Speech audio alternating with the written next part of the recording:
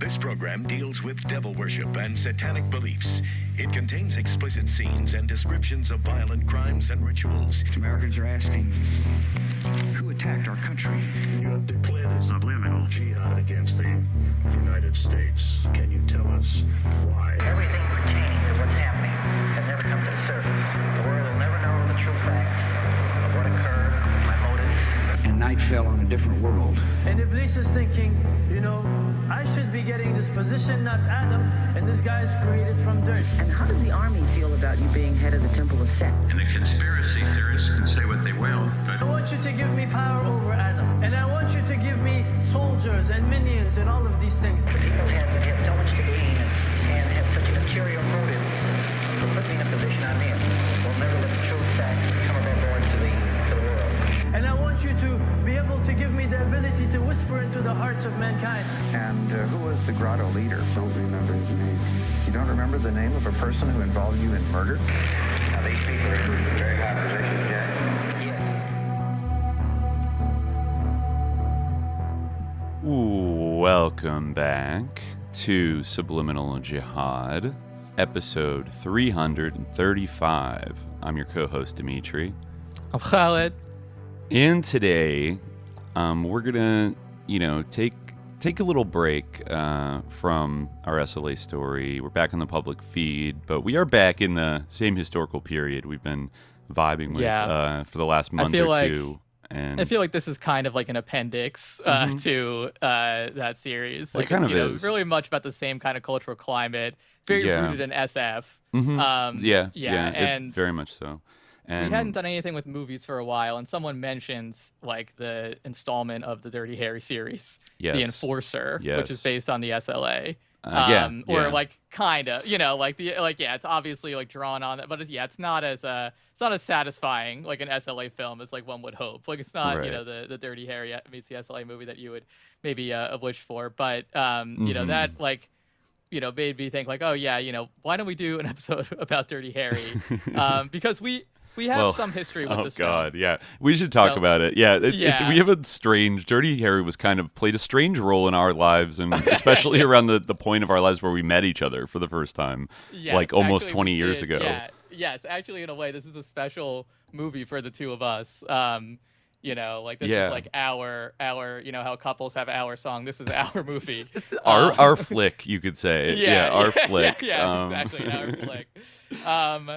Because Dimitri and I like both studied dramatic writing at a prestigious institution, as some will slander us for. Yeah. And we met in like kind of like a fundamentals class. And in that class, like the professor basically like his view of Dirty Harry was basically like Aristotle's view of Oedipus Rex. Like basically like he saw it as like the perfect movie and like the blueprint for like any like film that you want, or any I think it was mostly about films, but it was really anything, like any dramatic story. Basically, like the text was Dirty Harry, and like you could just like completely break down the structure of anything through analogy to this movie. Dirty Harry. A Rosetta Stone. That is what we were. That is what we were bestowed with in our craft, our fundamentals of like dramatic writing craft course for an entire year. And I mean, we're kind of like experts in this movie. We are. We were forced to become experts. Heavily emphasized. Yes, yes. I mean, we had our professor was kind of like a rockabilly Gen Xer, I would say. That's I hope, a good description. No disrespect if he ever hears this, but a very like a specific type of like it's 90s funny to imagine that Gen he's X. like a religious viewer of the show. Like he's like always tuning in. Probably not. But it reminded me of some clip that was like going around recently from somebody who dropped out of NYU Film School after like a week because they didn't need that shit. Paul Thomas Anderson, the benighted PTA. But he had said in an interview like years ago, like I tried going to film school and I realized it sucks, and like the way they teach films is all wrong. They go from early on like Birth of a Nation, Battleship Potemkin, up through the talkies, and then all this other shit. And he's like, no, if I was running a film school, you know what I would do? I would start by showing everybody T2, Judgment Day, and then be like, this is the perfect flick. Now we're going to work our way backwards from T2 and like, I guess reverse engineer and see like what earlier phases of cinema sort of like develop the innovations that led to the perfect movie of all time, T2 Judgment Day. But I mean, honestly though, yeah, like this is kind of a point I want to make. Kind of energy. Like Dirty Harry and T2 are like different types of movies, and I think like even though Dirty Harry is like I agree with Pauline Kael, it's like a fascist film. Yeah. Like there's much that could be said about that, which will be said in this episode, but like it is a better movie than T2. Like it's more interesting and like more valuable, and like it's better than like a lot of those blockbusters that like came after, because this was sort of like before that era really. And it's like a very different type of movie. Like, maybe not very different, but a distinctly different type of movie. And I think, like, ultimately, like, it is from a period that, in general, produced, like, better and more considered movies than, like, a movie like T2. Like, this is, like, how I would express it. Like, Dirty Harry, even though, like, its solution to social problems is fascism, it's still, like, a film that is meant to work through social problems, you know? It's not really just...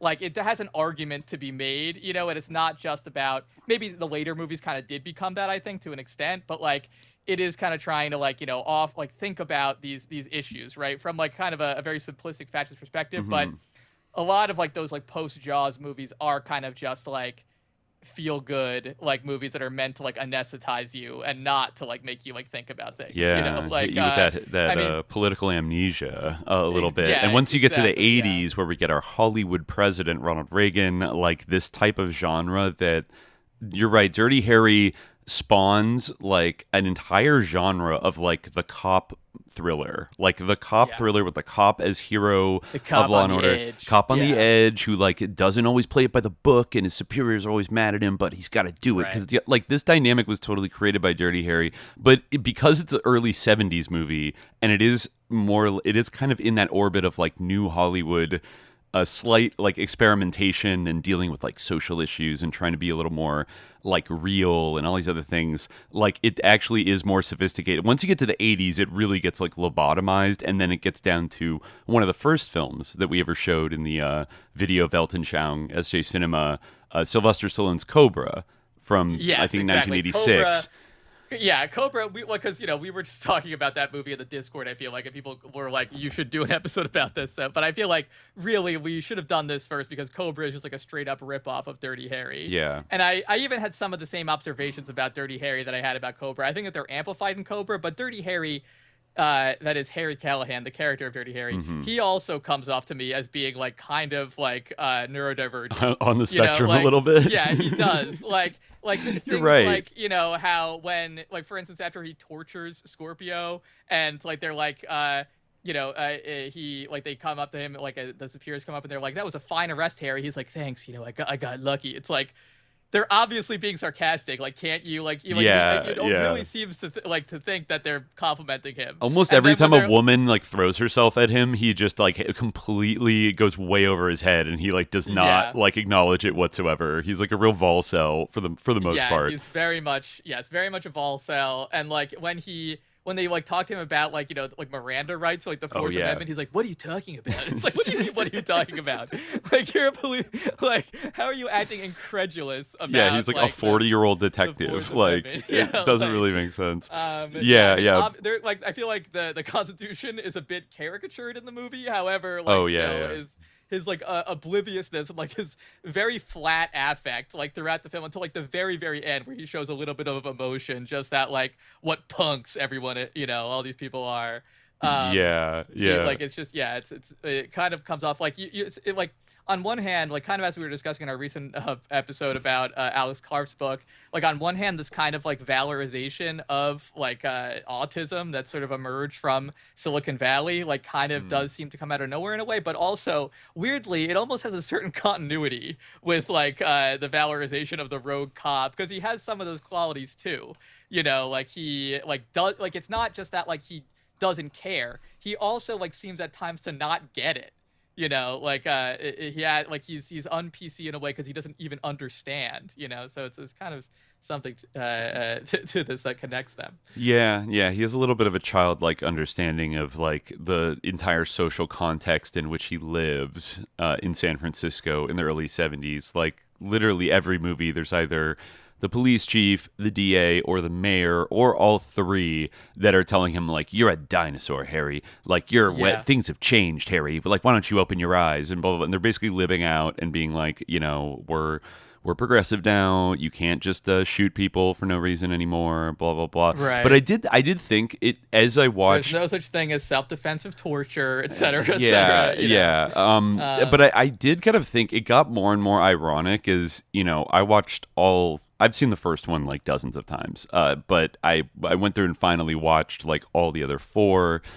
And it's interesting that, you know, the Dirty Harry franchise spans almost 20 years. It starts in 1971 with the first film and ends with the Deadpool in 1988. So it goes from literally from first term Nixon up through, but actually you can kind of group the Dirty Harry movies in two categories. So there's like kind of a trilogy. There's a 70s trilogy. Kind of. It's kind of a loose trilogy. You can't really call it a trilogy because like the movies become, I think that like The Enforcer is very like kind of almost a retread of the first Dirty Harry in some ways, but like worse, even though it has the element of the SLA, you know, like which kind of makes it distinct in some ways. And like, you know, he has a female partner, but yeah, like definitely the first three movies you can group together, and then it was like the return of Dirty Harry which in the like 80s. You know, Funny enough, like it takes a break during the Carter years, and so it's basically like these are movies in like the Nixon and Ford and also like Watergate kind of eras, like, you know, 71, 73, 75, and then he takes some time off. Next time he comes back is in 83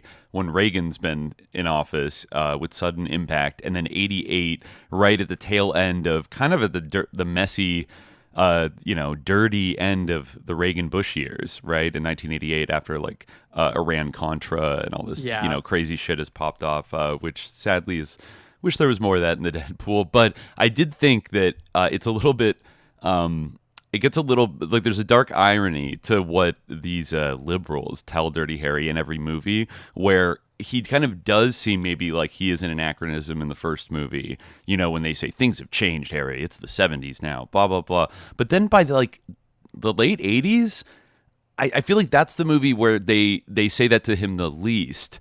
And actually, Dirty Harryism has in some ways been like incorporated into official police policy and is like tolerated by the culture in a way where he's not exactly like, even in San Francisco, he's kind of like a local celebrity a little bit. Like he's not like, oh my God, this pig, like, you know, fuck Dirty Harry. Like the only people that hate him are like mobsters that, you know, he allegedly puts away and stuff like that. He does transform from like an anti-hero to just like a straight up superhero. Like he becomes like kind of like you know, a Schwarzenegger character, right? Like I think actions, like the harpoon gun thing. Oh my, the fucking like, Stuart Brand nautical harpoon gun death at the is pretty amazing. But yeah, I thought that was interesting because also the amount of movies like this vigilante genre did start kind of with Dirty Harry, and there were 70s versions, Death Wish, other things like that.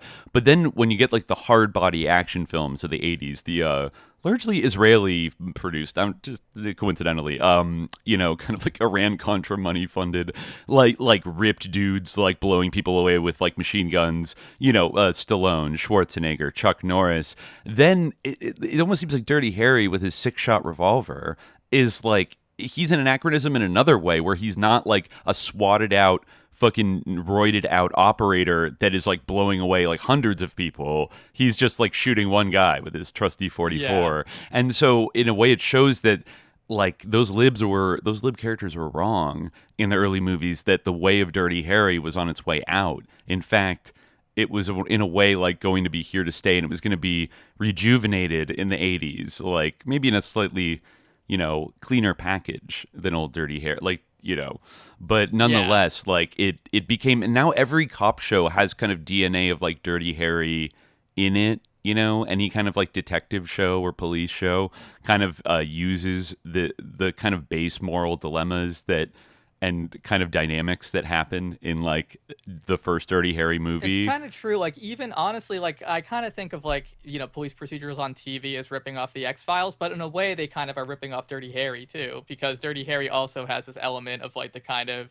partners who kind of, are opposites or like clash in some way. Like, it is kind of is a social commentary. I don't know if like that has roots like before Dirty Harry, but I feel like it definitely is a prominent element of all the movies, is right. like, even the buddy cop thing, which is not like the point of Dirty Harry, but it's always it's like a tradition in all 5 of the movies, pretty much, where every time he gets some kind of minority partner that he like grumbles about and is like, and then he has to learn, and then they end up proving themselves in some way, but usually also end up getting either murdered or like injured horribly. That's usually how they prove themselves. They die for Dirty Harry. Like validated by dying for Dirty Harry. Exactly. So in the first film, you have a Latino, Gonzalez, who is also a college graduate, which working class Irish Dirty Harry is like studied sociology. He's lib coded. Just what I need. But he does prove himself. And then the second one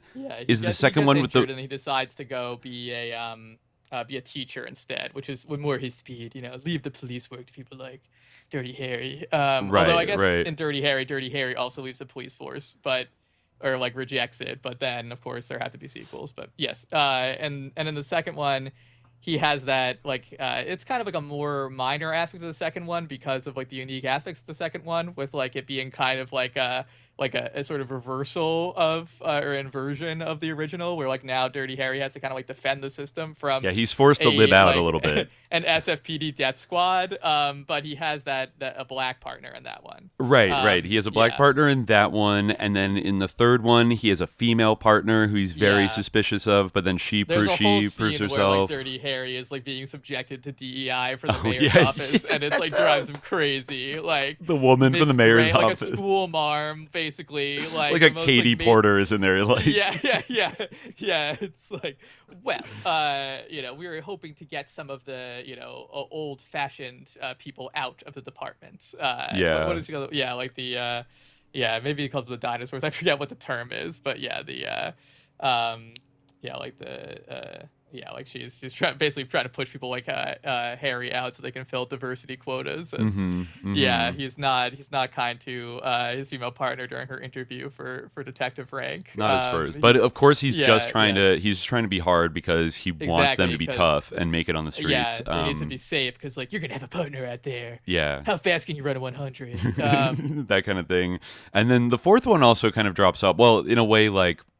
The fourth one is kind of unorthodox on a variety of levels. Like it mostly doesn't. It takes place a lot in like Santa Cruz, a fictional like place. Yeah, fictional right? Santa Cruz. Like it was shot on like the Santa Cruz Beach Boardwalk in downtown, but they called it. I forget what it called. Like San Julio or something. Like some made up town.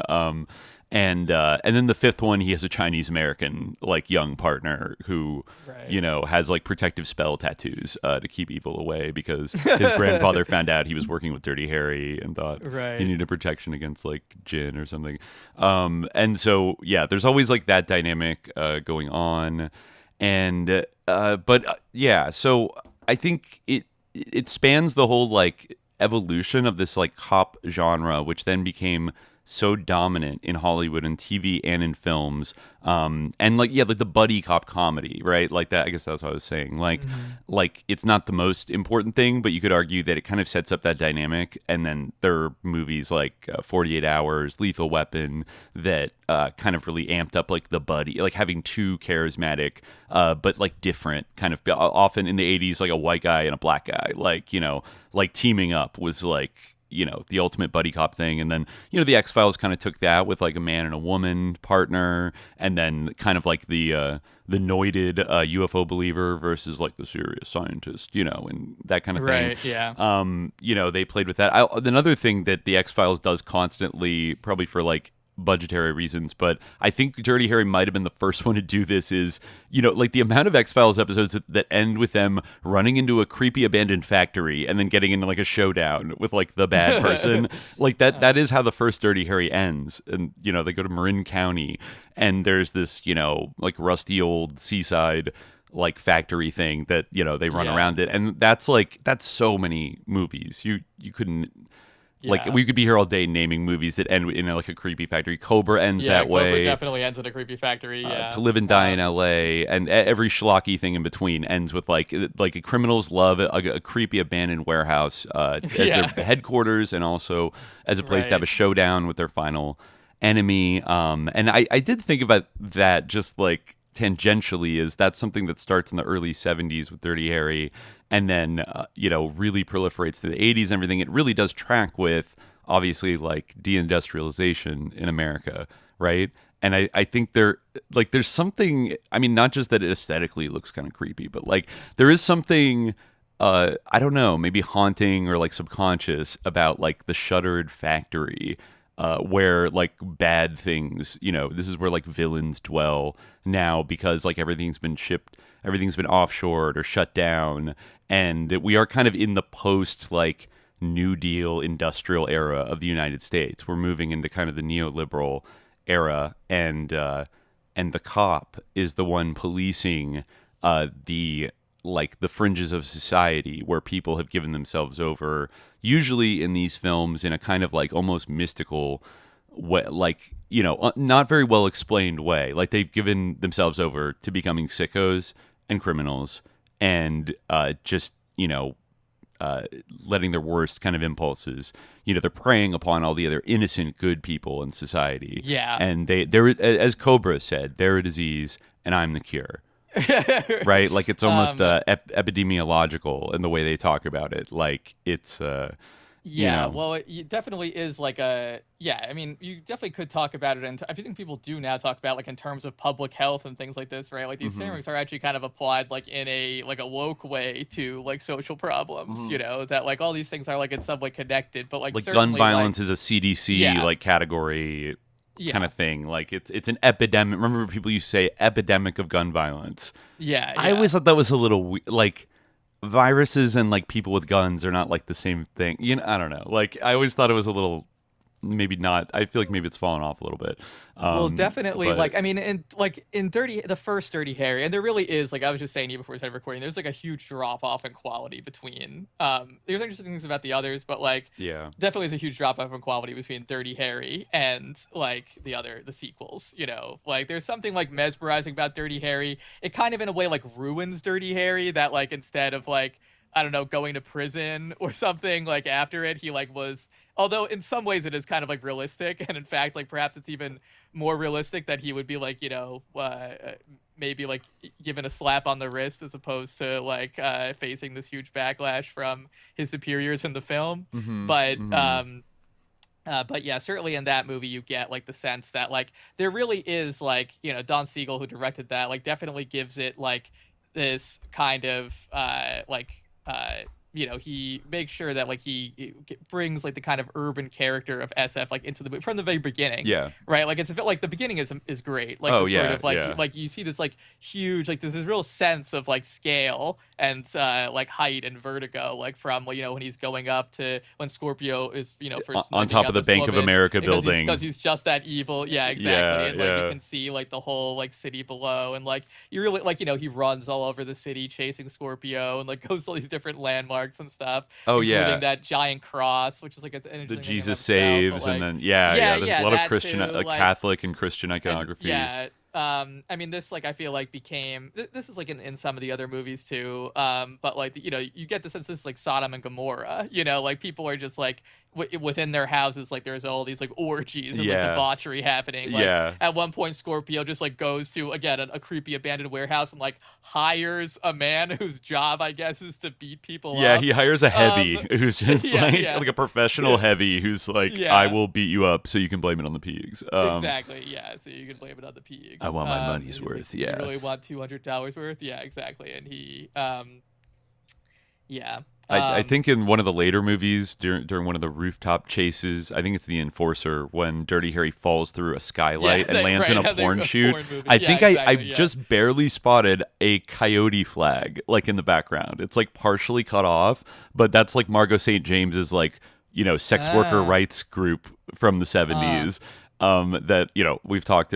She's been kind of buzzing around a lot of the stories we've talked about. And so it's like even that nice little touch of like radical freak San Francisco, and then this cop who is not a radical hippie freak, having to navigate like Sodom and Gomorrah. I mean, he like Don Siegel really when he goes down like from where that porn shoot is happening, like he runs right downstairs and it's like a church, right? Like he a woke like, church, him, like, a woke church, right, which is like an SLA, basically the like the Colton Westbrook kind of, or like a Glide Memorial Church. It seems almost like it's like a Cecil Williams, except it's like a white Catholic priest. It's like a liberation theologist or something. Yeah, exactly. And but he's like the Colton Westbrook of like the SLA. In a way, he is. Yeah, he's like their handler. Yeah, he like ran the prison like programs that Bobby Maxwell or whatever the leader of like the People's Revolutionary Liberate, like whatever it's called, attended. And that like radicalized him. But he's not really in it for that. He's all about the money.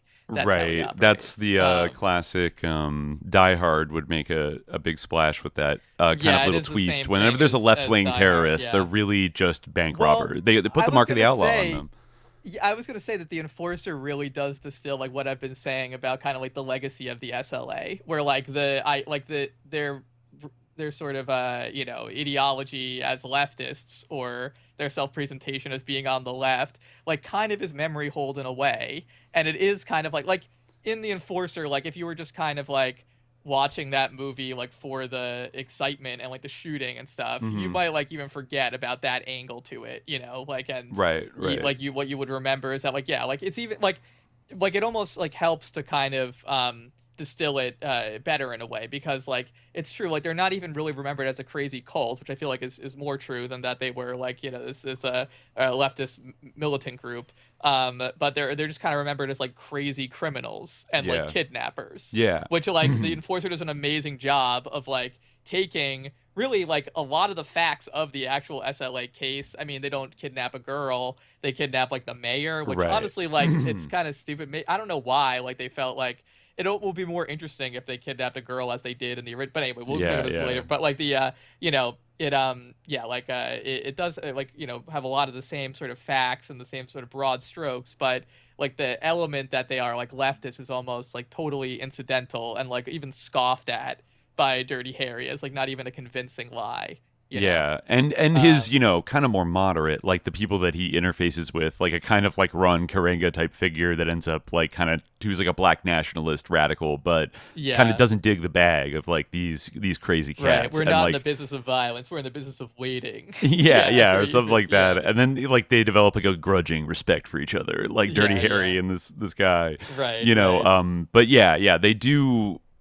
In a way that I think maybe it's remembered more the way that the Enforcer kind of depicts it than the way it actually happened. And not just the Enforcer, but like all movies like it that kind of code that might crib from the headlines a little bit, but then create these very like straw man type of villains that are pretty simplistic and almost like resist like explanation or having a clear motivation besides just the most basic kind of greed and will to power and wanting to kill and being bad, like, and all these things you can't even reason with. Like they're just too evil. We got to stomp it out. They're just that evil. They're just that evil. I mean, Scorpio really is the ultimate example of that. Like who, like.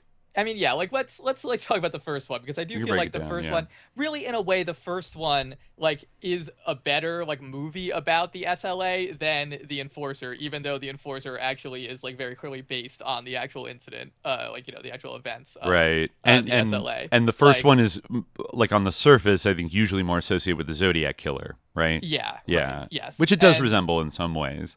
Yes, it does. Like it definitely has like those elements, but I mean, to be honest, like the SLA had those elements too, like they use kind of the Riddler kind of vibe. Like exactly these kind of astrological symbols, like, maybe not astrological, but like, mystical symbols, right? Like not strictly theosophical, but like kind of in that New Age milieu.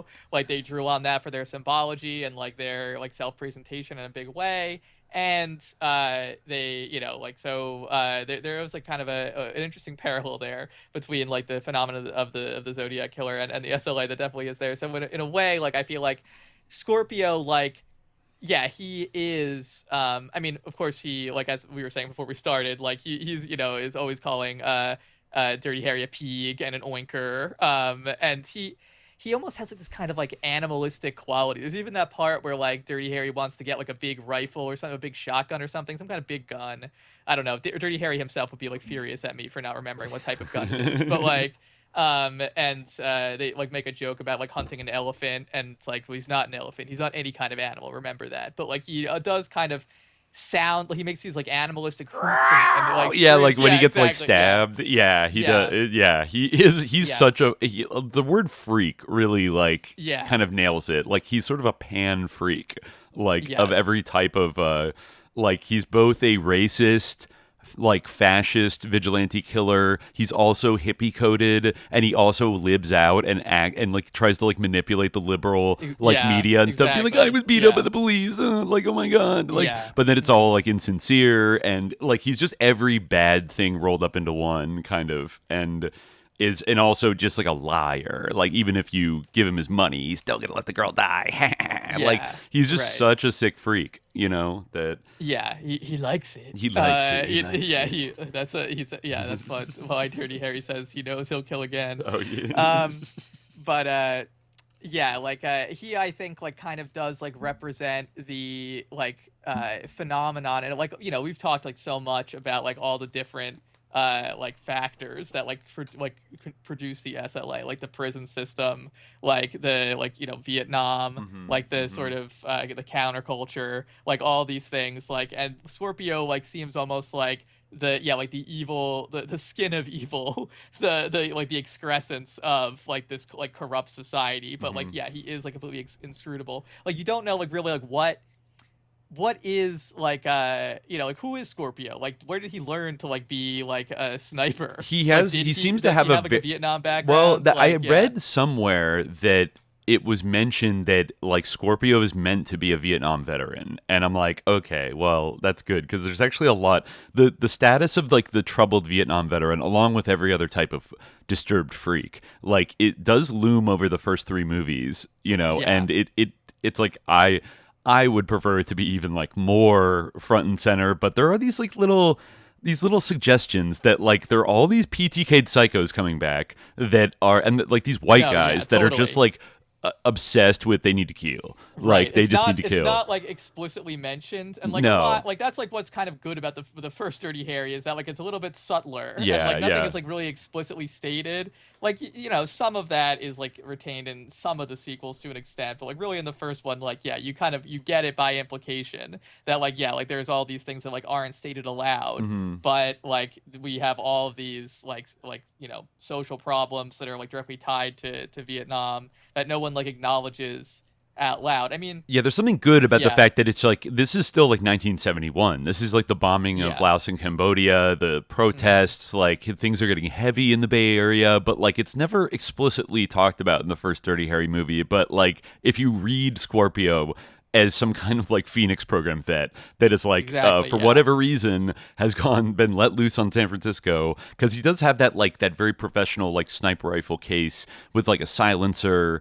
And he seems to know for being such a little freak hippie, he seems to know his military hardware quite well. He's like a Joe Ramiro kind of guy like that, maybe. The Zodiac was always kind of seen as like maybe an older, crew cut, glasses, like a 50s guy, like a real reactionary, like, suburban right-wing kind of guy, and not a young, like, Scorpio looks like like a like nerd. Charles Manson a little bit. I think that even Don Siegel said he cast him because he had the face of a choir boy. And he looks like like a student, like a college student or something, like a college boy, just like Harry calls his partner. But like Scorpio really has that like college boy aesthetic perfectly, but like which also could feed into into a kind of Catherine Hearst paranoia about like what those schools in the Bay Area are doing to our young people. Like Berkeley, you go to Berkeley for 2 years, you come out like the Scorpio killer, like time to kill pigs, like you're just completely insane. And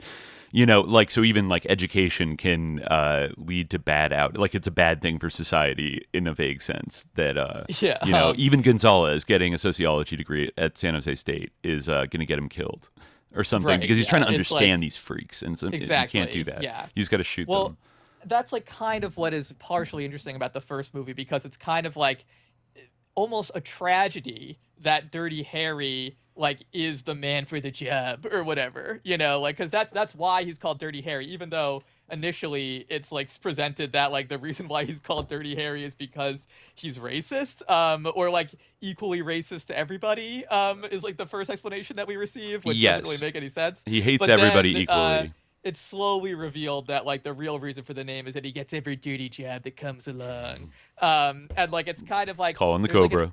yeah, exactly. There's kind of like an elegaic quality to it, where like you know, if we didn't have like, if we hadn't like betrayed like our society, if we hadn't like sunk into corruption, if we hadn't like, you know, produced these Scorpios through our like, you know, social rot, then like, you know, we wouldn't need like these Dirty Harrys, you know, these who are themselves kind of like homicidal maniacs to do this, you know. In a way, he's kind of, his whole existence is predicated upon like the failures of society, and thus he can only exist like if society is quote unquote broken, and in a kind of Batman versus Joker kind of way, like he's sort of enslaved into like being in this role. Similar, actually. Yeah, it's extremely similar. Like, in fact, I would actually say that there's like a huge influence from this movie. Like watching it again after like a couple, like, you know, it's been many years since I watched it, you totally can see, like, in fact, the grimdark Magnum Force and the most recent Batman movie kind of have the same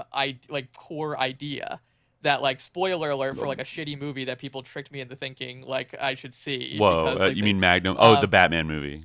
The recent Batman movie. Okay, with Robert Pattinson. Yeah, like the Riddler in that movie is actually inspired by Batman and idolizes him and thinks that Batman, you know, is gonna like be on his side, right? And that he's doing all these things that Batman's trying to stop as actually a tribute to Batman. And Batman, you know, is like, I think you've misjudged me, you know. Like, oh yeah. That's I see but, the similarity, you know, there. It's the same, yeah. Like, so, but like Scorpio kind of is.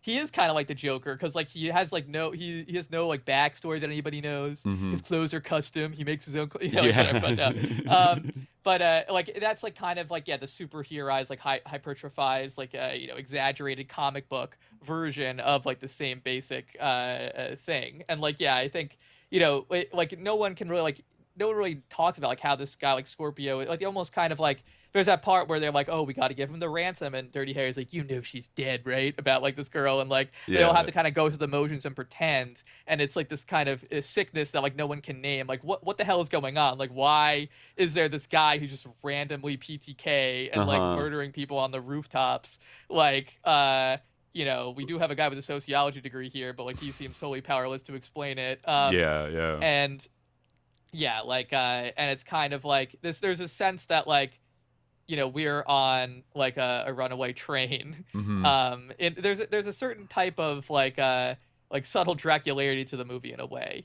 because it kind of like you know, I'm not sure like how prescient one would need to be to do this in 1971. Not so much, but it does like kind of portends like the, you know, the rest of the 70s, and like I think in and some the 80s ways, like, in a way. Yeah. I mean, like Scorpio, like really, like Scorpio. The one thing that is like more like sort of analogous to the SLA story than in the original than in the Enforcer is that Scorpio like kidnaps an innocent girl, Mary Ann Deacon, right? There's all this like kind of like it almost like brushes up against being a little bit heavy-handed, like the religious symbolism. Oh yeah. Right? But yeah, like Mary Ann Deacon, like a pure perfect, you know, young girl, and he like puts her in a box underground and is like suffocating her, and like he demands like a ransom, you know. He shoots a little boy, which is like Sandy. There's like a Sandy Hook thing where he snipes like an 8-year-old black boy like on the beach, and then like, he was just a damn kid. Like, how could you do that? You know, like there's like he's kind of ticking off every and then of course he does what the Zodiac would, I think, threaten to do at one point, which is hijack a bus full of school children, right? And that was, the Zodiac had threatened that, I think, in a letter, and then, you know, that ends up being the final bombastic action of Zodiac in this movie, and he's like he punches a kid and then makes them sing like the wheels on the bus go round and round, and like is increasingly just like insane, like waving a gun around. And he's that actor. He's the best villain. I mean, in terms of performance and kind of mystery. He does have a vague complexity to him, and is very like clever and see, he seems very capable, like as crazy as he is. The other ones are kind of like dumb, like they're murderous, but they're kind of dumber. Like the movie has like kind of like an archetypal quality, like a mythic quality, and like I think it comes down to kind of I think to the direction and like sort of like small tonal notes in some ways, like partially like maybe partially the script, but not like so much. I feel like it is things like that opening sequence and like the way that it's like conceptualized like has an interesting angle to it. And like so it feels like kind of like dreamlike and has this sort of gravity to it, where the other ones do feel kind of just like, you know, programmatic, like, you know, workman like stories that like like Dirty Harry is just like a dude. You know, there's a good tone with like the acid, the Lalo Schifrin like acid jazz soundtrack, and like you said, the use of San Francisco, like it is like a triumph of the film in terms of like a display, like beautifully displaying and using like San Francisco as a set. You know, they actually did mostly, except for the bank robbery, which is on a soundstage in LA.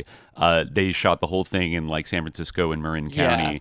And most of the films are shot in San Francisco. And like, growing up as like a kid in the Bay Area, like my dad showed me these movies when I was a kid, and it was like, whoa, cool. Like, you know, it was rad. You know, like San Francisco is a beautiful, interesting city to photograph, and like they use it like this kind of conservative in this very funky, you know, city back when it was really in its like bohemian era. You know, before the tech vampires would show up. You know, you get this sense of and that is a thing with like San Francisco too, is like there's a, you know, kind of older working class like population, the white ethnics, like especially is what I'm thinking of, like, you know, like Irish Catholic, Italian Americans, like in North Beach, that have been there for like, you know, generations. And there's a couple hints in the first Dirty Harry that like his Irishness is heavily implied, though I don't think it's ever acknowledged. He's like a prototypical, the archetypal Irish cop, you know. But I think the intern is Steve, who's like his black friend that. Almost curiously in all the scripts in this, I was telling you, like every time Dirty Harry does something that comes off as racist, like the very next scene he's like hanging out with a black friend and being cool, you know. And it's like this kind of like they're playing both sides of it a little bit, but you know, Steve is like stitching him up after the bank robbery, where he's threatened to blow the head off this black bank robber in this like almost gleeful way, and then he's like, you know, us Potrero Hill boys got to stick together, you know. And I like what I'm like, I need to fact check this. Like, wait a minute, I looked it up. Like, that's one of the biggest like historical Irish like immigrant working class like neighborhoods in San Francisco. It used to have Irish Hill, which is like a raucous like you know, like factory worker, like Irish immigrant community. I found an article about whiskey riots that happened there in like 1897, like the type of era where like Michael Aquino's grandfather was like hobnobbing around SF and kidnapping babies, was like this crazy like Irish neighborhood. And then there are eventually housing projects built in Potrero Hill after World War II.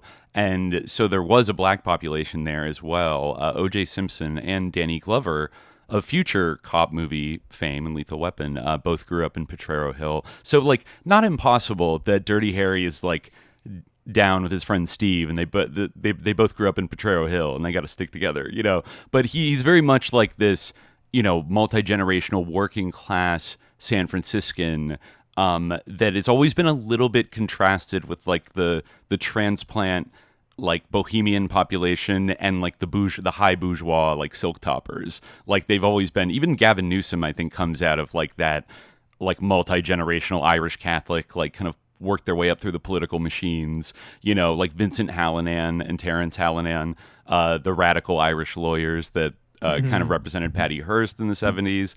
And then Terrence later became DA and was defeated by Kamala Harris. Like they're from that kind of Irish San Francisco.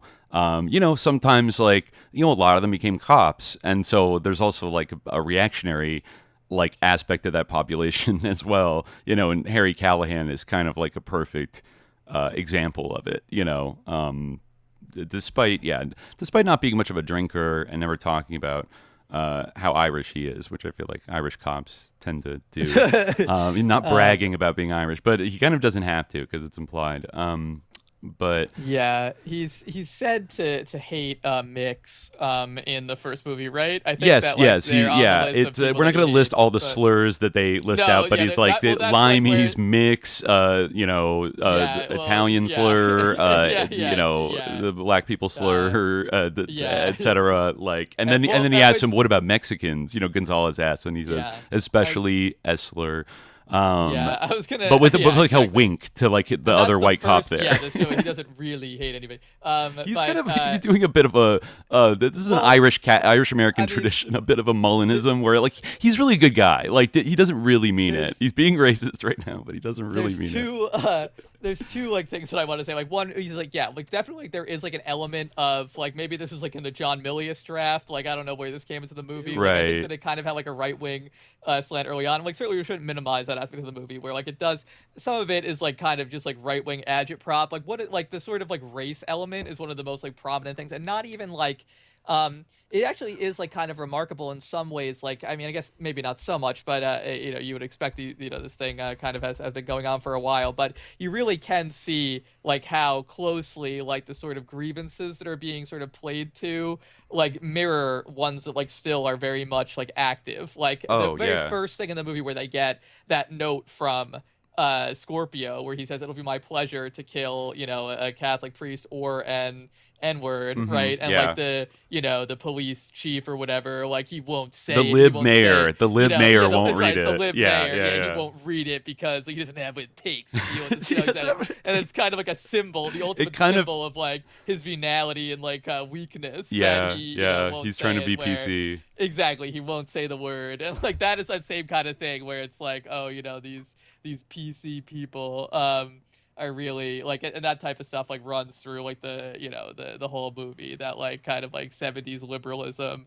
is like holding us back, and like they're all like stupid and like obstructing the normal order of things, just like delusional about everything. I mean, there's they're like, kind a of couple of amazing scenes about this, but they're yeah, they're like craven, they're petty and like power hungry and craven and weak, and are leaving the door wide open for like the biggest sickos ever to run ramshot, like humiliate our society and our civic institutions and law and order. Like all these criminals like act in a way to set up like almost humiliation rituals for like the police department and like the politicians.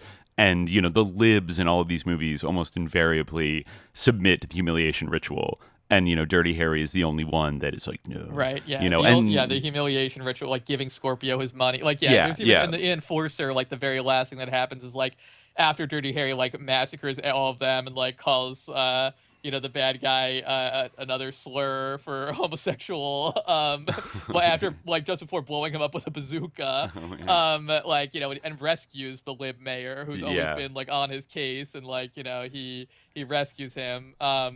It's almost it's kind of like a Cobra like punch. Yeah, he's gonna punch the mayor. It's almost like that, but it's kind of his fault. He doesn't quite go that far, but then like the helicopter, like the police helicopter that was supposed to come, because of course Dirty Harry is going off on his own at this point. Yeah, he's rogue. The police helicopter comes and it's like blaring like, we have acceded to all of your demands, like please come out, we have $2 million or whatever. Like after Dirty Harry is like getting the job done. With a law rocket launcher. Just blasted him on the Alcatraz. Also shades of the American Indian occupation of Alcatraz. I feel like in that movie where the SLA type group decamps out there. They have like a hideout on Alcatraz. Of course.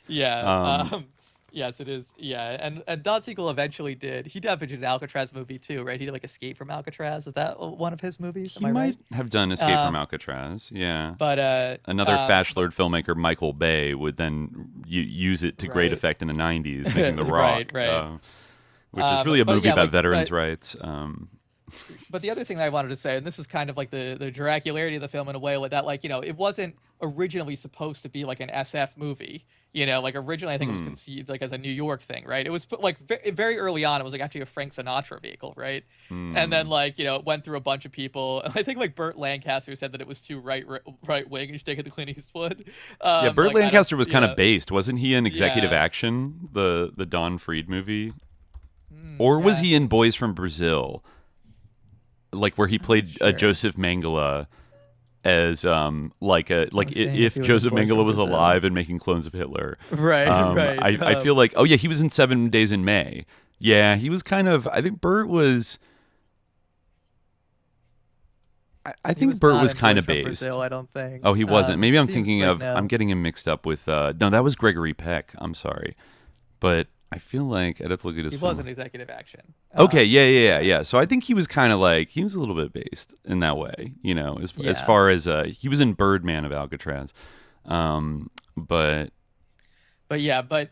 I mean, like there were like kind of like tax breaks for shooting in SF at the time. Like there was like an incentive to shoot there, but like SF does become like so central to some of these like pivotal events of the 70s, and like it. Even though like the counterculture like isn't directly addressed and it's just kind of this oblique sense of like social like and moral decay, like it's still like very much like what he's up against is kind of like the rising tide of like social change of like the aftermath of the 60s. And it's and like we said, like 71, that was like, as we said in our recent episodes, like that was almost like a peak year of like counterculture heaviness. Even Tim Leary was saying it's time to pick up the gun. Like all the leftists were saying it was time to pick up the gun. And some of them would. And Dirty Harry had to come along and say, "Do you feel lucky?" Well, yeah. I mean, this was in a way, I sub-labeled this. You wanted to label this episode "Picking Up the Gun." It's a sort of paraphrase like Eldridge Cleaver, but in the opposite, like more. This is a little more '80s Eldridge Cleaver in a way. But then I subtitled it "Countercinema of the Pig." And in a way, like it kind of, we talk a lot about, there's a lot of good examples of new Hollywood cinema starting in like the late 60s, early 70s that do have a little more of like a left-wing vibe. And not like nobody was really making like communist cinema or anything like that. But at the same time, like there was movies that were critical of, corruption and police in American society. Even like another big, I think, hit from this year, The French Connection by William Friedkin. Who was, part of this, the people in this new Hollywood milieu, like, I think you mentioned him. His credit throughout these movies is a little bit opaque sometimes, but Mr. John Milius, is an uncredited screenwriter on one of the drafts of Dirty Harry. And I think a lot of his dialogue was like retained in it. And then he had a bigger role in the second one. I think he had a story and co-writer credit in Magnum Force. And I think he like remained hovering around it as like a kind of a script doctor or like a punch-up writer on the later ones, maybe. Like he's alleged to have, written the famous line from Sudden Impact, "Go ahead, make my day." More on that later. But Milius is like a really interesting guy because he was totally part of the friend circle of like a lot of the directors we've profiled before and ones that people know, right? Like Steven Spielberg, George Lucas, Francis Ford Coppola, Brian De Palma, William Friedkin, Peter Bogdanovich, and Martin Scorsese, like all of these, these hotshot boomer filmmakers that kind of defined Hollywood from like the 70s through, the last like 50 years really. And in some cases I think are like our most interesting American, directors who are able to put, to varying degrees, like some auteurish touches on like studio films, right? That had been kind of stifled before that.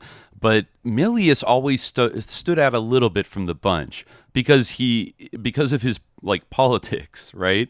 Like it's not like he had a later conversion. He always was this kind of extreme libertarian, gun nut, borderline like fascist, but also kind of like a California fascist in a way. Like he loved surfing, he loved like Japanese culture and like Zen stuff. He still loves the Zen anarchist, right? Yeah, Zen. He also, according to his Wikipedia, referred to himself as a quote Maoist at some point. I'm not sure when that was. He's like but so right wing that he became Maoist or something. like truly an all-American Maoist in some in a certain kind of sense, but a crazy guy, and he would go on to have he was a screenwriter mostly in this kind of 70s period. He collaborated with a lot of the aforementioned directors that I named. I mean, one deep cut that most people I think don't even like realize is that he was the main screenwriter of Apocalypse Now. which is often regarded Yeah. as a very almost the ultimate anti-war statement out of like New Hollywood, right? The ultimate sort of war is hell, adaptation of Heart of Darkness. I think there are a few things because I've watched that many times, and again recently, I do think it's a great film at the end of the day, or about as good of an epic statement, kind of about like the Vietnam War being fucked up as maybe you get out of an American studio. There are a few things in there that feel like Milius touches that have this little bit of a weird, some of Colonel Kurtz's speeches and things like that. I don't know if he literally wrote everything, but you remember there was like that anecdote about, Kurtz finally reveals what made him go insane and finally like snap. And that's because as a member of the Phoenix program in the Green Berets, stop me if this sounds a little ridiculous, he was going into villages as part of a Hearts and Minds campaign to inoculate little Vietnamese children with smallpox vaccines. And then they had done this to a village, and then they went back a few days later, and the VC had come through and they had chopped off every arm of a vaccinated child just because it was an imperialist vaccine, and they wanted to prove that you guys will never get hold here. We're more brutal and sickening and barbaric than you could ever be. And that's when Kurtz knew. He saw it, it shot through like a bolt of lightning, that this was the only way, that he had to just genocide everybody and go Turbo Phoenix and start being worshipped like a cult leader and a god and blah, blah, blah, blah, blah. And that's when the U.S. Army decided that his methods had become unsound and, he had gone completely insane. I think that what they're really mad about in that movie is that he starts assassinating South Vietnamese officers that he alleges were double agents for North Vietnam or something like that. And he was going rogue and just assassinating all these different people and causing political problems. It's all a little bit vague, but I always thought I looked into that and years ago, and I thought that's kind of sus, because the North Vietnamese never did that, anything like that. That sounds actually exactly the type of thing that a Phoenix Squad would do. Literally, right? That's literally their people Colston Westbrook was advising, and William Herman and Bill Colby. People under Bill Colby's command. Michael Aquino would do some shit like that. But I don't know of any credible evidence that any National Liberation Front or North Vietnamese military people ever did. Even the logic of it doesn't really make sense unless you're a Scorpio killer. You're hey, I'm a sicko, or something like that. So even that is kind of it's low key saying our enemy is so barbaric. That's why we shouldn't fight this war, because we as white people shouldn't, as Westerners, civilized Westerners, shouldn't let ourselves get dragged down into this barbarism, and then we'll lose our beautiful white values and morality and something so it's kind of this nihilistic, at the same time it's saying maybe our culture is a little weak because how easily we can descend into the hearts of darkness and barbarity. But I don't know. At the same time, I do believe an advisor on that movie, who I think was pretty good friends with John Milius, was a former Special Forces guy named Lieutenant Colonel Fred Rexer. And if you look up him, he's an American writer, technical advisor, and U.S. Army veteran, and was the military advisor on Apocalypse Now, and was cited by its screenwriter John Milius as the basis for the protagonist, Captain Willard. He also advised Milius's films Conan the Barbarian and Red Dawn, and co-wrote with him the story for the film Extreme Prejudice. I actually haven't seen Extreme Prejudice, but that is a... sounds familiar, though. It's a Walter Hill movie, actually, from a John Milius and Fred Rexer story with Nick Nolte. It's a neo-Western action thriller. Interesting. So this, Rexer went to Vietnam. He dropped out of college in 1965, enlisted in the U.S. Army, served a total of 38 months, 2 tours with the 5th Special Forces Group, and 1 tour with the 120th Assault Helicopter Company Razorbacks as a door gunner. He got a Silver Star, Distinguished Flying Cross, Bronze Star, and 6 Purple Hearts. After his discharge, Rexer worked as a federally licensed machine gun dealer. He wrote several nonfiction books and manuals on firearms and self-defense. He befriended screenwriter John Milius, assisting him on the screenplay for what became Apocalypse Now. Rexer served as military advisor for the production and the sort of narrative character of Captain Willard, played by Martin Sheen, is based on him. Rexer was also hired as the, quote, spiritual advisor for Conan the Barbarian. Huh. And he made a cameo in Red Dawn as a Soviet paratrooper in the opening scene, and then as a knife-wielding tank commander gunned down at a service station, and also advised on Red Dawn, which is like, Red Dawn is one of the most like jingoistic, fascist, like anti-communist fantasias of the 1980s. Where it's like, what if the Afghan Mujahideen were like teenage football players in Colorado and the Soviet Union invaded, and they became the Wolverines and started doing like terrorist attacks and stuff. Yes. Which is clearly where, Milius's head was at. He became the president of the NRA later on. And I don't know what the nature of like his friendship with all the other more lib New Hollywood honchos, like if it fell off at any point throughout the 80s and the 90s. I think he's still alive. He's pretty old now, but he definitely was a hardcore like right winger like throughout his entire life. In fact, his daughter is a filmmaker as well, Amanda Milius, who I believe is like pretty tight in the Dime Square scene. Oh, interesting. Okay. In fact, I remember, I think when she was maybe at USC, I think she might have gone to USC Film School, but she cast a then very unknown, this is like 10 years ago, I think. She cast a very unknown Belarusian actor named Dasha Nekrasova in one of her student films at USC. So they knew each other for the last 10 years. And I think she made a documentary about like January 6th or like the 2020 election being stolen. She's like a super MAGA like filmmaker kind of supporter person. Yeah. I mean, she's like friends with Bret Easton Ellis, and The Plot Against the President was her film. Yeah, somebody, the quote here, weird Hollywood kid with strong, semi-coherent political views. Yeah. So she's definitely got like the same political bag as her father does. So, I mean, that's just like a long way of saying that like John Milius is actually, he's a very interesting figure in the new Hollywood because he's one of the few, we could, talk about people that are like low-key, kind of sus despite acting like liberals, but like this guy was not pretending to be liberal. Like he was like a gun freak, like hyper libertarian, like anti-communist, like right winger, whatever, but was hanging out with all these like other, guys like that were, even people like De Palma that often his films kind of have like a left wing, vibe to them, right?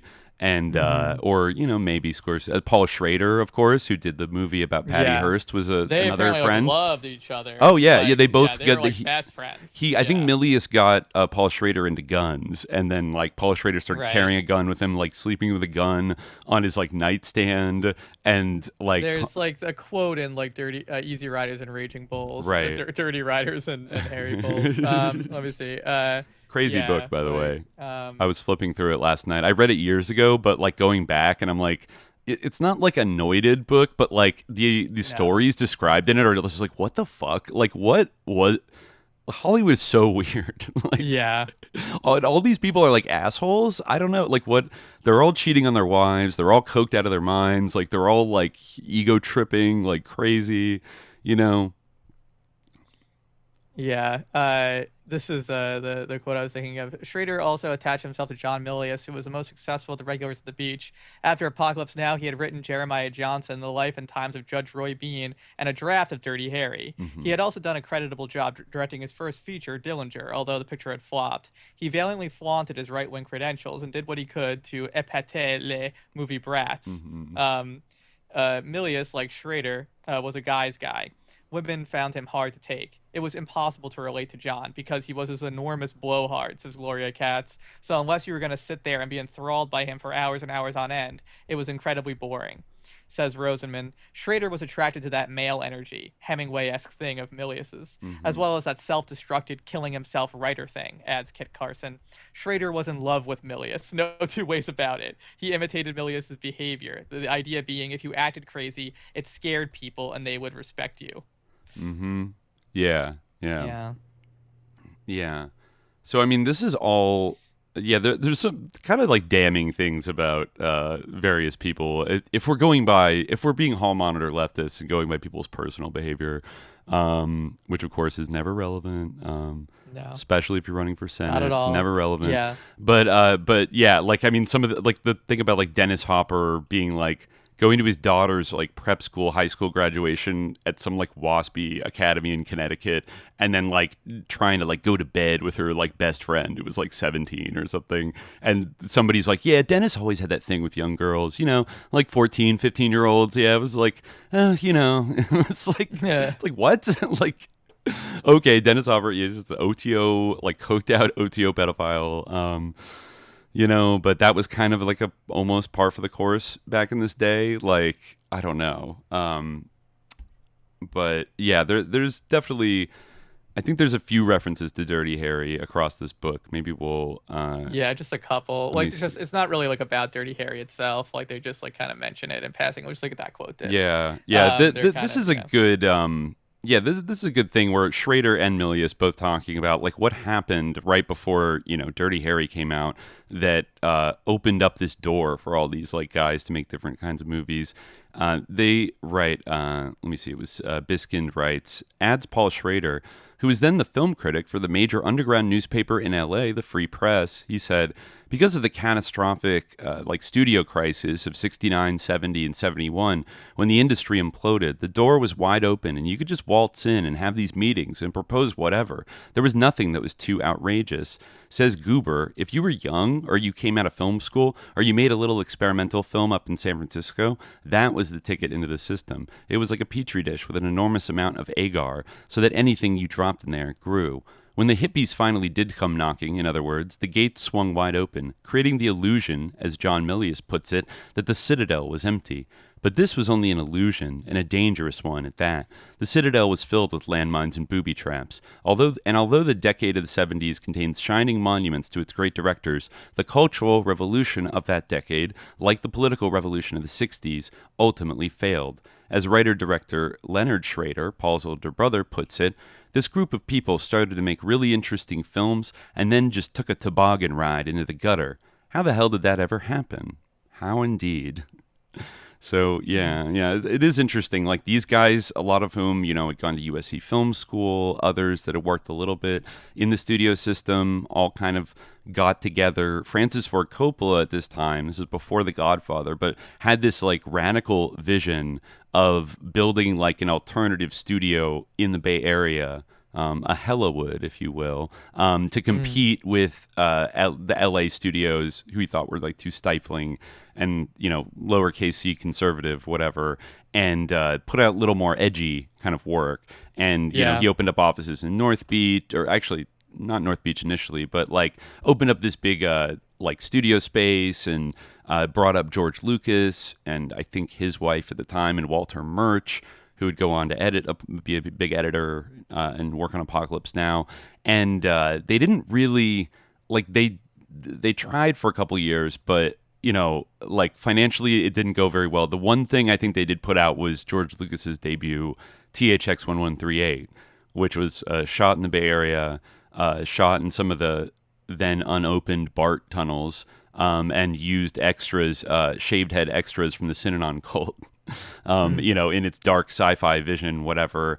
But then, Coppola would have like financial problems and he was offered the chance to direct The Godfather, mostly because he was Italian, and all these Jewish producers like felt like they needed, as Robert Evans said, he needed to smell the spaghetti in it, and you couldn't have a Jewish director do it. You needed an Italian. So, like, out of financial desperation, Coppola, took that on, and then blah blah blah. They were kind of off to the races there. But it's funny, like, Dirty Harry is shot in San Francisco at the same time that like Coppola was still trying to get like the Zoetrope studio up and running there, and I guess maybe make it. I don't know if the tax incentive thing was like related to that, but it seemed like there was an increased effort. I mean, you had other movies like Bullet, right? That was like a famous San Francisco police car chase. You know, that would become like a huge trope in Dirty Harry as well. You had a couple of these psychedelic exploitation movies with like Jack Nicholson, like Psych Out, that were shot up there, and it never fully blew up as a like filming destination. Maybe it had little waves where, like in the 90s, there were some movies that were shot in San Francisco. I feel like since the tech people took over, it's like really fallen off, and it's fallen off, yeah. Which is sad. But at the time of Dirty Harry, like they did try to incentivize it, and they worked like a lot with them. Like there's that article by Street, I think, and he also wrote a book called Dirty Harry's America, where he talks about some of the same stuff, and like why SF was chosen. He says the mayor's office was keen to attract Hollywood filmmakers to San Francisco, establishing a film production office to facilitate this, and Dirty Harry benefited significantly from the cooperation of the city's authorities. Few scenes in Dirty Harry do not reference San Francisco, either through location or through less obvious methods, and with the exception of Sudden Impact, which is based on a fictional Bay Area town, all of the subsequent films are set in the city, etc., etc. Siegel later claimed that Dirty Harry was set in San Francisco because of the city's aesthetic qualities and its proximity to Eastward's home in Pebble Beach, California. That's true, yeah. Well, yeah, while his explanation might not emphasize the film's relationship with its surroundings, the film's semiotics place the city's culture center stage. I mean, that is true. He like there's some other stuff where he gives like some like a immediate background on, let me see if I can find it, where he talks about like Alioto. The mayor Alioto, much invoked during the SLA and zebra killer crisis, was the mayor, the sort of proverbial lib mayor being insulted. It's funny they gave him the office. They let them shoot in his office and like gave him these tax credits, and then the whole movie is just like, this mayor is fucking lib. Like this mayor sucks. Like he's evil. You know. On a different historical geographical level, Dirty Harry's San Francisco setting is crucial for understanding the film and encourage us to consider the city as a key location in the political struggle between liberals and conservatives in the late 1960s and early 1970s. Callahan's relationship with the city's law enforcement hierarchy impedes his pursuit of the Scorpio killer. Dirty Harry thus indicts San Francisco's liberal administration for its failure to deal with the countercultural figure of Scorpio and the world from which he emerges. Yeah, basically, very much spot on. Through this, the film cites the recent political history of San Francisco, and particularly the corporate liberalism of the John Shelley and Joseph Alioto mayoral administrations. San Francisco consequently becomes a scene of confrontation between liberals, the local power structure, and conservatives, Callahan, and the counterculture, Scorpio. Dirty Harry cites and references the city's politics and the culture in such a way as to render the city another character in the film, one that Callahan has set on reconstructing in his own image. The links between, that's interesting comment, I don't know how to observe it, but the links between Dirty Harry and San Francisco's history are even stronger than the filmmakers might have been aware. Oh yeah, and he brings up like the San Francisco's history of vigilantism, like in its early 19th century history. Didn't we find that group that was like connected to some of the Hearsts, that like the 1906 committee or something? It was like a committee of not 300, but it was like or maybe that was a counter-vigilance like committee that was trying to police the vigilantes or something like that. Yeah, long history of that in SF. I'm trying to see if there's any more detail here. I think that there might be. Talks about how SF was more closely associated with the counterculture than any other American city. Very true. Large African-American population filled the Fillmore, Hunters Point, and Ocean View districts, and young homosexual men were gradually cementing their place in the previously Irish working-class Castro district. In 1964, the Society for Individual Rights was founded by gay activists in San Francisco, which developed a more active form of agitation and support for and by the gay community, which included becoming publicly involved in city electoral campaigns. As John Bell notes, by the mid-1960s, it was clear that gay rights activists were developing into an increasingly organized interest group that could push for political recognition in city politics. The huge demographic changes in the city during the 1960s contributed to the contemporaneous transformation of its political culture. By 1964, the city's politics were firmly located on the left of the American and Californian political spectrum. The election of John Shelley as mayor in November 1963 signaled the end of more than 50 years of Republican mayors and ushered in a period of Democratic control of the mayor's office. The regularity with which the city elected Democrats during the 1960s rendered it a perfect representation of everything opposed by the American right. Militant workers, race mixing, beatniks, hippies, free love, drugs, homosexuals, and bleeding heart liberals.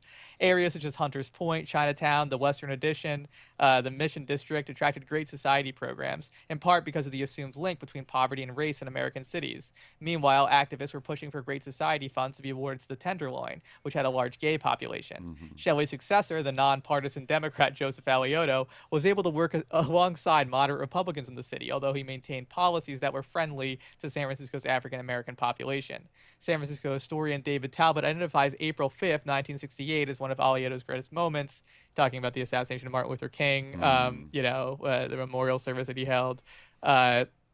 But the Alioto administration presided over a period of unprecedented growth for the city, during which the construction began on the Transamerica Pyramid and the Embarcadero Center.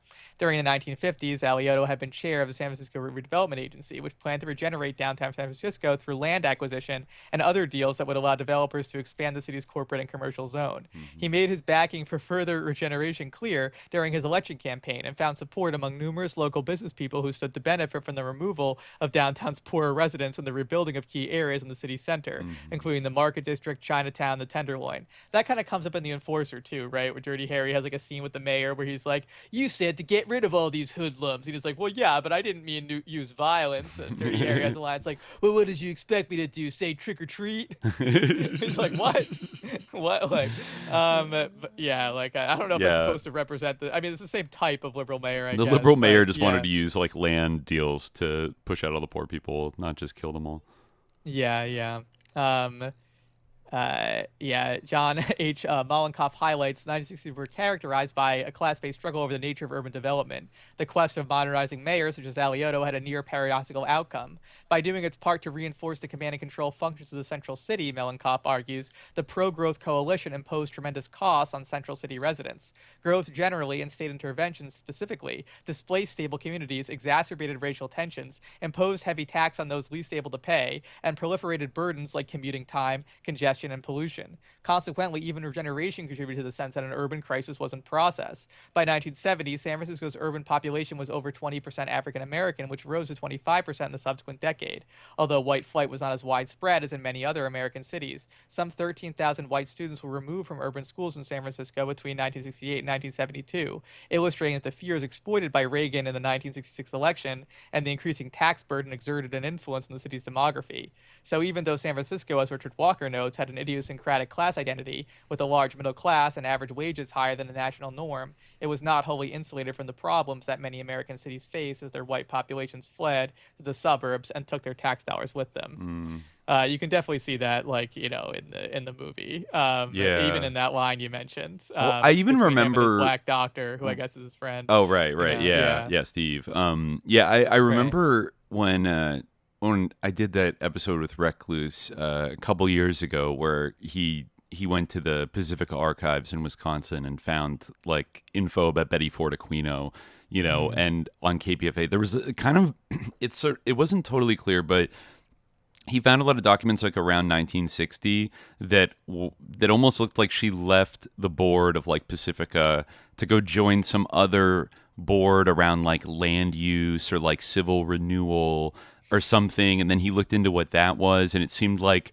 kind of like an effort by a lot of like rich San Francisco people and silk toppers and like the old kind of waspy upper class of SF, like trying to steer the like land development and zoning laws in certain ways to like preserve the character, you know, classic kind of like bourgeois NIMBY kind of like politics or something like that. I'm sure that factored somewhat into these plans of like Alioto, and I don't know to what extent like did they sort of get their way, or did they lose out? You know, was Alioto kind of like a broker, you know, in between like those people and like the labor unions and, you know, other forces? I don't know enough about that era. Was that from a David Talbot book? I forgot what that was called. What that book was? Season of the Witch. That was a book about San Francisco, I think, in like the 60s and 70s. That'd be a good one. That'd be an interesting one to read one day, because it kind of I think it has more about like maybe Jonestown, Harvey Milk, like Moscone, and also the Alioto era. Yeah, I have to say, like, some of it, I'm still learning about some of the peculiarities of that, but this film does seem to be in dialogue to some extent with like that kind of those political fault lines in San Francisco at the time. I want to also mention that I actually didn't realize this, but like I know Clint Eastwood settled in Carmel, California, which is south of Monterey, but I didn't know, like, is he an actual Californian, or is he like Reagan, or he's like from fucking Illinois or something and like came out here when he was young. Clint Eastwood he is a native San Franciscan. He was born at St. Francis Memorial Hospital in 1930, and I think, but his family at the time actually lived in Oakland's Lake Merritt neighborhood, I think, where the SLA Safe House would be, and I think Huey Newton's penthouse in the 70s, that kind of area, and they actually moved to Piedmont, California, which is kind of like a suburb. It's like adjacent to Oakland, but it's kind of up against the hills, kind of like a nice little like suburban, little enclave. And he lived there, I guess, his family lived there between 1940 and 49. The Eastwoods lived in an affluent part of town, had a swimming pool, belonged to a country club, and each parent drove their own car. Eastwood's father worked as a manufacturing executive at Georgia Pacific for most of his career, and then Ruth also took a clerical job at IBM. I guess Georgia Pacific was an American pulp and paper company, one of the largest manufacturers and distributors of tissue, pulp, paper, toilet, and paper towel dispensers. So I guess, they did pretty well. He actually graduated from Oakland Tech, one of the schools in Marcus Foster's jurisdiction there in Oakland, and then was drafted during the Korean War into the Army, and then he was stationed at Fort Ord in Monterey, which was what, I guess he already had a little bit of family money, because while he was there, he started like traveling around that area and discovered Carmel and like bought some real estate there. While he was like enlisted, and so that was the beginning of his love affair with like the Monterey Bay, Carmel area. He eventually would be elected mayor of Carmel in the 1980s, after Sudden Impact came out, and was like a kind of seen as like a Republican, but a little bit of like a California, like a San Francisco Republican. So I think from one indication of that is I guess he's a big on open relationships throughout his life. I guess he's fathered like many, many, many children. And he was even in, I think he was in a relationship with Sandra Locke, who co-starred in Sudden Impact. They were together for a while, but for many years, I think through the first few Dirty Harry movies, he was kind of like playing the field and had like open relationships. So, despite his republicanism, he dabbled a little bit in some of those more loose, kind of mores, you could say.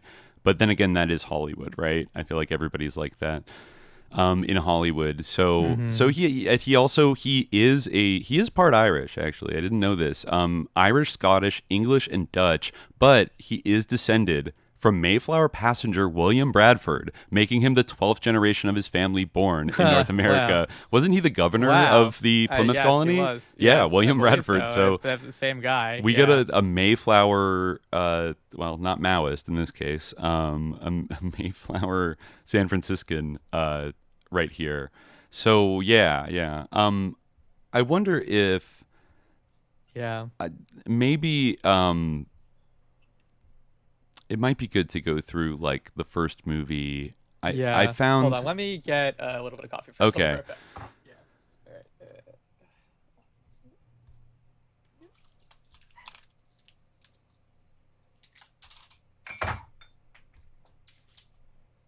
Yeah.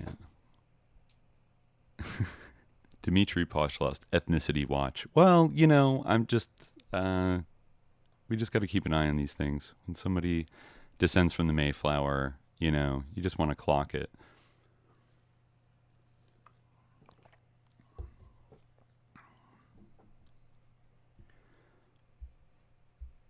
Yes, Griffin says in the chat, there's a big contingent of left-wing lib film critics who argue for Clint auteurism.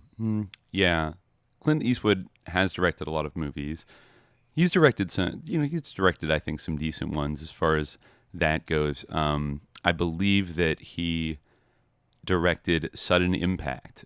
So maybe when we get to talking about that film, we can discuss to what extent that shows Eastwood's auteur vision. I think he did The Outlaw Josie Wales in the 70s, and obviously would go on to make Unforgiven and a bunch of other like lesser ones kind of along the way.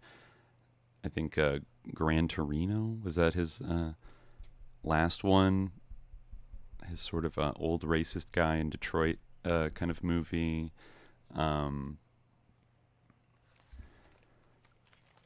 Yeah, he's not a bad director, I don't think, overall.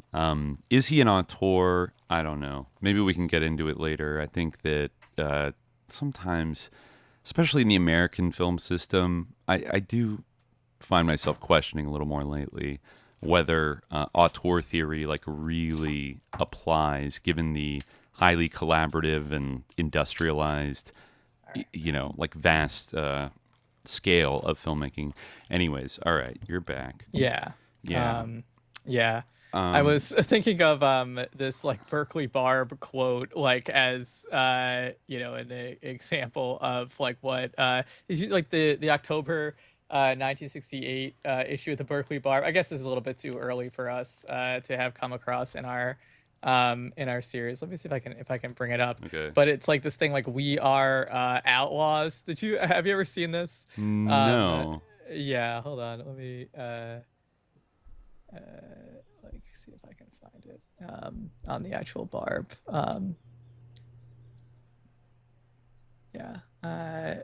I might have to like settle for like a searching like a quote for it, but I was thinking of like this as like kind of a example of like why you kind of had this like where like the concept of the Scorpio killer like kind of like emerged from. I mean, I guess it doesn't really require like too much like thought to like think of like the sort of Zodiac, Scorpio conflation of the Zodiac with the Scorpio, or like this conflation of the Zodiac with the counterculture, or like of course like Manson. And I feel like there's like elements of Manson in some of the Dirty Harry villains too. Oh yeah. But like this I'll see if I can find the full thing like later on, but this is a manifesto that was published in the Berkeley Barb. It's called We Are Outlaws. And this is like just some quotes from it. There are no limits to our lawlessness.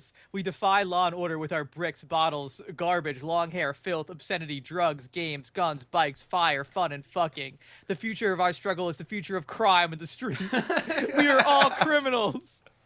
In the blind eyes of pig America. Oh my God. In order to survive, we steal, cheat, lie, forge, deal, hide, and kill. The future belongs to the free spirit of the outlaw, and we take the outlaw's oath. All property is target. All lawmen are enemy. Oh my From God. now on, total disregard for the man's homes, jobs, polls, street stores, churches, daughters, sons, pets, media, culture, game, goals, laws, and orders. We are the forces of chaos and anarchy. We are everything they say we are, and we are proud of it. We are obscene, lawless, hideous, dangerous, dirty, violent, and young. Like, I hope that was written by the FBI, because like what the fuck is or somebody that was deeply psyoped. I mean, yeah, what is the blah blah blah? It's literally like bleh, I'm bad. Yeah. We are everything that they say we are. Like, okay. That's right. I am bad. Yeah. Which is just, that didn't work out too well. Because then you get movies like Dirty Harry, which are like more than happy to take you up on to like reprint that as the ultimate sicko villain. And yeah, like I think through probably rhetoric like that maybe tipped off people in the Bay Area to realize that you could take the actions of somebody like a Zodiac who didn't really have any kind of left-wing bag, and if you grafted onto it like the look of a Manson and the rhetoric of a right-on Berkeley Barb, like, badass heavy motherfucker, like that, like some kind of yippie degenerate like freak like that, just kind of ranting about like being blah blah blah, then you could make a composite character that would make kind of associate this type of shit with like the left, like this murderous senseless violence with the left, because some people for some reason felt compelled to like praise it in the abstract. Again, like Bernardine Dorn, look, they killed those piggies. Like, bleh, like, you know, ignoring that. Well, yeah, it's like it's like an issue of like causality, like where, you know, there's kind of a conflation of, yeah, exactly. Like, I guess it is an issue of causality because like there's sort of this imagination that like, oh, like the like left, which is obviously like an emerging thing, or the counterculture is producing like these sickos, rather than like the idea that like these sickos are being produced by the same problems that are producing like the left and the counterculture. Like you can kind of like interpret that like as being true like in Dirty Harry maybe, but you kind of like, it's not the apparent interpretation, you know. Like you like kind of like these two things are kind of like you know, it is oblique, but there's kind of the suggestion that like there is some like connection between someone being a sicko like that, rather than like that the problems that create both, or like, you know, cause the responses of both the new left and the counterculture, like are like, you know, for instance, U.S. imperialism in Vietnam, right, like also produce like these sickos, you know, like and I mean, of course, there is like some overlap, and you know, maybe. It's hard to say. Like, I feel like in the first movie, like you can like kind of like it's not like so explicit about the causes, but that like, you know, sort of agnosticism about the causes serves to kind of pin the blame on like the you know, just like these like this liberal establishment, like constitutional lawyers and such. Yeah. Which is not to say that like those people weren't in some way like complicit, you know, like those, you know, they weren't heroic by any means, you know. It's a kind of maybe it's kind of true that like they created Dirty Harry, right, you know, yeah. Well, it's kind of like I said last time during one of the SLA episodes, that it seems like through kind of the culture apparatus and like repetition of these tropes in like popular media, that eventually kind of the establishment was able to establish this category of sicko criminal that was like above politics, above social causes and contexts, and above being reasoned with, like above any kind of normal society, that like anything negotiable, that was like just so far out that you needed people like Dirty Harry, you needed SWAT teams, you know, and tactical squads and FBI surveillance and all these other things to track down and like just destroy these diseased minds, because they like it. And the explanations, it's like it's so crazy that there's no logical explanation for why these people are the way that we just know that they exist and they're out there and they keep doing things that are, you know, terrifying, and we have to, you know, wipe them out. And it, in a way, they were able to separate, you know, I mean, maybe there was like almost an over-identification of like criminality with like politics among some of the new left, of like every political action is like social, is like socioeconomically and like politically contextualized, like almost consciously, like by the criminal themselves, like they, you know what I mean? Like, so therefore, like nobody, even if they like murdered their wife, like they shouldn't be in a pig prison, because like that's all, it's a political concentration camp, and like that's why they throw people in jail. Like, you know, there's, I think, actual existing socialist countries, or that like being in, because like the prison system is unjust, like being imprisoned or being on death row or something meant that like you were somehow virtuous. It sends you to really, like radical university. Even though like exactly. Like even though like both of those things were like, you know, even though the system was unjust, even to like, you know, these vile people who committed these horrible crimes, like doesn't mean that their crimes were not horrible or that they were like, you know, people to be admired.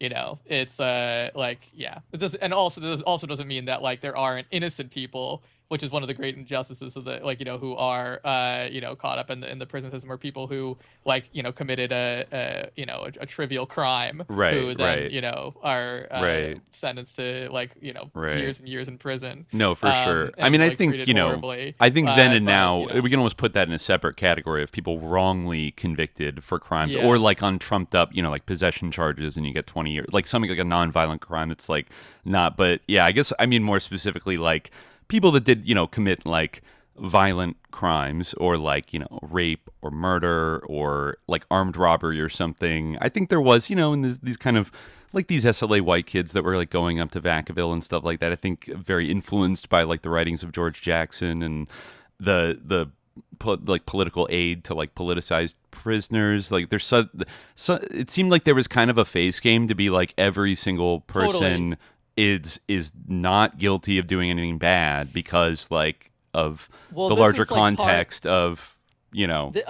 And this is like part of the angle, and like you kind of do get to see this in Matt. We should go through the movie, but you know, like this is part of the angle that I think makes Dirty Harry so interesting, and part of what like I was getting at, the suggestion of the picking up the gun as a title, not only in like, you know, the sort of question of like, do you feel lucky, punk, but also like, you know, Dirty Harry itself like is kind of like playing a face game with like you know, society at large, where it's like, oh, you know, are you tough enough to take on like the criminals, you know, or are you like a weakling, you know, are you a coward, are you a punk? You know, exactly, are you a punk, like do you have what it takes, you know, or are you just going to like, are you one of these like pusillanimous cops who's going to be giving this guy millions of dollars for killing a little girl, you know, are you going to be letting this freak walk, right? Is that like, you know, it's this kind of type of thing where it's also trying to be like, are you like the sort of really like it's doing the exact same thing for a very different audience, where like Dirty Harry is kind of this like masculine, like hyper masculine icon, you know, for kind of the like proto Reaganite right wing, the silent majority.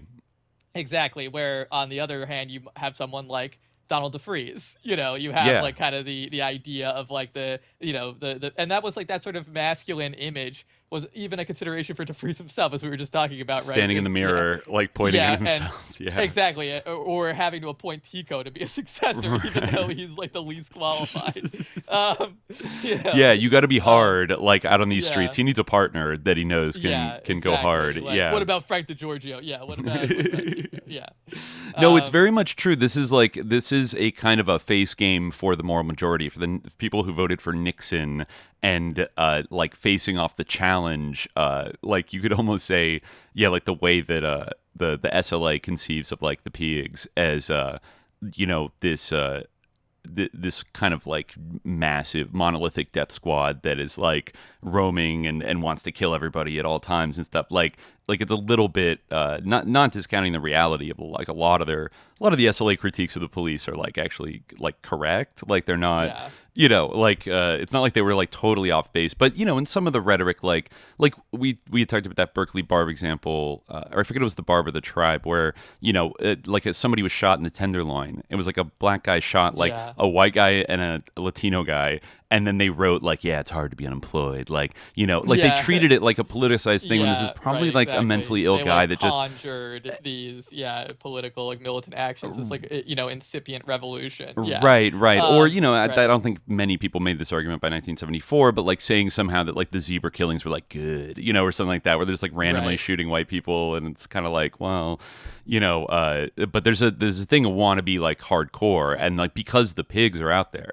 And like they need to be confronted with the gun, and so not very hard to see that on the pig side of the equation, they're kind of doing like the exact same thing to their own constituency. We need to pick up the gun. We need to pick up the gun. Magnum. We need to pick up the most powerful. Yeah, exactly. We need to do like counterinsurgency training in San Luis Obispo. We need to like militarize and build SWAT teams. We need to like shoot first and ask questions later, because these are not people you can reason with. You got to put the mark of the outlaw on them and take them out, you know. Exactly. Like it's like what happened in South Central LA is something that like Dirty Harry would do and then say like a quip afterwards, you know. Like, ooh, like it looks like you didn't handle the heat or something, you know, like man's got to know his limitations.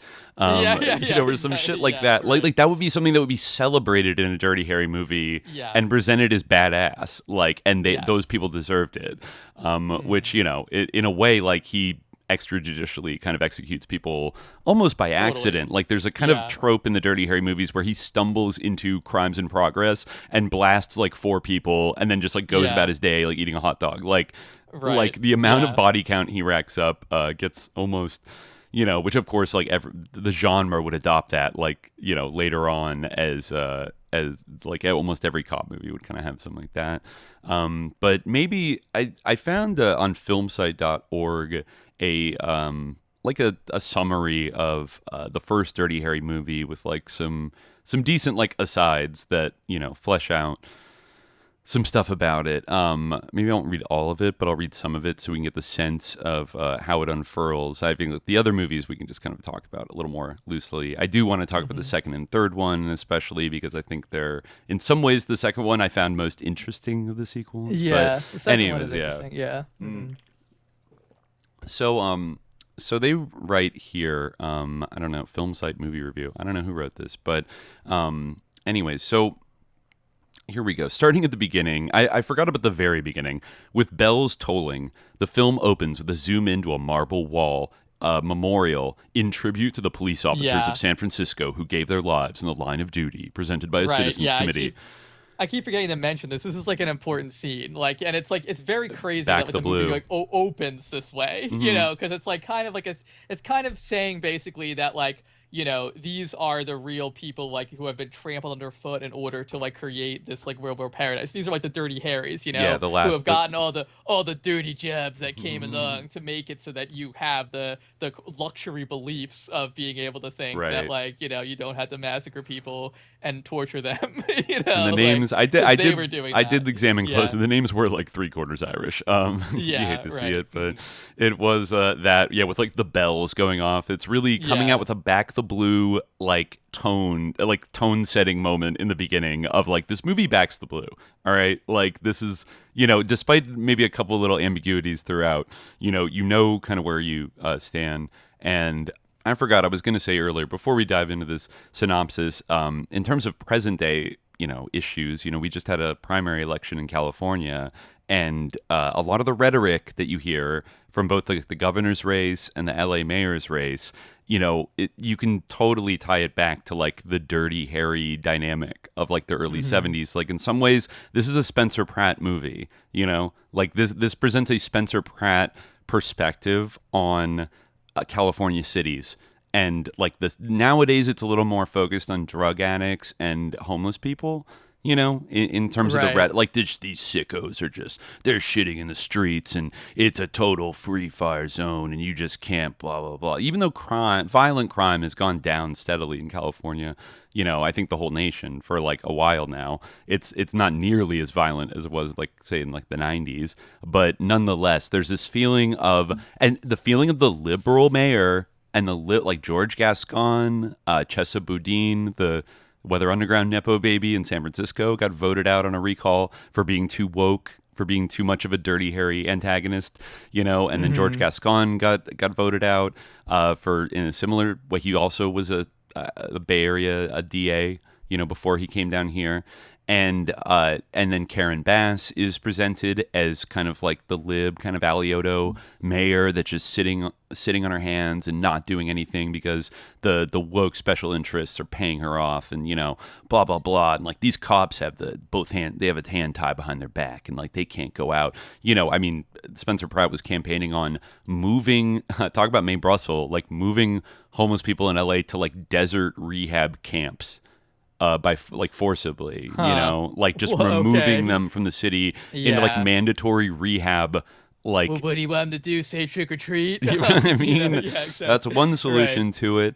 And like, so that is, you know, despite people think all of California is so woke. I mean, if you look at the governor's race, I would say that Chad Bianco, I think is his name, the Riverside County sheriff from like the red inland of the state, you know, he got like 4th place, but like he's like a handlebar mustache, like, you know, cop. Like he's a Dirty Harry, like running for governor. And there definitely is like a constituency of Californians that are kind of amenable to that kind of thing, you know, of like getting, you know, we talked about it. Like California has like a kind of fearsome right-wing history that is often overshadowed by, you know, the tech industry and Hollywood and the social bohemianism kind of and the counterculture and all that other stuff.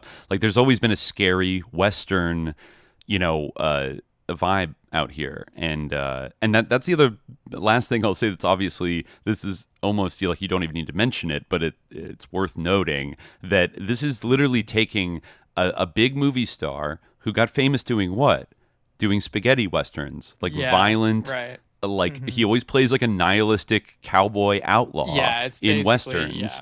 And then there's even that part at the end where they like go past a herd of buffalo, you know, like he goes out to the west to like really Scorpio, yeah. The Marin County. He always pops over out of jurisdiction to like Marin County and like the Sausalito area, like and for he's various even got purposes. His 6-shot revolver. And Yeah, everything. he's got a big 44 Magnum Smith and Wesson, almost like cowboy reminiscent, like lawman / outlaw revolver, something that makes him stick out. Like it's not a police like little snub nose 38. It's like the biggest gun. He's very proud, and it's almost like a powerful handgun in the world. And it's very but he's also a very kind of like cosmopolitan, like got the nice suit and the little sweater vest and like the cool glasses. He looks pretty stylish in the first one. Oh, Later yeah, on, he kind of falls. A bit, he'll by the wayside a little bit. He gets a little bit scruffier. I mean, he's 41 in the first movie, and he's probably almost 60 by the end of the second one. So also, it's partly changing fashions. Like one of my like biggest fashion gripes is that like elbow patches have gone from something that is like practical to something that's seen as pretentious. And like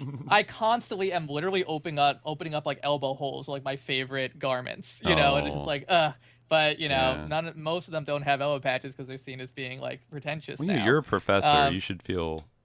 That's like wearing a certain a priest collar. Why I can't. The more reason it's too like it's literally pretentious. It's a shame, but it's okay. We're all being forced out of academia, so I could just Dirty Harry got his wish. But I just wanted to like highlight that like in terms of the like the broader political context of like American manifest destiny.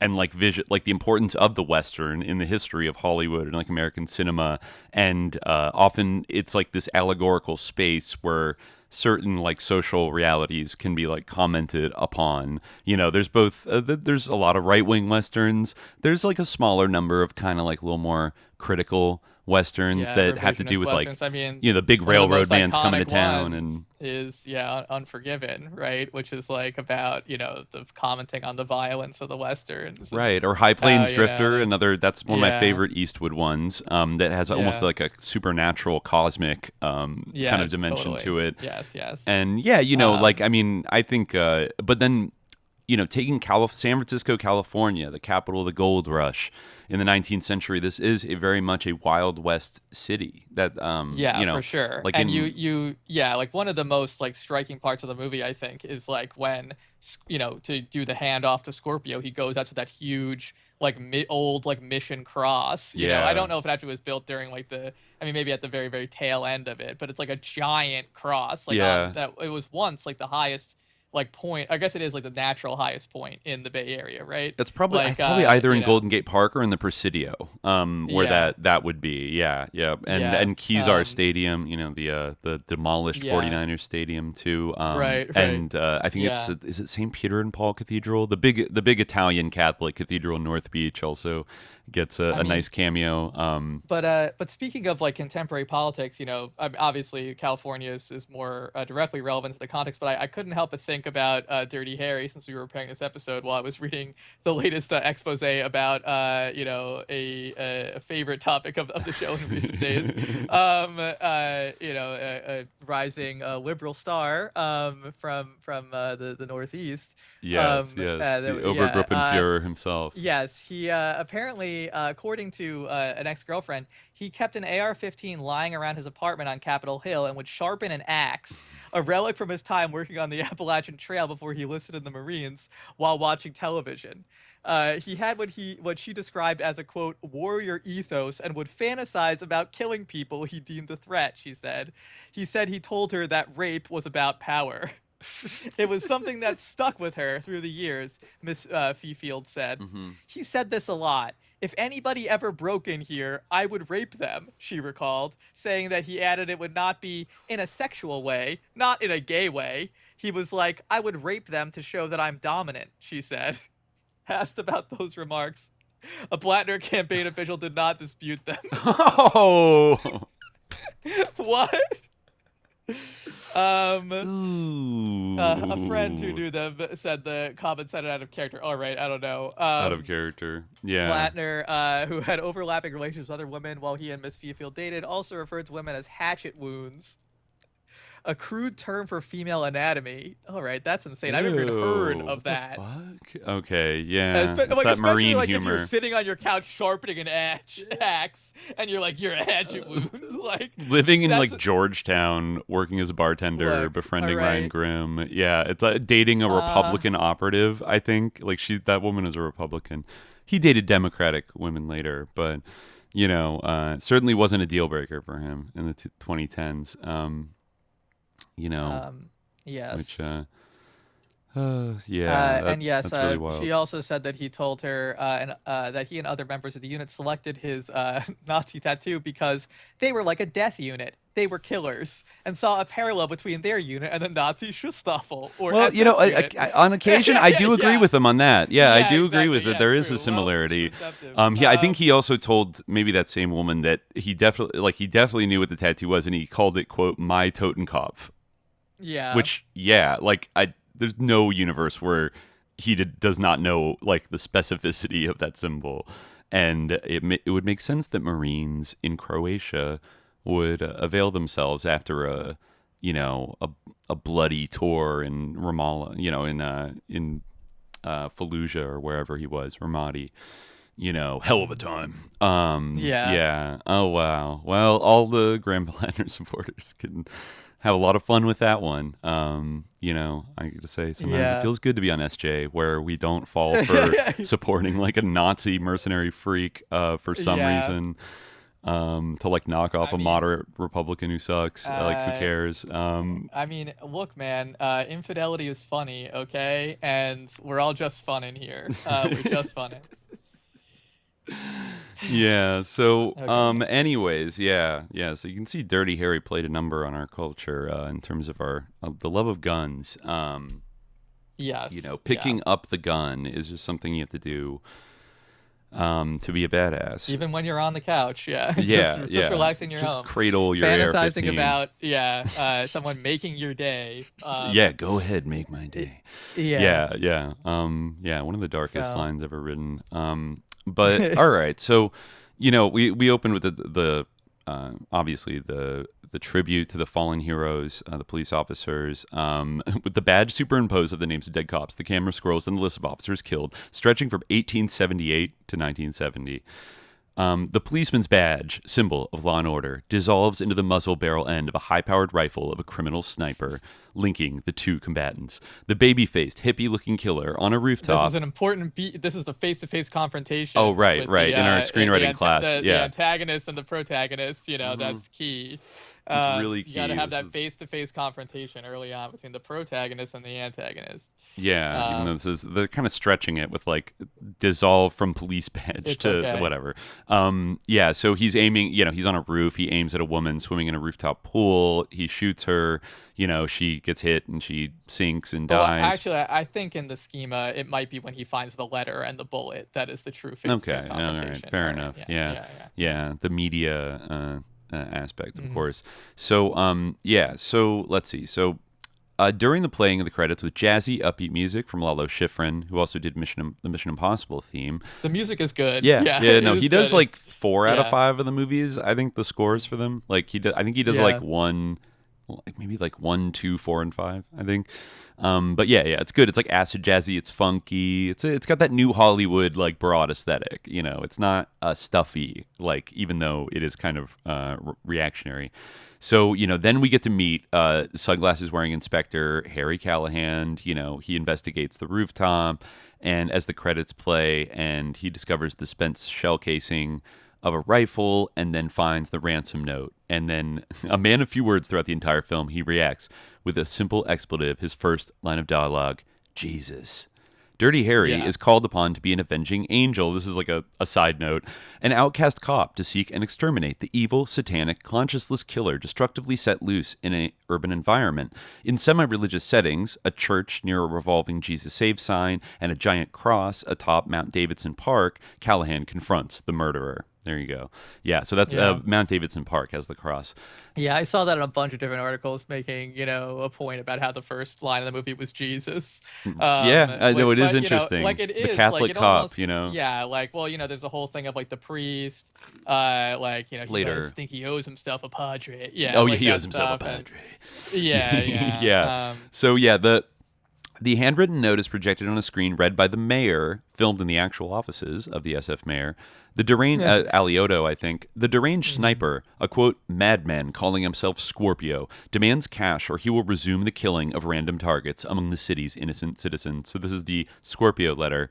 To the city of San Francisco, I will enjoy killing one person every day until you pay me $100,000. If you agree, say so tomorrow morning in personal column San Francisco Chronicle, and I will set up meeting. If I do not hear from you, it will be my next pleasure to kill a Catholic priest or a N-word, which the lib mayor stops when he's reading it and won't say it. Scorpio. The character of Scorpio is based on the real Zodiac killer, a menacing serial killer, of course, in the late 60s, who also wrote handwritten letters. The composite also has elements of Charles Manson and 60s Texas sniper Charles Whitman. The mayor concludes to the chief of police. The city of San Francisco does not pay criminals not to commit crimes. Instead, we pay a police department. A spiteful, anti-authoritarian, and rude Callahan is summoned into the mayor's office, where he crudely complains about waiting almost an hour. Oh, well, for the past 3/4 of an hour, I've been sitting on my ass in your outer office waiting on you. The detective reports on the activities of the department. Constantly needlessly rude. Yeah, he's an asshole. He's a huge asshole. He's an asshole, yeah. Yeah. So he says, we've got a dozen men checking ID files, checking on unknown extortionists, rooftop prowlers, rifle nuts, peepers. According to Callahan's superior chief, Lieutenant Al Bressler, additional roof cop and helicopter surveillance teams or patrols have already been arranged around the city's Catholic churches and schools and, quote, in the black area. Computers are also being used to run checks on persons who have Scorpio birthdays. Classic San Francisco touch. The mayor decides to agree to pay the criminal, enhancing the slow-burning, angry gaze of Callahan, who disputes the decision. You're gonna play this creep's game? It might get somebody killed. Why don't you let me meet with the son of a bitch? No, none of that. You'd end up with a real bloodbath. I agree with the chief. We'll do it this way. As Callahan departs, he is advised by the mayor to avoid stirring up violence, as he did in, he said, I don't want any trouble, in the Fillmore district, which is, of course, the black neighborhood. But Callahan is contemptuous of authority that limits his effectiveness. Yeah, I don't want any more trouble like you had last year in the Fillmore district. Understand? That's my policy. Yeah, well, when an adult male is chasing a female with intent to commit rape, I shoot the bastard. That's my policy. Yeah, Intent? Right. Yes. How did you establish that? When a naked man is chasing a woman through an alley with a butcher knife and a hard-on, I figure he isn't out collecting for the Red Cross. Mayor, after Callahan has left, I think he's got a point. So, okay, right. He's such a badass. He just, these libs can't, they actually have to admit it that he's right because he's just shooting sickos.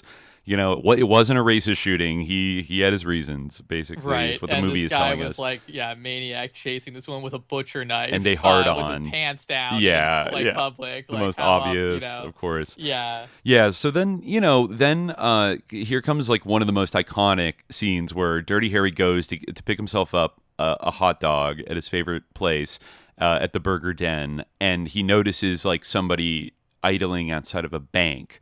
And then he coolly asks the counter server, Jaffe, about the tan Ford parked across the street. He suspects a 211 in progress and has Jaffe phone the police department for backup. As he muses to himself, if they'll just wait till the cavalry arrives, he hears the sounding of the bank's alarm system and a gunshot, and must put down his lunch after one bite. And then he casually saunters out into the street as chaos is unfurling, whips out his eating his hot dog, whipping out this gigantic 44 Magnum, and then then 3 black bank robbers pop out. He immediately he definitely is down to shoot people very quickly. Yeah, I mean, that's another thing about the first movie is that it leans a little bit harder on the idea that Dirty Harry himself is also kind of a sicko. Yeah, that he loves this. He's sympathetic, his wife died, etc., etc. But he's unhinged. Yeah, he much like Scorpio. Yeah, he likes it. He wants to kill.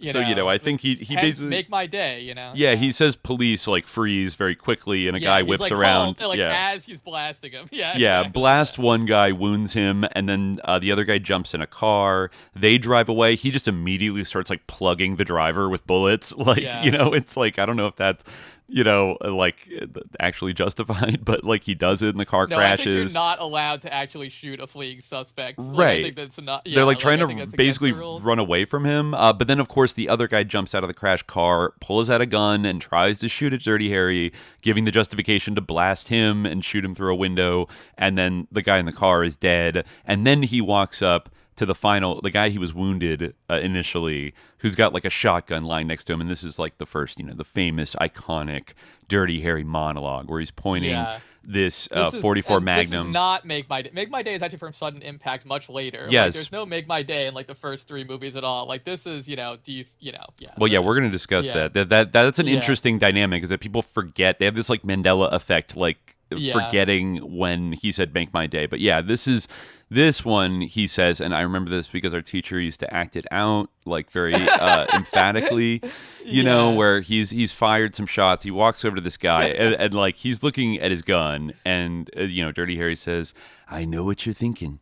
Did he fire 6 shots or only 5? Well, to tell you the truth, in all this excitement, I kind of lost track myself. But being this is a 44 Magnum, the most powerful handgun in the world, and would blow your head clean off, you got to ask yourself one question. Do I feel lucky? Well, do you, punk?" And then, of course, there's a moment where they like look at each other, and the guy, realizes I don't feel lucky, and like moves his hand away, and he kicks, the gun away. And then, of course, he says, "Hey, I gots to know." And then Harry gleefully like walks up to him, points the gun at him, and pulls the trigger, and it's empty. And then the guy's like, "Son of a bitch," Right. After he takes his gun away, so he's powerless. And he's gots to know. Funny side note there, because this started to confuse me when I watched the sequels. The actor of that bank robber, Albert Popwell, was like kind of a part of. He was like a part of Clint Eastwood's like stable of actors that would like act in many of his movies. The Dirty Harry Repertory Company or something. Right, like, right. The Malpaso Repertory, whatever. But then he ends up playing a role in like a supporting role in all the first 4 Dirty Harry movies, but like completely different characters, like unrelated to one another. I like to imagine that like somehow it's the same guy. Like that's my theory. First, that they actually are all the same guy. Because he dies in the second one, which is a little bit like kind of ruins it. But like he survives the first one. He's a bank robber, goes to jail. Then the second one, he's an evil pimp who murders one of his prostitutes by pouring drain cleaner down her throat, and then gets murdered himself. And then in the third one, he plays this almost like Ron Karenga type, like black nationalist, like middleman, like trying to negotiate like between Harry and the SLA group. And then the fourth one, he's just like a cop. He's just like a cop who's like Harry's friend. And then, it's So it's he does get killed in the fourth one, doesn't he? Right. I think so. Yeah, the bad guys get. It's implied. Yeah, they get they him. usually get his. Yeah, the partner usually partner, does. I think, usually, or gets like incapacitated heavily. Yeah. So that's like that. That's the big moment, of course, and then okay. See, this is the first example of like right after he does this very like racially loaded. Performative thing of like, "I might kill you right now, come on." Like he kind of says "Make My Day," but he's like, "Do you feel lucky, punk?" And is like clearly itching for it. Well, he's actually bluffing, but like he's bluffing. He kind of loves it. The very next scene, he's with his buddy, the black intern Steve, getting like he gets hit with shotgun pellets, so he's getting like stitched up. That's when Steve is like, "We Potrero Hill boys got to stick together," and he's like, "That's right, Steve." And then it's also when you get the detail that Dirty Harry's wife is dead because Steve accidentally mentions, like, "Just have your wife." Sorry, Harry. Sorry, Harry. Sorry. Yeah. And Harry sulks off. You get some character bits about Harry here, like he's a working stiff, he's like a working class guy because he's gonna cut his pants off, to treat the wound, and he's like, "No, I'll pull them off." It's like, "But it'll hurt." And he's like, "Oh, they're $29.95. Let it hurt." Like he's gonna reuse those pants. Yeah, he kind of has, he kind of has like a studio efficiency apartment. He's not really living nice view, but like not living that high off the hog. So then, then we get like the classic cop moment where like his superior brings him in because his current partner is in the hospital who's like recently wounded.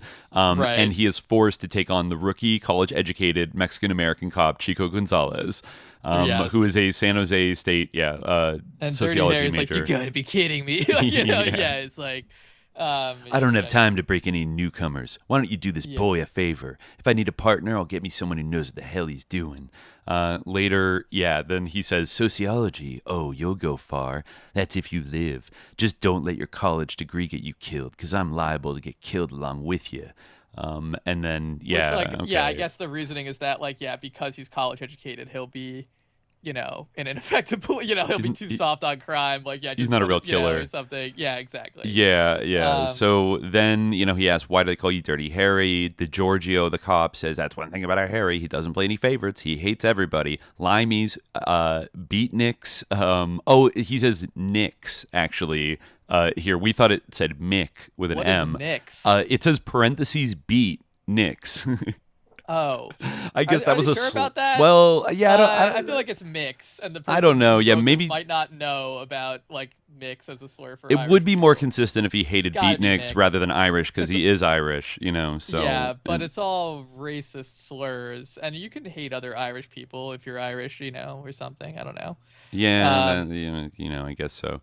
Yeah, so he says, I hate especially S slur for Mexicans. Yeah, you can see if there's get a second opinion on that. Yeah, I'm kind of pulling for the he wouldn't hate mix because he is one. But maybe not. Then we dissolve into the twin spires of the Catholic Church, St. Peter and Paul in North Beach. On a nearby rooftop of the Dante building, there's another hell reference. Scorpio is set to strike his next victim. He reads the message to him from the mayor in the personal column of the paper. To Scorpio, we agree, but need time to get money. Be patient. After ripping it up and tossing pieces to the wind, he dons black gloves and uses a telescope to target an exaggeratedly effeminate homosexual black man. I thought the same thing. I'm like, they're really emphasizing this guy's a gay black man. Wearing a purple over-the-head poncho and eating an ice cream cone with another man on a bench. After assembling his rifle and getting poised to his very professional, expensive-looking rifle with a silencer on it, so I don't, or it's like a hunting rifle, but it's like he's got a lot of doodads on it. He is spotted by a scouting patrol helicopter and thwarted, but escapes. Every other version of that quote I can find says mix. Okay, all right, that would nix. Yeah, I've never heard that. Yeah.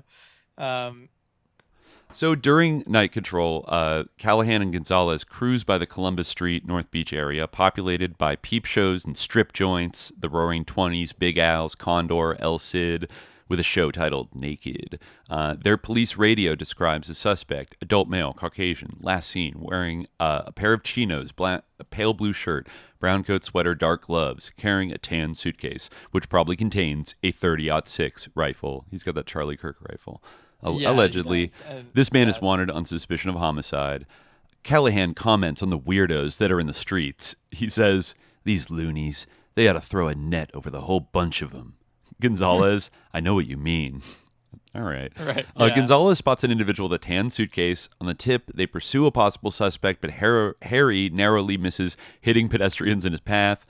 Hey, fruitcake, what do you think you're doing? Get the hell out of the way, hammerhead. So he just running over people almost. What is a hammerhead? I'm not sure. I don't know. You're a shark, I guess. Yeah, I don't know. Yeah. So Callahan follows a man down a dark alley where he sees him enter an apartment. Standing on a garbage can, he spies on the Asian man through a window. Callahan topples to the ground when the can is kicked over, and he is accused of being a lousy peeping Tom by neighbors. Well, this is another aspect of Dirty Harry, which is that, he kind of is. He's kind of like a skis a little bit. And that's the second, because right now, the meaning of Dirty Harry is still mysterious in the film. Mm-hmm. And the first explanation we got didn't really make any sense, because it was dirty. He's called Dirty Harry because he's racist against everybody. And it's okay, I don't know why you call him racist Harry, not Dirty Harry. But all right, or maybe he uses dirty words. I don't know. But then, Gonzalez kind of says it. The second possibility is that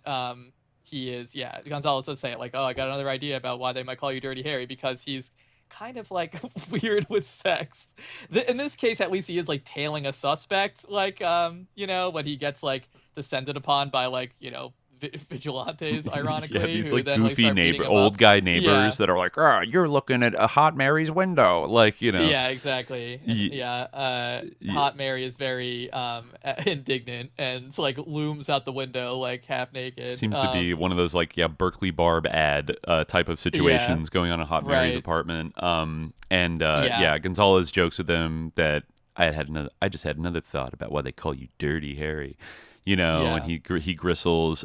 Then they have to gristles. Then they have to they always have to have some like random incident happen that just has like nothing to do with anything else that they throw in at this point just to sort of flesh out. Yeah, it's weird. Again, I was thinking during this scene, it is very odd that this was taught to us as like the epitome of like screenwriting economy. I thought the same exact thing. I was like, a bunch of like weird, pointless scenes. This scene could be completely cut. Like, and the movie wouldn't be because it's all just about like how Dirty Harry doesn't coddle people who are trying to commit suicide. He like is tough with them, and that's how he stops them from killing themselves. Right. But I guess it teaches Gonzalez truly why he is called Dirty Harry, because he has to do like the shittiest job. So he has to go on top of a crane and talk like a suicidal guy off a ledge. But then he insults the guy. It was Scorpio, but then now Shahia, why don't you go like because it's someone on a rooftop? Right. So now Shahia, maybe you could talk him down. So he goes up there and he's like, "Oh, I just want your name, and your birthday, so I can identify you after you go splat. It's gonna be disgusting." Yeah. And, like laughs at him,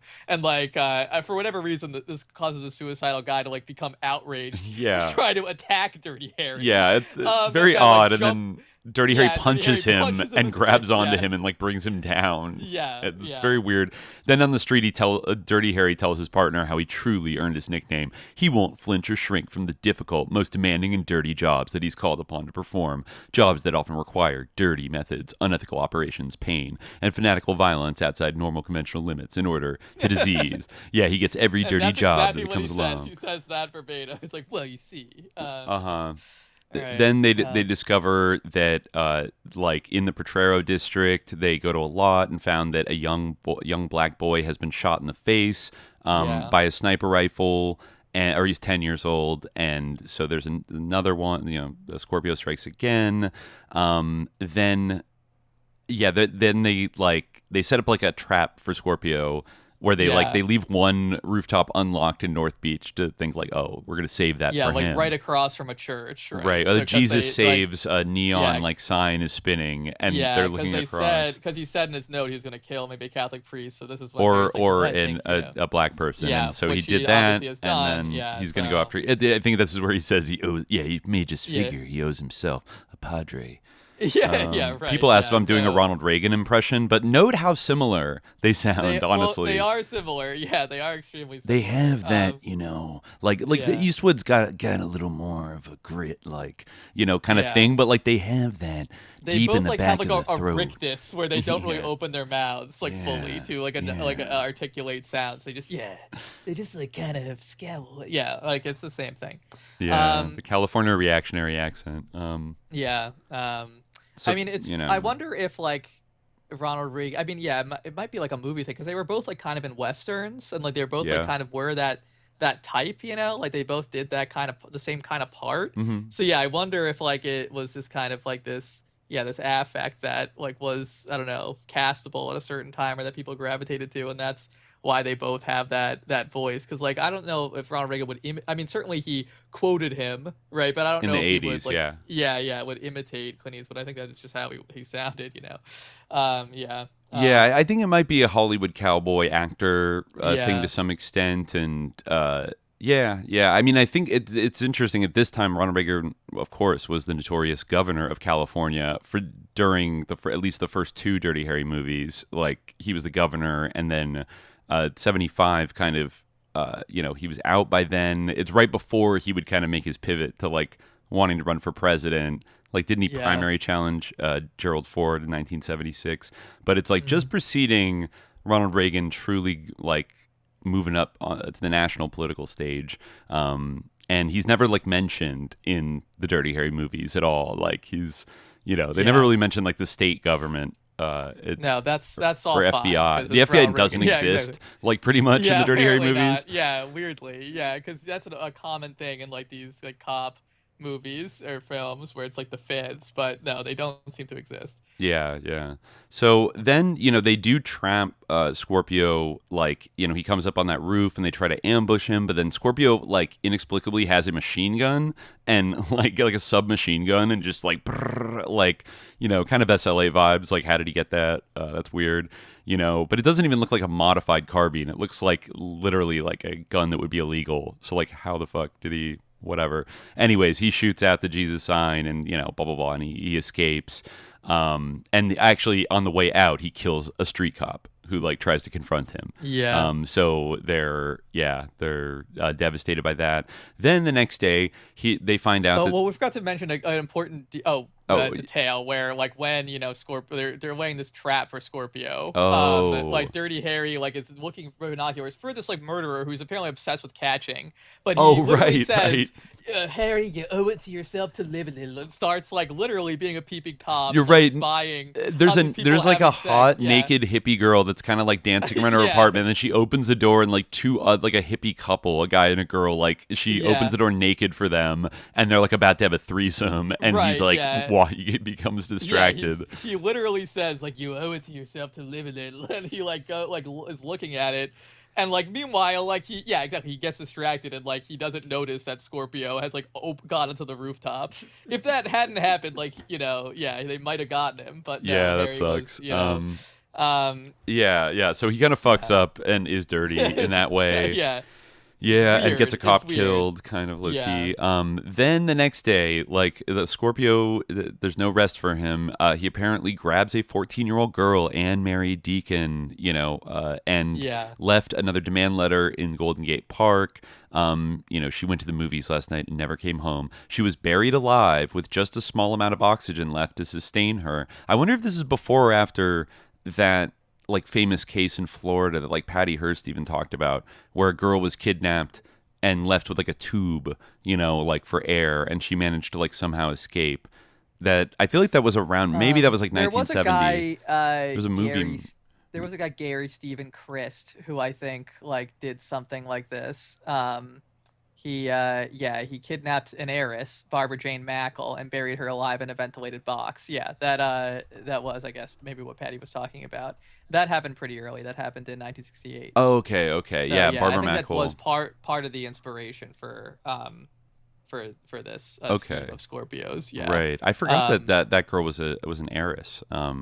Just that she. Yeah, there was a movie. What was it called? There was a movie maybe called The Longest Night. Yeah, there was a kind of a cult film from 1972 that was about the Barbara Jane Mackle. Her father was the co-founder of the $65 million Deltona Corporation, a major home building company. Wow. He basically says, I buried this girl, blah, blah, blah, and you need to give me $200,000 and bring it to me, or else she's going to run out of air. His note says, the double-crossing San Francisco police made me do this. Now ransom $200,000 in used 10s and 20s. One man with yellow bags outside, Marina Green, East Harbor, 9 p.m. She has oxygen until 3 a.m. tomorrow morning. Red panties and bra. Nice tits, mole on left thigh. Anything cute, and you'll force me to let girl die of slow suffocation. Scorpio. They identify, he also sends a tooth extracted with a pair of pliers. The dentist identified, Harry immediately assumes the worst. She's dead, don't you? But the mayor is gathering the funds to pay off the blackmailing pathological killer so that he will tell police where she is located. Bressler advises Callahan to play it straight in their race against time. And that's important to flag because, like, Harry, he's very persuaded that she's dead at this point, right? But later on, he's when it serves him, he's not convinced of that anymore. Right, he flips it into I had to torture this guy to do it. That's a little bit from now, but so this is like an interesting part of the movie where he takes him on this kind of like payphone chase. Right. It felt like it went on for a while. Maybe it was late for me last night. There's a scene before that where Dirty Harry, takes it, like brandishes very flamboyantly like a switchblade, and like tapes it to his leg. Yeah. Right. And like the chief is like, it's disgusting that a police officer should know how to use a weapon like that. And it's like, well, I mean, I don't think it's so complicated to use a weapon like that. But It's yeah, like a switchblade. um, That was yeah. odd. It was like, is this Yeah. like so hoodlum Yeah. coded that like they can't, like a switchblade for some reason, only fixed blade knives for cops. Yeah. It's disgusting. I don't know what he means. Yeah. I mean, I guess, yeah, I guess I don't know. Like, you should use like a baton or like kind of like, you know, a weapon to Blunt not wound, object. I guess. Yeah. Yeah, something like Yeah. that. But yeah, so he does that as he goes to you know, do this like little payphone chase around San Francisco. Right, but he has Gonzalez like with his like Yeah. conversation guy like hook up this wire thing so he can like tail Harry in his car and like which of course is the right call. Yeah, it's the right because- call. Yeah. even though like the officer said don't Gonzalez can't go with you, like it's too dangerous, but Gonzalez is loyal to Harry at this point, so he's down. So they go rush all around town, and then Harry gets accosted by thugs intent on robbery, but he scares them off with his .44 Magnum. Then at another phone booth, he's told to go to the massive illuminated cross at Mount Davidson Park, a long distance away. And then he gets confronted by another weirdo, this author says, a gay man named Alice. Yeah. My friends He's like, call me "I'm Alice. and I will take a dare," or something like that, right? Yeah. If you're Vice, I'll kill myself. And he says, well, Yeah. do it at home. So, yeah. At the summit under the tall concrete cross, Callahan is ordered by Scorpio, hidden in the shadowy dark of the night, to freeze, just like a statue, drop the bag, surrender his weapon, raise his hands, and turn to face the cross. Put your nose right up against the cement. Wow. Like, he makes him, like, kiss the cross. Like, in some weird way. The grotesque killer with a full-face red ski mask, seen partly from bird's eye view, slugs and whips Callahan with his rifle across the side of the head, knocks him down, savagely kicks him in the ribs, and torments him by shaking his head. Then he taunts the cop with a cruel change in plans. I've changed my mind. Yeah, he even says, like, if you raise your hand again, I'll kill that girl. You know, like, he makes him, like, take it, take the abuse. Yeah, like, getting every dirty job that comes along. Right. Then he says, I've changed my mind. I'm going to let her die. I just wanted you to know that. Then... Yeah, do you understand? I just wanted to make sure you knew that before I killed you. But then Gonzalez runs up and fires at Scorpio and prevents Harry's murder, but is shot and wounded in the process. The last bit of strength, Harry reaches for his concealed switchblade and jams it into the killer's left thigh, causing the crazed murderer to let out a deranged, painful cry, like an animalistic howl. Yeah, it is an animalistic howl. Yeah, for sure.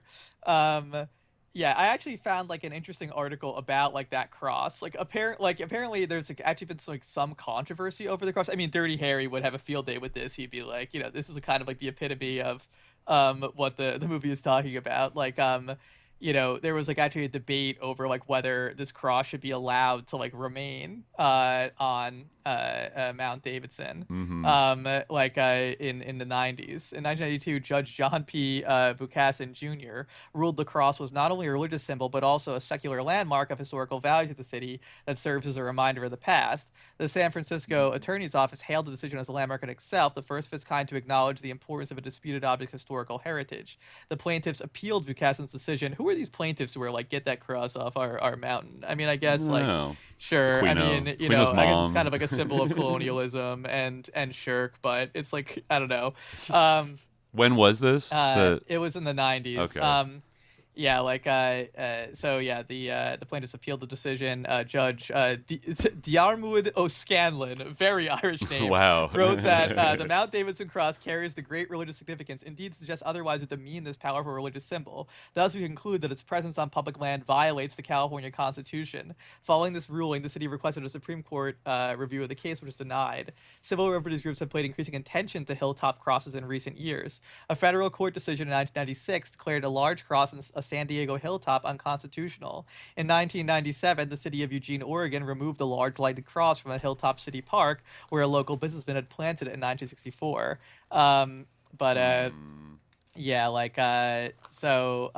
This is kind of like the interesting history. The presence of the cross on Mount Davidson raises several questions. First, how did it get there? Why, in 1932, did the city of San Francisco build a public monument in the form of a massive Christian symbol? Second, what meanings have San Franciscans ascribed to the cross over the course of the 20th century?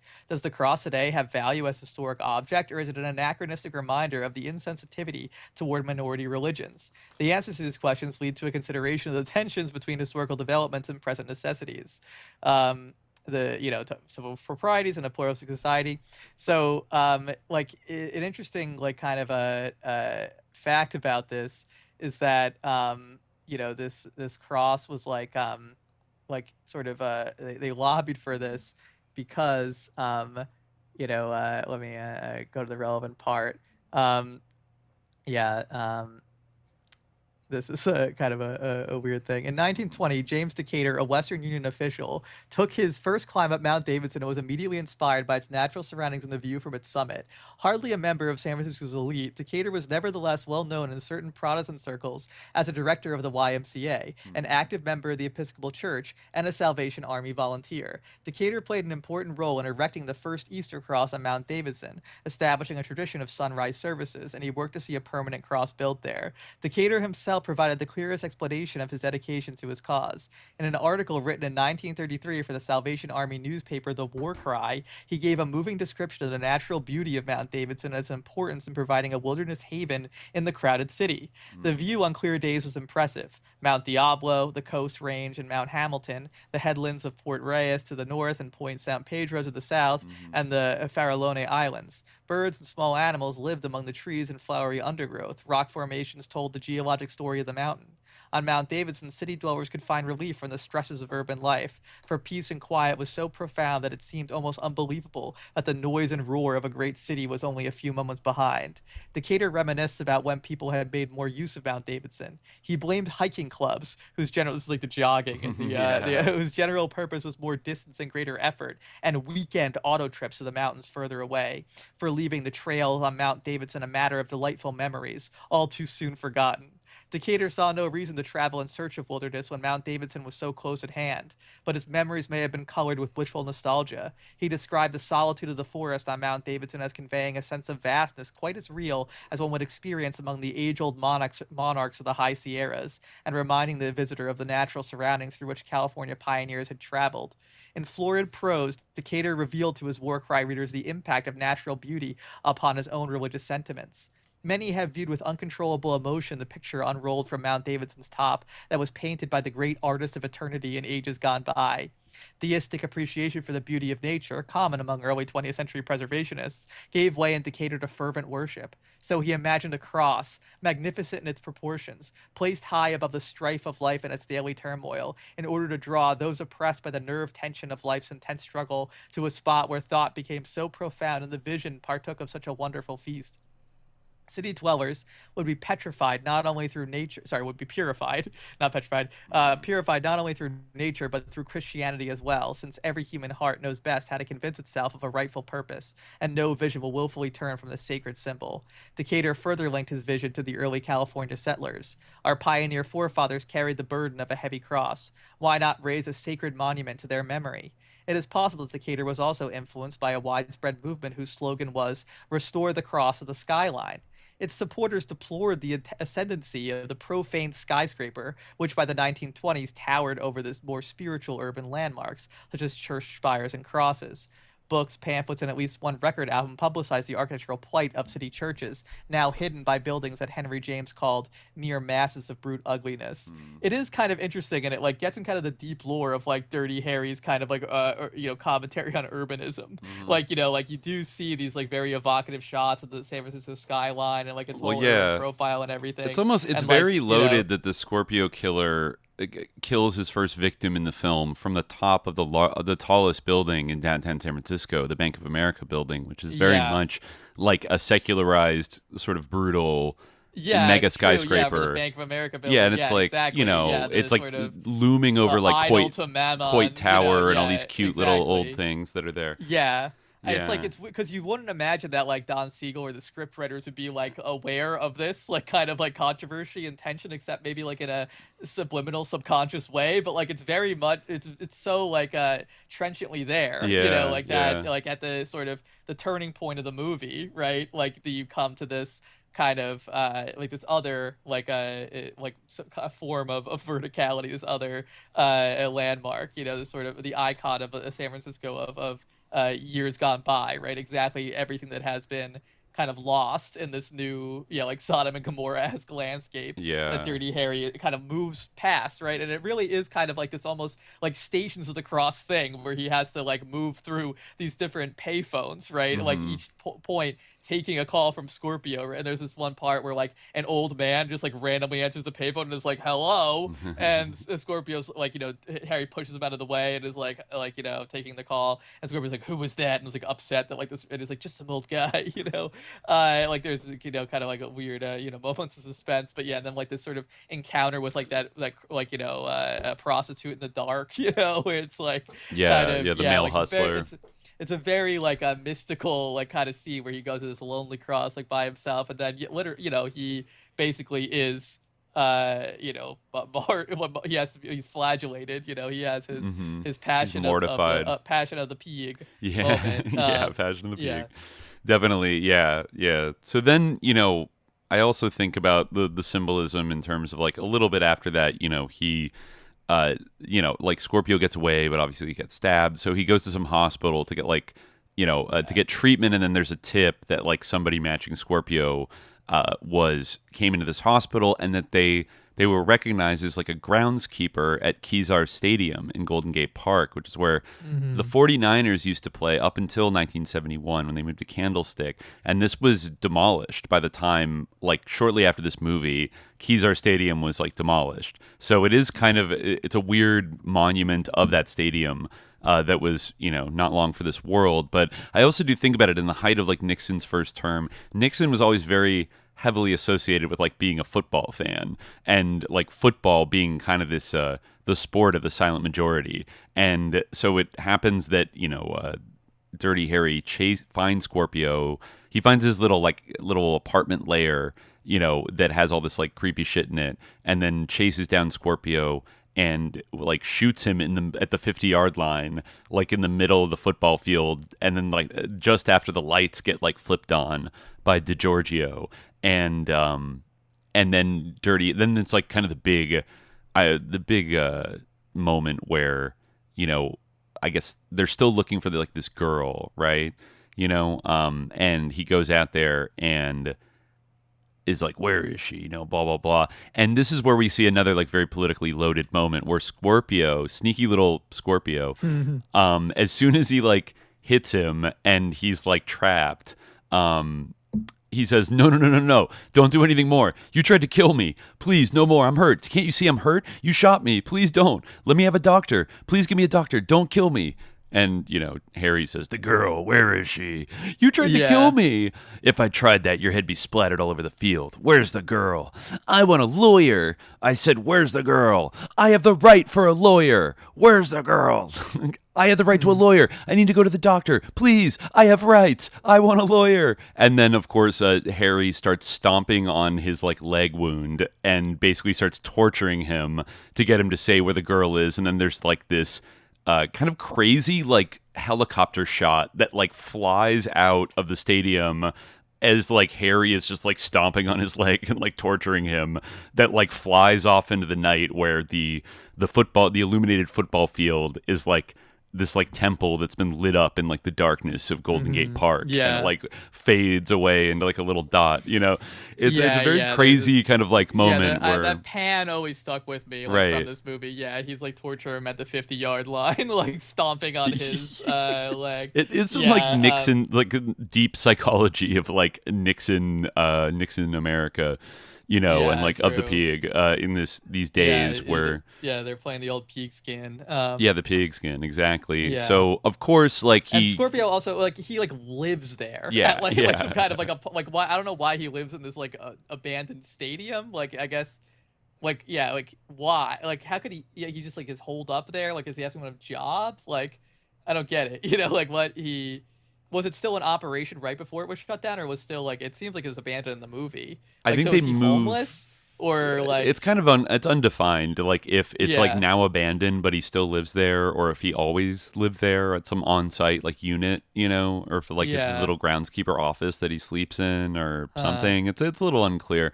It's implied off screen that Harry like searched through his lodgings and found the rifle that he used for all the murders and other stuff. Right. Like, it's also implied that like he gives up the location. They find the girl. She's already dead, as Harry predicted. So they fish her body out. And then we go to the office of the DA, William Rothko. This is a great scene. Yeah. So, to Harry's complete disgust and incensed surprise, he learns that the arrested killer cannot be charged and will soon be released from custody. They put in parentheses, with no public reaction, ?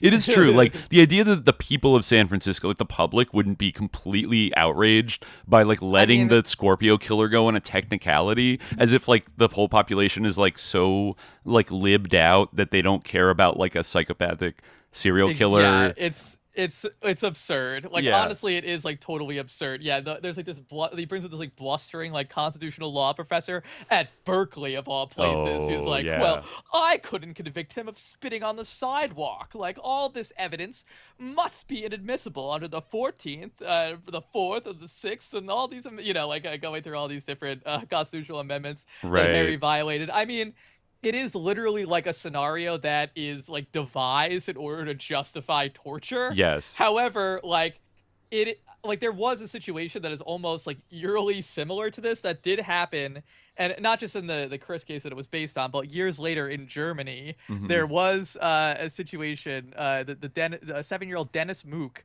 was dragged into a car on his way to school. The kidnapper, 23-year-old Marcus Franz Joseph Nolte, with multiple prior convictions. He launched a deception to make the police believe the kidnapped child is still somewhere in and around Bremen. He sends out several letters attaching a Polaroid photo of Dennis and a handwritten note. Nolte demands a ransom of $1 million. He drives his Opel Ascona to Bremen. When it's dark, he parks the car nearby, gets out, and drops his first letter to Dennis's mother's mailbox. The second goes to Bremen's acting mayor, Klaus Wiedermeyer. After that, Nolte drives to Hamburg and puts the third letter in the mailbox at the offices of the Bild newspaper. This is Google Translate from German, by the way, so I apologize for any inaccuracies. His hope, as he would later testify in court, was that I assumed that after these blunders, the Bremen police would not take any further risks in order to not completely ruin their reputation. They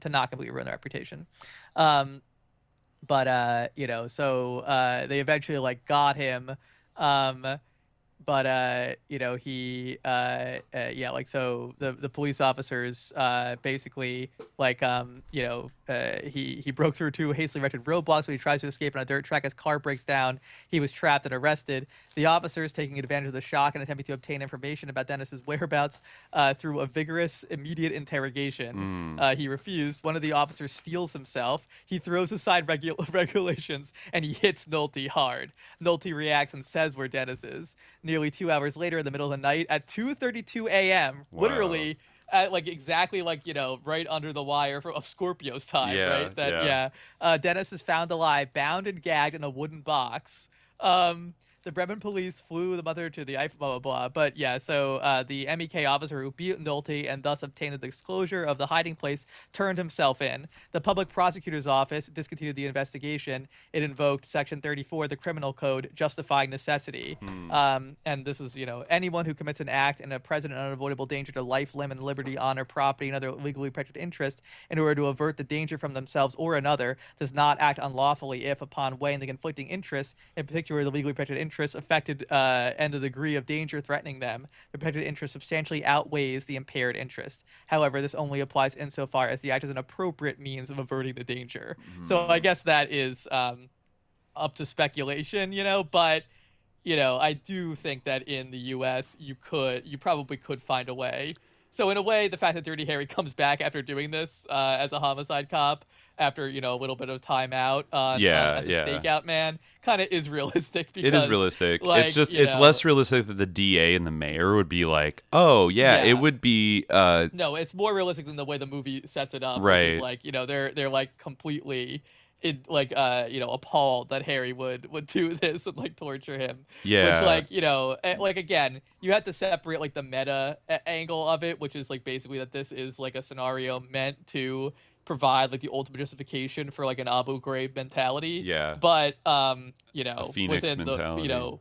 within the movie itself, definitely he would get away with it, and like it would be viewed as like defensive and protective of the kid because like it worked. Hypothetically, it worked. Though the girl was already dead, but like if she hadn't been, then it would have worked. True. The kind of thing you could hear this today on like Fox News. This argument, the liberal Berkeley judge, he tells Harry, without the evidence of the gun and the girl, which is wasn't obtained legally, I couldn't convict him of spitting on the sidewalk. Now the suspect's rights were violated under the 4th and 5th and probably the 6th and 14th Amendments.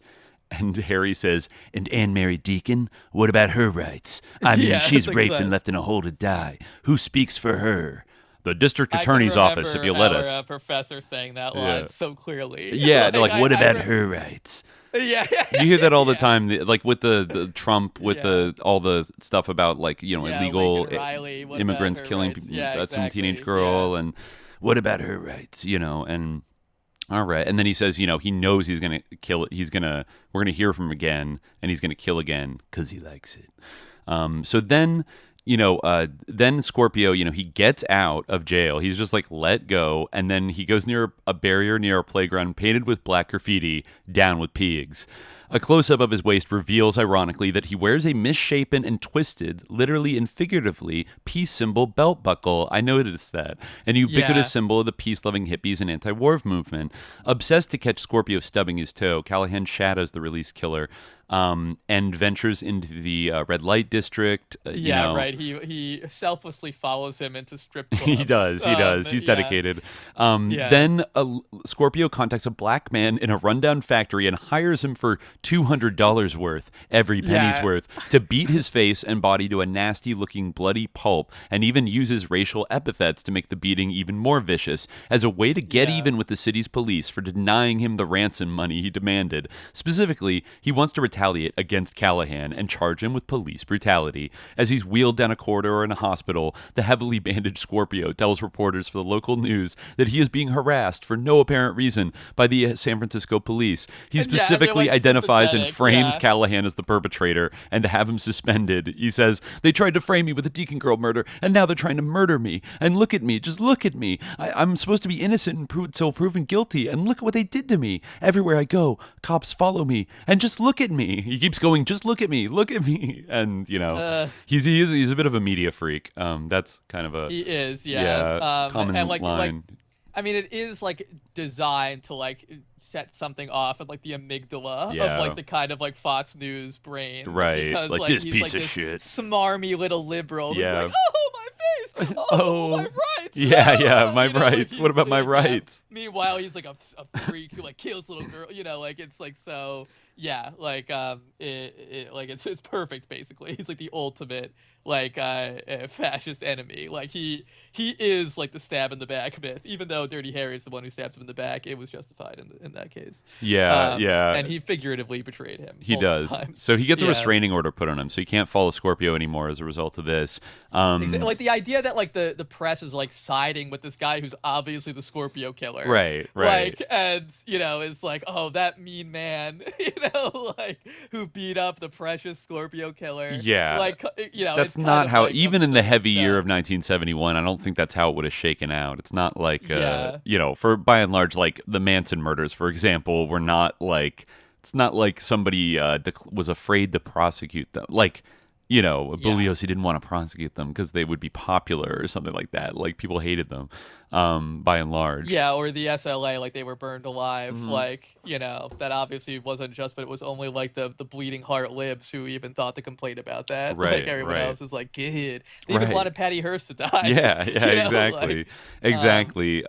So he visits Chico in the hospital and his wife. Chico says he's going back to teaching.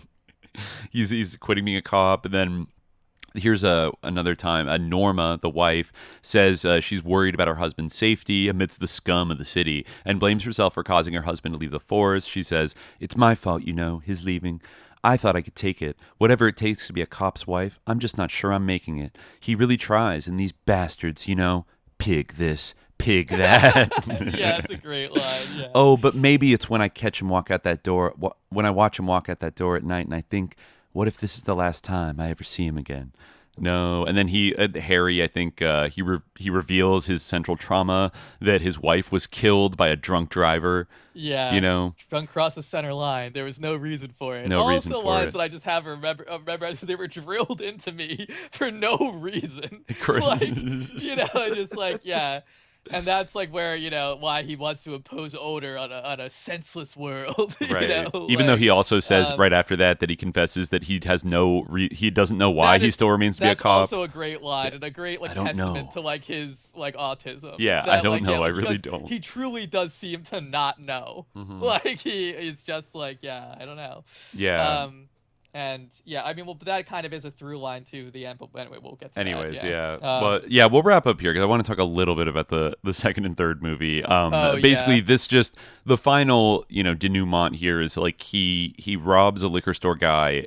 He tricks a liquor store guy into showing him his gun and then robs him of it, and then goes and does what the Zodiac killer actually promised to do in one of his letters. He hijacks a little school bus full of children and drives up to kind of Sausalito and Marin across the Golden Gate Bridge, and then demands $200,000 in a jet airplane from the city of San Francisco, and that's when finally Harry decides he's going to confront him. And they get they're big. They go to a gravel plant. He jumps on top of the bus, and then Scorpio's going crazy because this dirty Harry, he'll never stop. And then they have a big chase through the gravel factory, and of course it ends kind of where it. And this is another thing where there's a moment where Dirty Harry's just they just need to drive home that this is something that the cops should be able to do, and it's liberal bullshit that they can't because Scorpio has a little boy. At gunpoint, hostage. Yeah. Right, next to, and Dirty Harry is just, he's drop the gun. And Dirty Harry, faints he's gonna do it, but then he just, blasts him, because he's such a good shot that, yeah, he's the best shot on the force. About accidentally hitting, this kid. So, with his 44 Magnum or injuring him at all, it's fine, He still does a careful flesh wound in the shoulder, knocks him down, the kid is free, and then finally it ends with he walks up to the dock there by the bay where the gun is right in front of him, and we come back right to the first scene where he kind of reiterates his monologue of the I know what you're thinking, 6 shots are only 5, and do you feel lucky, punk, do you? And you can tell he really wants to do it. And of course Zodiac is such a he says it with real passion this time.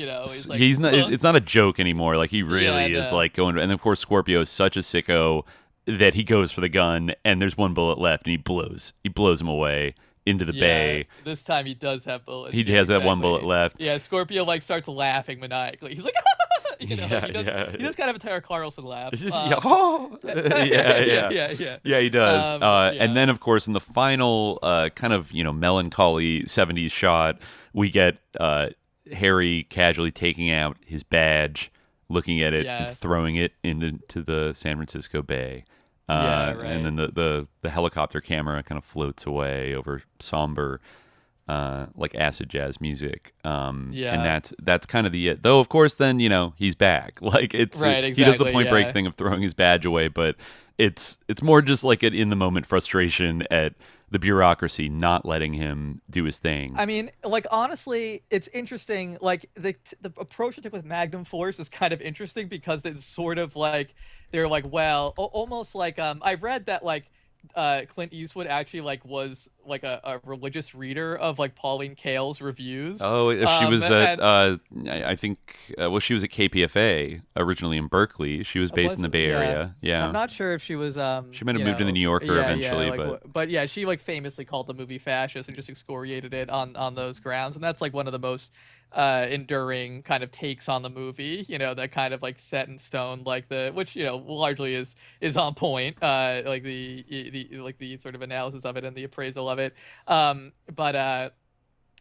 so apparently it does seem like Magnum Force is almost kind of trying to like go against the grain in terms of like the sort of impression of Harry from that movie, and show that like, you know, he wasn't all bad. He wouldn't go like all the way in that direction. It's like it would have been interesting if they like had kind of just had him not be a cop anymore and just like go further like off the rails into being like, you know, a vigilante, but kind of like a Death Wish, I guess. Well, you know, in a way, it kind of goes in the opposite direction, where Exactly, it yeah. puts Dirty Harry in the awkward position of kind of defending like the He now system has and to defending defend the law and order. system. And Yeah. in some He even has a line that's like, you know, yeah, I hate the system, but until something better comes along, Right. I'll go with it. Or it's like the worst whatever, system except for all the alternatives. Yeah, He yes, kind of exactly. adopts a Churchillian kind of vibe. But you know, Yeah. when looking at the people that were more directly involved in working on the script for this, it kind of explains maybe why I think this one has some of the most like interesting themes, like largely because it does play with it almost gets into like the heavy face game of like the Dirty Harry kind of mindset of like being a cop, and he's faced with people that are like even heavier than him, but are operating kind of on the same logic that like it's all about getting these sickos. It's not about like the stupid law and order that just gets in the way. And it's sort of like his theory is put to the test, but in like a horrifying and much more extreme and sinister kind of way. I noticed that this screenplay was formally written by John Milius and actually Michael Cimino, who would later go on to do like Heaven's Gate and The Deer Hunter. You know, so like another big new Hollywood heavy hitter. And also some of the ideas in this script were based off of ideas that Terrence Malick had written in a first draft of the first Dirty Harry that was eventually like discarded or not used. Well, yeah, because he originally had Scorpio be kind of like, you know, a more explicit kind of like killer for the peeper, you know, who would kind of be like targeting wealthy people out of like a sense of righteousness, you know, rather than just like a random murderer, you know, which I think kind of worked better for the original Dirty Harry. But yeah, in this one, you know, there's kind of these mysterious killings of like mobsters and like sickos, you know, and like he was like, oh, you know, who's doing it, and it's kind of obvious like from very early on who's doing it, but it's pretty like, obvious. yeah. But we also, I mean, first of all, I want to say this movie opens with like a weird, Oh, like yeah, almost the like gun. James Bond Yeah. sequence. It kind of like shows like this sort of like slop memification of Dirty Harry, like which like culminated in that song that you found of like that novelty the Make song, My like, Day go country ahead. song from the Yeah, 80s. yeah. It's so bad. It's so weird. Yeah, like it's like unlistenably like cringe. But yeah, like in the beginning it has like this weird like just a not a montage, but just like sequence of like him waving his magnum around. No, I think it's just on it this just red it background, just you like know? sideways, like an extreme close up on a red background of the 44 Magnum Smith and Wesson, Yeah. and then at the very end of the credits, it like turns like towards the points camera, right at you, and then yeah. you know, And he says his stupid line of like, "Well, do you feel lucky? do you feel lucky, punk? It's like, yeah, oh, with thank like you, reverb yes. on it. That's the catchphrase. Yeah, like everyone needed to hear it again just so they could get hyped up. But the movie itself is definitely, I would say, the best of the sequels. And yeah, like it's like, you know, early on in the movie, like Dirty Harry, yeah, like this kind of leans in harder to his identity as the best shot in the force, which I guess makes sense that it would be true. You know, he's kind of he's sort of on timeout. He's a stakeout man. Yeah, At this point, you know, he's He's not been back demoted. on homicide until later on in the movie. But he like meets a bunch of rookies. Hot you know, shots. like, I immediately like loved these characters because you see them immediately like, all right, these guys are going to be bad, Yeah. but they are explicitly, at least the kind of one of the leaders of them, Phil Sweet, who's also a crack shot. He meets them in the police firing range late at night, and they're these like young little hotshot like white cops, and he is an ex-Army Ranger Special Forces and Vietnam veteran. So I'm like, okay, we have like a PTK gang like within the SFPD now. You can definitely see the Milius, like you can tell like where, like you can definitely notice John Milius' stamp. Like in the first movie there's that part where like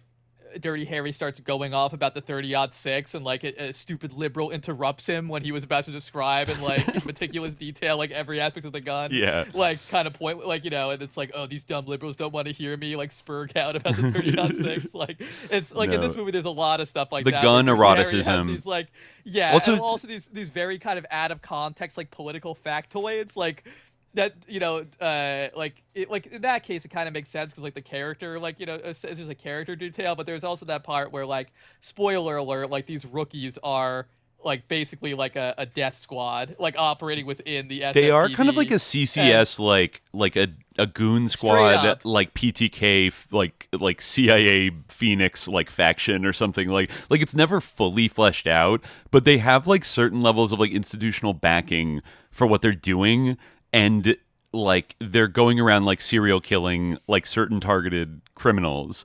and they're all these like young cop like Vietnam Special Forces veterans, like they opens up with them killing a mob boss that just got off on like the San Francisco Mafia crime boss, Carmine Ricca, who like in the opening like scene of the movie gets off on a technicality, classic, and then when he's driving away gets pulled over by a motorcycle cop who ends up like blasting everybody in the car with his own 357 Magnum. And I don't know if you noticed this quickly as well, but there's a real like custom car commando Scorpio Rising vibe, I feel like, to these bike cops, like these like right wing murderous bike cops. The homoeroticism is definitely, there's even a line where like some cop says to Harry about, because at first he kind of likes them because they suck up to him. Yeah. They're like, we know you, Harry, because you're the best shot in the force. Maniac. Yeah, exactly. Yeah. Like, and like we also hate killers. Like that's like what the term they use for like the bad element.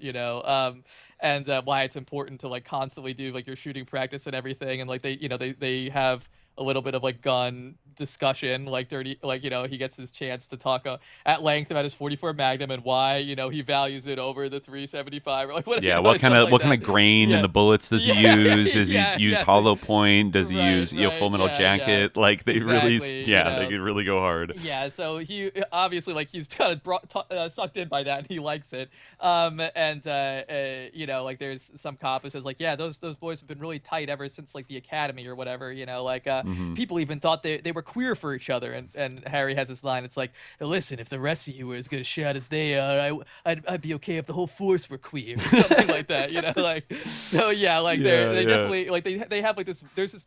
I mean, in that scene where like the Death Squad kind of like Dirty Harry basically puts it together, and he says, or I should just call him Harry because it's not his canonical name, but he kind of puts it together, and he says to his token partner in this film, like, well, it's just kind of like they had in Brazil. Death Squad. No, he says, I think they might have a sub organization. It's like what they had in Brazil a few years ago. I'm like, he's like talking about the Death Squad that like killed Carlos Marighella.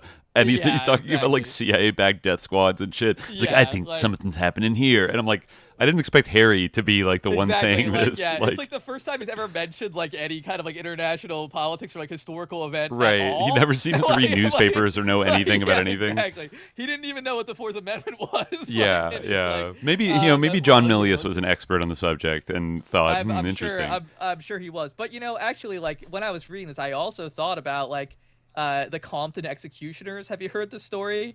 This is like a real thing. That there's like multiple like gangs, basically just like the gang in Magnum Force, like within like the LA County Sheriff's Department. Like a lot of it is, it might be in the LAPD too, but it's definitely in the LA County Sheriff's Department is where this is a huge problem. Like they had names like the Jump Out Boys, and like there were often largely like Latino or like Mexican American like deputies that would they have these like internal gangs that like do police brutality and like cover it up for each other. They wear like Nazi helmets and stuff like with and like if you like shoot somebody, they throw a party for you or something. There's a really kind of scary levels of that. It's weird. Like they basically so it's basically like a similar like a kind of model. But there is that scene where like they eventually like when they figure out that Harry is kind of onto them, they kind of give him an ultimatum, like saying like, you better than anybody know like what we need to do to clean up these streets. Like at first we targeted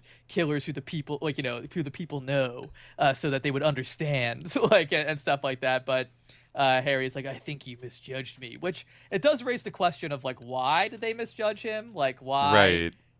It's a little surprising that Harry doesn't see where these guys are coming from, and like I guess Harry's just not built. Like his loner nature, like he's too libertarian. His murderous nature. Yeah, exactly. They can't incorporate him in the CIA undercover cop plot. I think it's literally that it's like too queer, because like they are wearing these like like Scorpio Rising like Yeah. outfits, like the tight leather like motorcycle, like they're like riding the on way they're motorcycles. photographed, because they're usually obscuring their Yeah. faces. Like the way they're Yeah. photographed on their bikes, it's like so they're like full leather and like the tight belt with like the gleaming like 357 Magnum and like the shades. Like Yeah. it seems like I think Ted Post directed this. I don't know what else he directed, but he'd worked with Eastwood before. But it kind of feels like like definitely like inspired by like that Kenneth Anger kind of a kind of aesthetic. And so they assassinate like a bunch of different people. I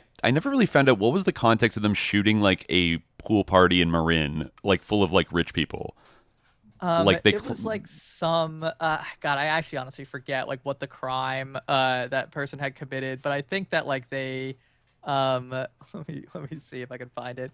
Yeah, like I don't know like what the reason it doesn't state like it on the Wikipedia article.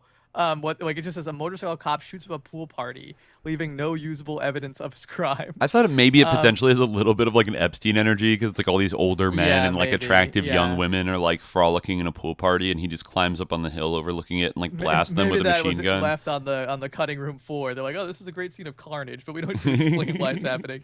Yeah. Well, I guess maybe it's a Marin murder, so Harry doesn't have jurisdiction. Yeah. There's also like a brief moment where they go to visit their old friend at like the airport food stand, and Harry just happens to stumble into like an Arab third worldist like plane hijacking, and like sneaks on the plane as a pilot, and then like stops the plane when it's taking off, and like gets the gun and like blasts the main guy, and then just like goes about his day. Another one of these like completely non sequitur, like ultra violent standoff situations that has nothing to do with the plot. But I guess that was going on at the time, so he had to take care of that. Like, well, what if Dirty Harry were in this rip from the headline situation? Right. Yeah. Then there's another. It seemed almost like total non sequitur where you meet this black woman who's like a prostitute in a cab, and then the pimp, played by the bank robber in the first movie, like jumps in and like finds out she's been hiding money from him, and then he just starts like killing her in the back of the cab and pours a can of drain cleaner down her throat and like kills her that way. And then I'm kind of like, okay, what was the point of this? Like, and then like the next day, one of the motorcycle cops like pulls him over again in like Sausalito, like just over the Golden Gate Bridge, in like his pimp mobile, and blasts him, and then that becomes like another murder. But I guess it's like he was known to be a sicko, and he got off. Yeah. So that and Harry somehow deduces that like they never suspected who it was, like that. So it must be like a traffic cop. They think it's a mobster. There's a kind of a good misdirection. There's like a brain fried, like PTSD'd out, like divorcee. Right.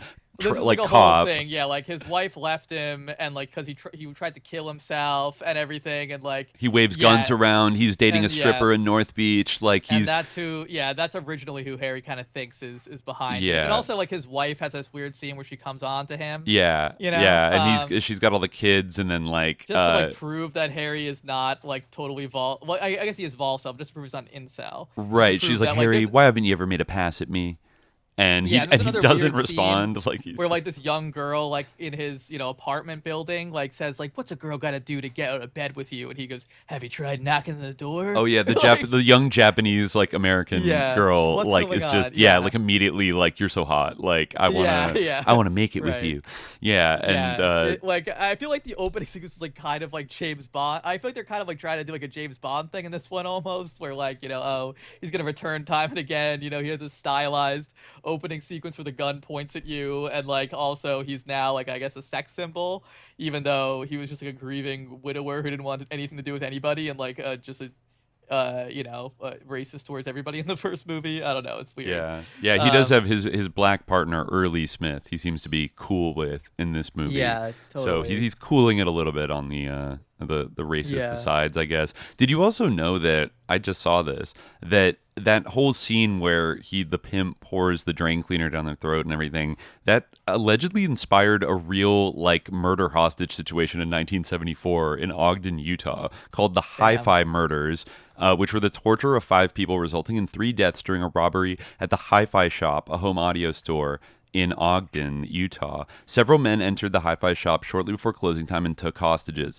They forced their victims to drink corrosive drain cleaner, which the perpetrators believed would fatally poison their hostages, but instead caused burns to their mouths and throats. Further violence included kicking a pen into an ear and a brutal rape of an 18-year-old woman before 3 of the victims were fatally shot. The 2 surviving victims were left with life-changing injuries. Police only had enough evidence to convict 3 enlisted U.S. Air Force airmen, Dale Selby Pierre, William Andrews, and Keith Roberts. The 3 others involved were never caught. Pierre and Andrews were both sentenced to death and executed, while Roberts, who had remained in a getaway vehicle, was merely convicted of robbery. The crime became notorious for its extreme violence and later accusations of racial bias in the Utah judiciary. Damn, so these were... It is weird that apparently, according to John Milius, this was never meant to be filmed. And they just, like, put that in for some reason. Which just, like, it kind of makes more sense if it were just like, oh, that guy had done a Drano thing. Like, and that was like the justification for why he was killed, but like they actually had to depict the scene like kind of as a little bit of a non sequitur or a seeming non sequitur for some reason, but that was like, not, I guess, the intent. Justify how bad this guy was or something. I guess, yeah, I don't know, yeah. That's crazy that 3 of the robbers escaped, and then the rest of them were all active duty Air Force people. PTK, I don't know. Yeah, this is what John Milius said. Of all the films I had anything to do with, I like it the least. They changed a lot of things in a cheap and distasteful manner. The whole ending is wrong. It wasn't mine at all. All movies had a motorcycle or a car chase at the time, except Westerns. They have a scene where this black girl's pimp forces Drano down her throat. In the script, they merely went to the morgue and Harry said, I don't feel bad for that son of a bitch because 2 weeks ago one of his girls was in here and he'd poured Drano down her throat. I think it's better to hear about it than to see it. Later, also, it goes right back to the character again. You understand Harry's feelings about it. All the stuff they put in about the Japanese girl, they put in scenes where the star gets to fuck some girl, and it's pretty hard to get it out. My Dirty Harry scripts never had Harry knowing any girls too well other than hookers, because he was a lonely guy who lived alone and didn't like to associate with people. He could never be close enough to a woman to have any sort of affair. A bitter, lonely man who liked his work. All right. Well, yeah, I mean, kind of fair enough based on his portrayal in the first movie, and it was kind of forced, like the sort of like, oh, like he's so sexy thing. Yeah. They try. Yeah. He kind of like. I think it's one of the few, maybe the only movie would feel very gay. Yeah, that's true. You know. That's true. I guess it's the only movie where he legit like hooks up with he almost gets romantic with his partner in the third one, but like in this one, with Sunny, like the Japanese girl, like they like hook up and like, you know. Yeah. But I don't even think it fully, like even the fourth one, even though that was his wife or partner at the time, Sandra Locke, like they just have kind of like a connection, but like they don't like hook up. And then the fifth one, he has a connection with the reporter lady, but like they don't really like, they're not romantic. Yeah. So this is the only one where he has any kind of thing with any kind of woman. I think you're right. Maybe it was to downplay the gay vibes of it overall. But I think probably. I mean, there is like something like where like, you know, like it I don't know. It's an interesting like question, like why, like for some reason. I mean, having like any kind of like real relationship with a woman like in these movies like kind of like emasculates you, you know? Like, actually, like, but right before Dirty Harry, Don Siegel made that movie, The Beguiled, right? I never saw it. Like, Clint Eastwood is, like, a Union soldier. I haven't seen it in years. And, like, the plot is, like, somewhat convoluted. But, like, he kind of, like, you know, ends up in this house with these, like, with all these sisters. And, like, there's, like, these kind of tangled intrigues, and there's, like, incest involved in the past. And, like, but eventually, like, you know, Clint Eastwood, like, the whole movie, he's basically wounded and, like, very kind of emasculated, you know? Yeah. And it's, like, it's a very interesting movie and, like, weird, you know, considering, like, the other movies that Don Siegel has made, you know? It's, like, not kind of like the others. And it's a typical, it's, like, really very much like that kind of movie, like, that Jaws, like, ended, you know? Like, it's not, like, the kind of film that, like, someone like Clint Eastwood would star in now, you know, the equivalent. But like, like that's like kind of the epitome of like, there's all these women around him, like, you know, he's being kind of taken care of and everything, and like he, you know, he's violent in the movie, but anyway, he's weak and he dies by being poisoned. Spoiler. Sorry, but I apologize for that because it is a good movie. Oh, in that movie, it's interesting. Okay.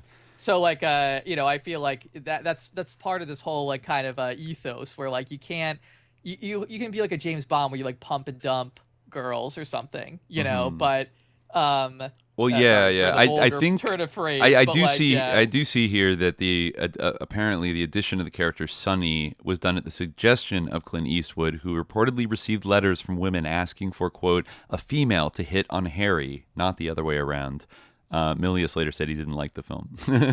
Yeah. Yeah. So so I guess maybe Eastwood, who I think would assume more creative control over each Dirty Harry movie as it went on. I mean, he would direct the fourth one, Sudden Impact, and was like a producer on it. So obviously he had some pull. But yeah. I think, with Magnum Force, like the other interesting thing is I thought that it was going to kind of, there's this little twist where he thinks it's this one guy, his old friend, but then that guy gets killed like by presumably like one of these assassins when they're taking out a drug kingpin, who's like having a threesome, a crazy like bisexual threesome in a skyscraper. And then he realizes, oh, like it has to be one of these young guns, these young traffic cops, because they realize it's got to be like probably a traffic cop, like, or somebody posing as one. So then they have like the shooting competition where he gets narrowly beaten by. Well, he loses on purpose. Oh, he does. Fair. Yeah. Well, because I thought because like they have like it's like this sort of course where they do have like good guys and bad guys popping up. But then like right? a cop, and then like a woman with a baby, and like exactly. you're supposed to but, like not shoot them. And a cop pops up, and Harry like shoots him. Mm-hmm. I feel like it's kind of like a coded message of saying like maybe like I think at that point he suspects, right? So I think he's trying to say like I know at that point there's definitely tension, and he definitely like kind of knows. So and then he has to really borrow. lose. He has to shoot the winners like 357 Magnum, and then he shoots like perfectly, and then misses the last one and shoots it into like a wood block. And then this is probably the cleverest Dirty Harry is like throughout the 5 movies, where then he goes back in the middle of the night and like wedges out the slug from the 357, and then uses it to compare with like the murder slug, and then finds out that like they match. But then he like realizes he can't trust. He doesn't know who he can trust in the police department. And I was happy with the movie that it goes a step further than just like these 4 guys are like sickos, right, yeah, because like his superior officer, Lieutenant Briggs, Lieutenant Briggs, who constantly is like, you need to go after this mobster Frank Palancio. Like he's definitely the guy. He's definitely the guy doing it. You got to raid him, whatever.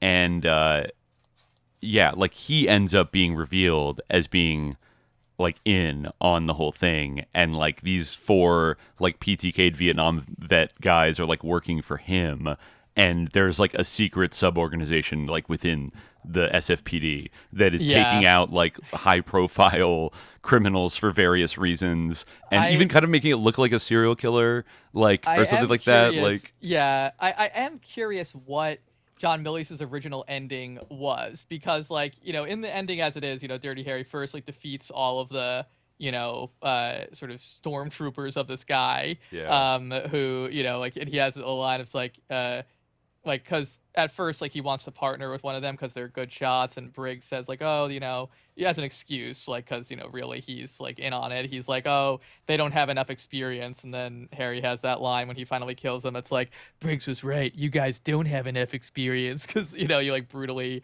ends all their lives, like they like end up in the floating in the river, like the last one. One of them just gets launched into the bay and like die. Like, I was kind of shocked. I thought it was gonna be like a fake death when he just flies off his motorcycle off the and again haunted. The kind of like haunted architecture of both this era and like specifically San Francisco Bay Area, because there was always like a I forget what they call it, like a graveyard for ships like all around San Francisco of like World War II decommissioned military things. So like that's kind of loaded given like the military background of these like Vietnam these killer cops, the Death Squad, that like they chase Clint Eastwood onto a decommissioned World War II aircraft carrier like at the end, and have to like hunt each other like through the bowels of this, like, it is kind of like the war brought home, you know what I mean? Mm-hmm. Like maybe that was intentional, but then of course he flies off the motorcycle at the end into the bay, which seemingly like kills him. I'm like, I don't know if you'd like die from flying off a aircraft carrier deck like into the bay. I don't know. Yeah, I don't know. Maybe not. I can't quite say, but yeah, like, and then he finally like confronts Lieutenant Briggs. Yeah. And like, you know, like Briggs kind of realizes that he's like the jig is up, sort of, but he says like, you know what, Harry, like I'm gonna go after you with your own. You know what the irony is? Like I'm gonna get you with your own precious system or whatever. You know, like you're gonna be your word against mine, and you know what? They're gonna believe me because you're a maniac, Harry. You're a killer or whatever. Yeah, it's like and, this guy got invited to Operation Cable Splice or whatever, and it melted his brain, and now he's just like an insane fascist that wants to like be a lieutenant of the deep state and kill all these people, you know, which like and like he you know, it seems like he's driving away in like his damaged car, and it seems like, you know, he's won or whatever, but I guess earlier in the movie, like they try to use like a mailbox bomb on Harry. It's funny given this era of the Bay Area and like bombings that they're very skilled at like doing like targeted bombing, like Unabomber style mail bombings and things like that. They kill Early Smith, the black partner, of course. Not able to save him in time. He gets blown up at his mailbox, but you know, Harry like dismantles his mailbox and like keeps the bomb and then like tosses Japanese it in the girl car. Is right about to open it, and he pushes her out of the way, and then and like some busybody comes down and is like, well, hey, what do you stop tampering with the mail? You know, and he's like, hey, gotta do this. He's like, this is my mailbox. Like, well, it's my mailbox too. He's like, I'm gonna call the police, and he's like, I am the police. You know, and his whole like, stupid you didn't scene know that he was a cop. It's a whole stupid scene of a dumb liberal trying to stop Harry from doing his job, and like, oops, like, look, he saved your life because there was a bomb in the mailbox. Right. But anyway, so that, I guess, maybe not that bomb, but like somehow some other Harry bomb that they have has a bomb. And he like has put it, I guess. So Briggs he leaves is, it like, in the car triumphantly, like planning on, you know, like being like, it was Harry, you know, like if you're framing him for all these murders and also for killing the other cops. And then his car just explodes. Yeah. And so I don't know how Harry actually gets out of that one. Well, then Harry says his like the line that's supposed to be the big one for this movie. It didn't quite catch on, but like he's it's repeated a few times throughout. A man's got to know his own limitations. Yeah. You know, and so there it ends. It's like presumably he will be cleared because all these people were in a fascist death squad and are responsible for. He has the evidence to prove that they're behind. And now it won't be Briggs's word against him because Briggs was exploded in the car. But like it kind of does seem like without evidence linking them. I guess like they have the ballistics evidence, but wasn't there a thing in the movie where like that didn't work? Well, he gave it to Early Smith to hold on to if anything happened to him, and then Smith got blown up. But it's almost like implied that like he put it in like a place in his apartment where they could find it. You know, like it's still it's not gone. Yeah. You know, and I guess I don't know. He makes it. So yeah, this movie, it was kind of like like it's weird and it's like contradictory because it seemed like it was trying to be like, I mean, they kind of did have to do this thing where it's like, okay, well, in order for us to do this movie again, we kind of have to reconcile Harry with the system that he repudiated at the end of the last film. Right. So they there are went things worse than like libs and bureaucrats and stuff. Like he hates it, but he's got to be loyal to the American system. Right, exactly. Yeah, he's not willing to go full like May Brussel fash like Operation whatever. Houston plan. Put people in camps and like send out death squads like Brazil. He's not quite willing to go all that way. Which feels like that. That's kind of like Clint Eastwood's politics. I feel it's kind of representative of probably. He I did support Michael Bloomberg over Trump in 2020. Right. Or whatever that is. You know. Yeah, I guess. It's like, I mean, I guess. You know, it's like it kind of does have like, I mean, obviously this like stuff like, you know, was certainly going on at the time, and like like after the first movie, you don't really have like a single adversary again, right? I guess not really in the Deadpool. Well, you have a gang of PTK'd like CIA cops.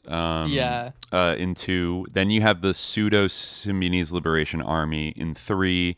You have basically a gang of just kind of like sicko rapists that just rape and are bad. Exactly, like in 4, and then you have the 5th one does end with ultimately there's a feeling that there's a crazy satanic cult behind it all, but it ends up being like a schizo letterboxd guy that's obsessed with the horror director played by Liam Neeson. Right.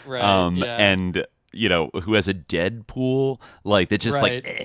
LOL, I love being dark, but then the schizo guy ends up like making it real. Like this director and his friends are betting on like which celebrities will die. He's rigging the Deadpool. He's rigging the Deadpool. He's killing people so that he can, It's kind of an undercooked premise. I do love that Jim Carrey plays like a junkie rock star that is like Dave McGowan, like murdered by heroin, like early on. And it's like he's credited as James Carrey. This is 1988, so he was like very young when he's in this movie, but he's still doing some of those Jim Carrey moves that. But he's actually kind of like a good actor in it, like for I feel the like two he's kind scenes of a good he has. actor in general. It's just like that he got kind of like typecast for a while in the 90s. And like, guy. Like, but I think, he's definitely capable of good acting. Sure. Certainly better acting than Clint Eastwood. Yeah. Who like is not a good actor. No, he's not doing much. Maybe he has a certain charisma, but like he cannot act. It's crazy. No, it's funny how many of those guys like Schwarzenegger, Stallone, like they almost have an like ability, like just a total lack of ability to like emote but that's like used as an asset in a way. True. Yeah. I mean, I guess there's different standards for what a good actor is. A part of it maybe is just like your look, or like your vibe. I kind of, because we don't have like a ton of time left. I found one like really good essay about Dirty Harry. I think. You could watch we didn't quite get to the play-by-play of the Symbionese Liberation Army, the third one, The Enforcer, but it's like, besides like the DEI woman partner stuff, which is kind of funny, I feel like, and the kind of a Ron Karenga middleman, like it's a worse movie overall, and I feel like it kind of whiffs on it, like, its depiction of a SLA type group. Like, it's just off. Like, again, it's a PTK Vietnam guy. It's kind of like a limited hangout in a way. Yeah. Like, there's some elements of it that, like, it does kind of show the writers, like, sort of were interested in this. Like, one thing that I found to be interesting was that, which I felt like was kind of like, I mean, you could say this like is about Donald DeFreeze, or it, could apply to Manson, like that the leader of the SLA. In this case, he's white. He's not a black like a blonde guy. Chad. Yeah, like... but he like and he has like one of those in the words of Harry's again murdered partner Frank DiGiorgio, who he's desperate to work with in the first movie. And did kind of help him out in the stadium scene. Oh, it's right. He gets killed in the third one. Yeah, he gets killed, and like his his wife on his deathbed is like, I finally realized this is a war. Yeah, you're right. You're right. They're out. There are people out there trying to kill the pig, and it's a war. And his dying words are like that. Had like exactly. But before that, he says like that he used to be a pimp. Like, he recognizes him from like seeing him this guy, the suspect. They collared him a while back. The guy who killed him. The leader of the and like so like it kind of and he says like that he has one of those little boy names like Charlie or Bobby, and like he like kind of he's kind of like a Scorpio type in a way, like kind of like this little boy Ephebe energy, even though he's kind of jacked and he wears like a vest jacked, and is like always showing off his six-pack and has like pro wrestler like blonde hair. They keep saying like I like him for it, Harry. I like him a real lot. I guess that's exactly. Police slang for liking a suspect. Like, exactly. I like him. I mean, as I said before, like when Harry ultimately kills him with a bazooka, he calls him an earlier F slur that has fallen out of favor, but at the time, was significant enough to make it into this movie that refers to homosexuals. I actually forget. I feel like I missed that, or I forgot that. He calls him a fucking fruit. Oh, right. Yeah, the fruit. Yeah, I think he throws fruit cake around sometimes. Almost people forget today that was a slur. Yeah. But the PRSF is the group, the People's, what is it called? Like the People's Revolutionary Strike Force or something like that. What is it?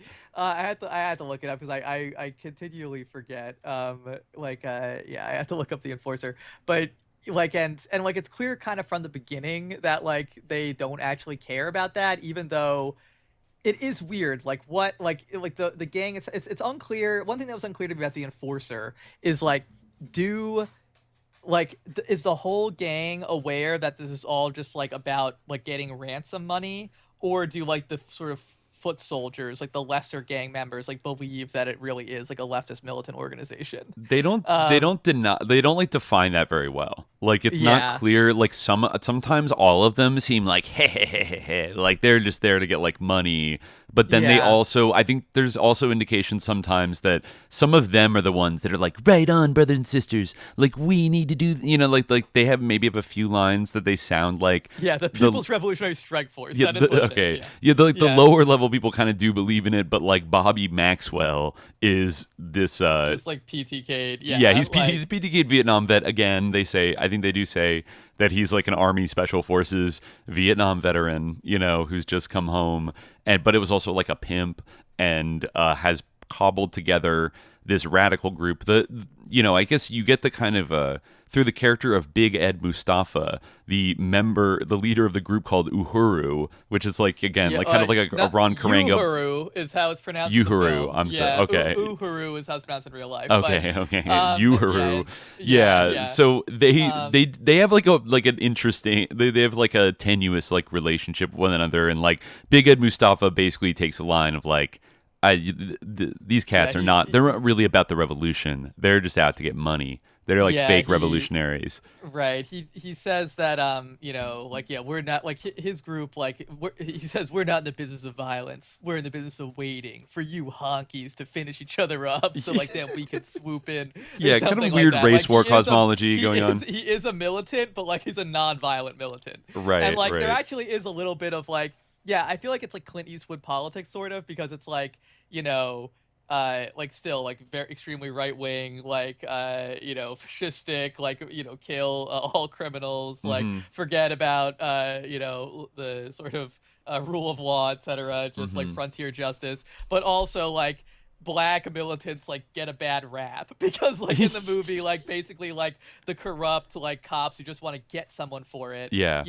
They like basically like flip like after this guy kind of helps Harry to find the real SLA. Yeah. Like they like then try to blame him for it. Right. Yeah, they raid his group's offices, and then he loses his contact. Yeah, he's actually a peaceful militant who just wants to wait for the white people to kill each other so that he can swoop in. Right. Dirty Harry has some respect for him and is like it's a damn travesty. In another life we might have been friends. Yeah. Like something like that. Like but and then they eventually they do discover the woke church that simultaneously seems Catholic but also seems like a Glide Memorial type church, where this like this young white priest, it's revealed was the mentor of Bobby. It's so funny. It's like this. If it really was like a woke liberation theology priest, he would have like, okay, so you're gonna be like PTK'd, and murder everybody left and right, and like be the most evil sicko ever, like. Yeah. Under the mentorship, it's like very odd. Like it doesn't really make sense. Seems to be like like it's a weird part. Like he shows up early in the movie where like seemingly unrelatedly, like when he falls when through Harry like a falls skylight in or that something. Porno shoot, and then he runs to the into the church, and he's like again like got this guy at gunpoint, and the priest in this context is just being like the typical obnoxious liberal who won't let Harry let do him his go. job. Like he captures the one black member of this group who's like, not the leader. But yeah, exactly. And he's like I'm gonna need to see some credentials. He's like, this guy runs like I don't know, forget what he says, runs like a rabbit. I'm not gonna let go of him, like, because then he's gonna run off. And he's like, I need to see those credentials now. And Harry's like, as you wish, or whatever, like punches the guy in the face so it knocks him out, so that he can finally show him his badge. And he kind of gives him a hectoring lecture. But you just think that was like a typical irrelevant scene of like a liberal pestering Harry, until later on, after Harry actually puts up the bail for Ed Mustafa, Big Ed, or Mustafa as they pronounce it in the film. And he explains that like this guy ran classes at like Vacaville or whatever, not Vacaville prison. San Quentin, whatever. And like Bobby Maxwell, who's the leader of the People's Revolutionary Strike Force, he went to every single one or whatever. Oh my God, yeah. And so somehow this like woke liberation theology priest is like the Colton Westbrook of the People's Revolutionary Strike Force. So Dirty Harry goes to this church, and this guy is like, "Don't you care about the sanctity of the church?" I'm like, basically he's doing a Scorpio bit, except about the amnesty of the church or whatever. And Dirty Harry, of course, is having none of it, and like holding him at gunpoint and like demanding to like know everything like about this guy, and like while he's kind of stalling him, like this one of the evil like SLA right on like hippie chicks like comes in from behind disguised as a nun with a submachine gun or like a shotgun or something, and like tries to blast him, and then he has to kill her. I think Dirty Harry's female partner kills her. Oh, right. She's about to get him, so she gets her first kill. Yeah, exactly. Again, another woman, rightfully. Who he comes to trust.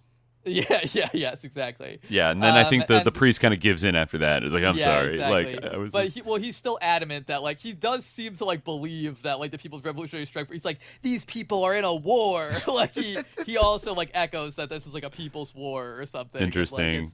It's weird. Yeah. He really seems to be on board like ideologically with this group, and not to like understand that this guy's full of shit and just cares about the ransom money or whatever. Apparently the screenwriters of this book like went down to like Carmel, to Clint Eastwood's restaurant, and like pitched Eastwood's business partner about this story, and then Eastwood said he thought the script needed work, but he liked the concept, particularly the priest with militant leanings and the betrayal of black militants, which was based on the Black Panther Party.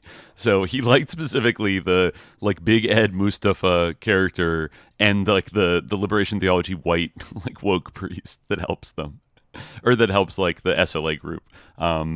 Funny, interesting. It's a Eastwoodian politics, very particular, but yeah, then like his female partner dies. Like they find out that they're much like the American Indian movement. They had occupied Alcatraz and have kidnapped the mayor. The kidnapping is honestly kind of like an afterthought. Like the mayor's a lib, but he's also making like baffling political decisions, like like trying to arrest like a black community leader and like frame him for it doesn't seem like something like a woke lib, like even in like their negative portrayal, like doesn't seem smart or make any sense to like do, when in fact there's a group of mostly white psychos running around that like Dirty Harry is happy to bust. So that's a little odd, but I don't know.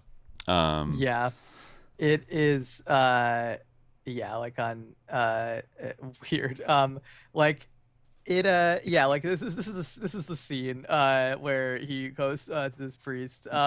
He like says like, I have nothing to say to you. Why do you come here to harass me in my church? Is that a confessional? Like you want to confess? You first. And, like he pushes him in the confessional. He's like, where the hell's Maxwell? And Dirty Harry says, God may forgive, but why do you protect them? Many have died. And he says, sacrifices had to be made. The people are at war. So am I. Oh my God! Wow! Wow! And like, how dare you pull a gun in the house of God? Damn! If you don't believe in the sanctity, I don't have time to argue religion with you. Both sides agree it is a war. Yeah. But then after the nun gets after the nun gets shot, the priest says, there wasn't supposed to be killing. Of course, there never was. I closed my eyes to this. Yeah, like that, of course. That, I guess, convinces him to kind of give him up, and he says they're on Alcatraz Island. Yeah. Where they're, I guess, hold up. Yeah. Yeah, that is funny. Of course, he is. His hypocrisy is displayed like immediately after complaining about Harry having the gun in the church, that like someone dressed as a nun, an urban guerrilla dressed as a nun, whips a shotgun out. Of course, he's so discredited.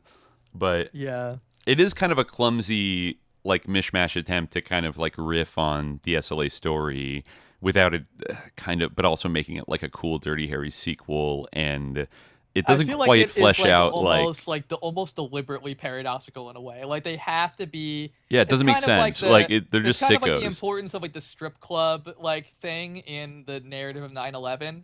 That like they're like hypocrites and they don't even believe in what they. Yeah, exactly. Like, they don't really like believe in what they claim to believe because like it's a threat to, like it's subversive to like our values, Right. So it's the same, like at that time, like leftist militancy had the same thing. So like they have to like, so on one hand they have to be recognizable as leftist militants, so they have to like have the language of like the people are at war, like still, but also like they have to like not actually believe in these things because otherwise it's a threat. They have rightfully the mark of the outlaw on them, where they're really just crooks, and like I gasped when they're raiding like the army, the armory, where they're stealing all these weapons, and then like one of the girls gets like wounded by the cop, and they're like, "Oh, we gotta help her," and he's like, "She's dead," and they're like, "No, she's alive," and then he just whips out a gun and like shoots her like 5 times, and it's like, "There's no time," and, like, we're going, and I'm like.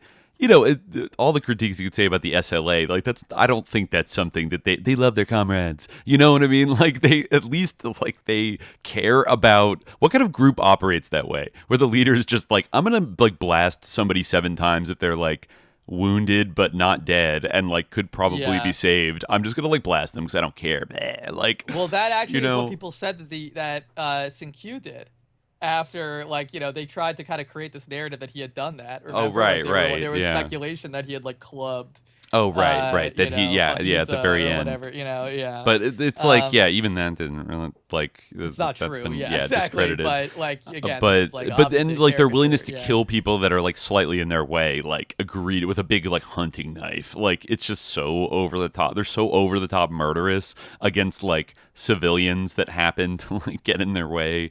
And even their own people, they don't seem to like care about their own members getting like killed or whatever, like at all. They're just like such like they're like completely individualist, like selfish sickos that happen to be in a group. But it's just kind of it's such a straw man, and it's like flat. It's a flat dramatic choice. But I did want to read some from this essay to close this out because it kind of touches on sudden impact and the most memorable thing from that movie, but also gives us something broader and in theory to like walk away with. I just found this looking on JSTOR. This is called Make My Day, A Spectacle as Amnesia in Imperial Politics by Michael Rogan from 1990. I think this was published in, I don't even know what, some journal, maybe the UC Press.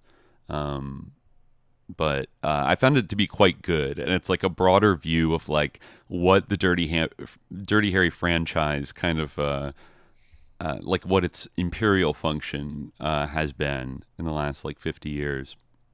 So he writes, "The thief hides the purloined letter in Edgar Allan Poe's story by placing it in plain sight. His theft is overlooked because no attempt is made to conceal it. The crimes of the postmodern American empire, I want to suggest, are concealed in the same way. Covert operations actually function as spectacle. So let us begin, like Poe's Inspector Dupin, and attend to the evidence before our eyes. The last president of the United States was a Hollywood actor. His vice president, the man who succeeded him, was the director of the CIA. To understand how the career paths of these two men, rather than discrediting either them or the political system in which they had risen to the top, uniquely prepared them for the presidency, is to name the two political peculiarities of the postmodern American empire. On the one hand, the domination of public politics by the spectacle, and on the other, the spread of covert operations and a secret foreign policy. Going public, Samuel Colonel's phrase for the shift from institutionalized pluralist bargaining among stable elite coalitions to appeals to the mass public, coexists with going private, the spread of hidden, unaccountable decision-making within the executive branch. How are we to think about the relationship between the two? It may seem that spectacle and secrecy support each other by a division of labor, one being public and the other private, one selling or disguising the foreign policy made by the other. The Iran-Contra exposure broke down that division. On this view, by revealing a secret foreign policy that not only violated public law against aiding the Contras, but also contradicted public denunciations of the Ayatollah Khomeini and of bargaining with terrorists.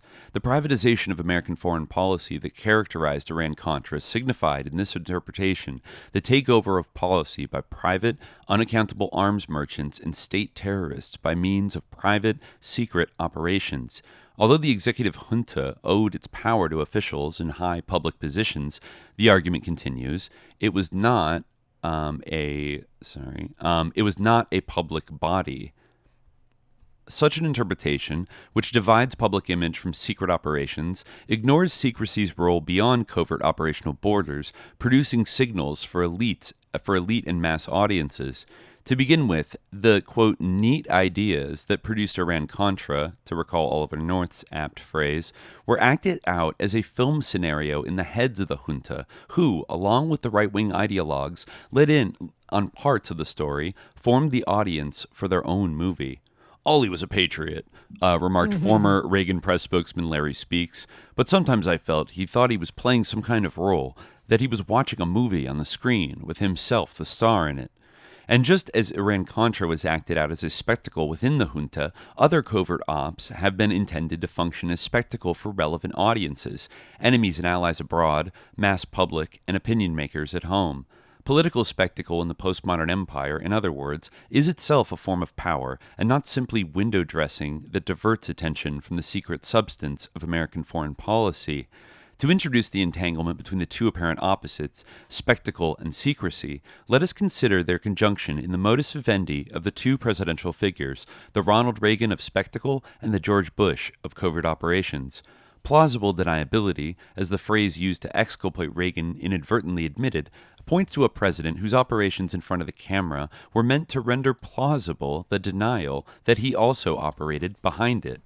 That has been true since Hollywood, when President Reagan of the Screen Actors Guild engaged in two covert actions. First, he informed on his co-workers to the FBI and helped organize the anti-communist blacklist whose existence he denied. Second, he negotiated the exemption for MCA that allowed it alone among talent agencies to produce movies and TV shows and simultaneously represent actors. The former covert action launched Reagan's political career. The latter, putting him in front of the camera at GE Television Theater, moved him from movies to TV, helped him perfect the intimate living room image that would be crucial to his political success. That sounds like a certain orange man. And give him the capital and capital-producing friendships that would underwrite his political career. These examples, which reverse the usual image of Reagan as mere entertainer, make covert action into the source of his power.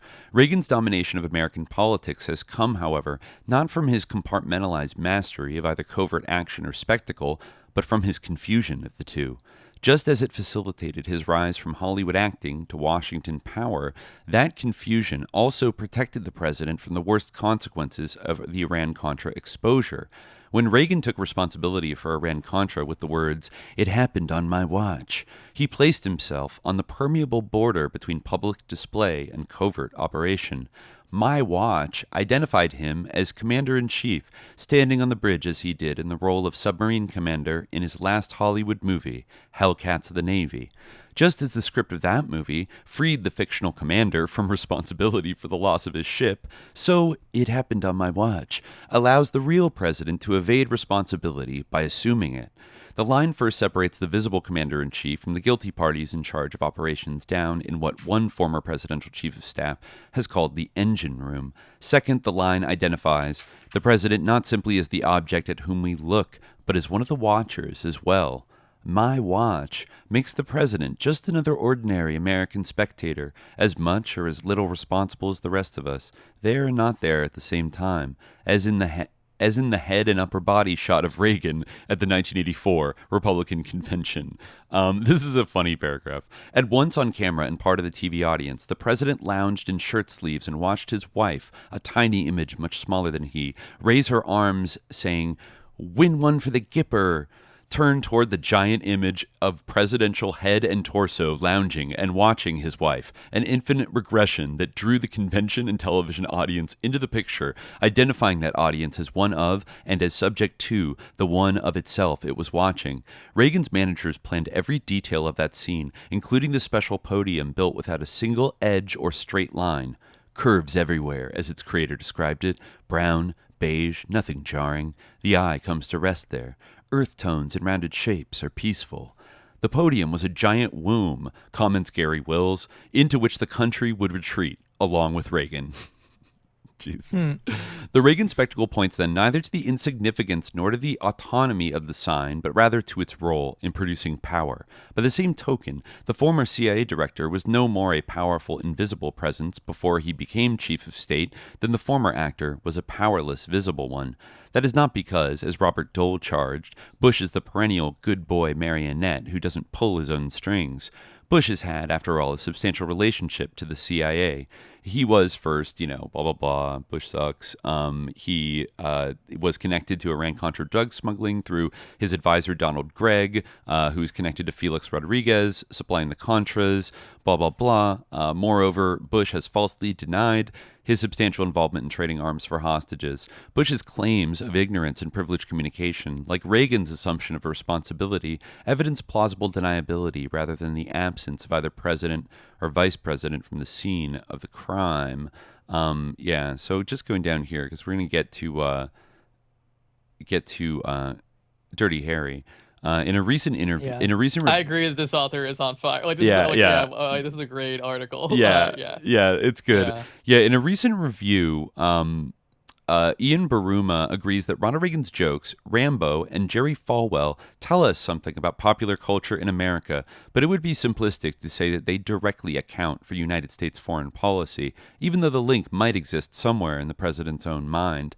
In dismissing the organizing principle of the president's mind, however, Baruma is making a big mistake, for the link exists not only in Reagan's mass mind, the public spectacle, but in the minds of those who think up and implement our foreign policy. Then to separate fantasy from policy works simply to preserve a realm of public discourse for reasonable men like Baruma to speak to power. The public Reagan-Bush relation to secret ops also introduces a third form of power, the power of amnesia.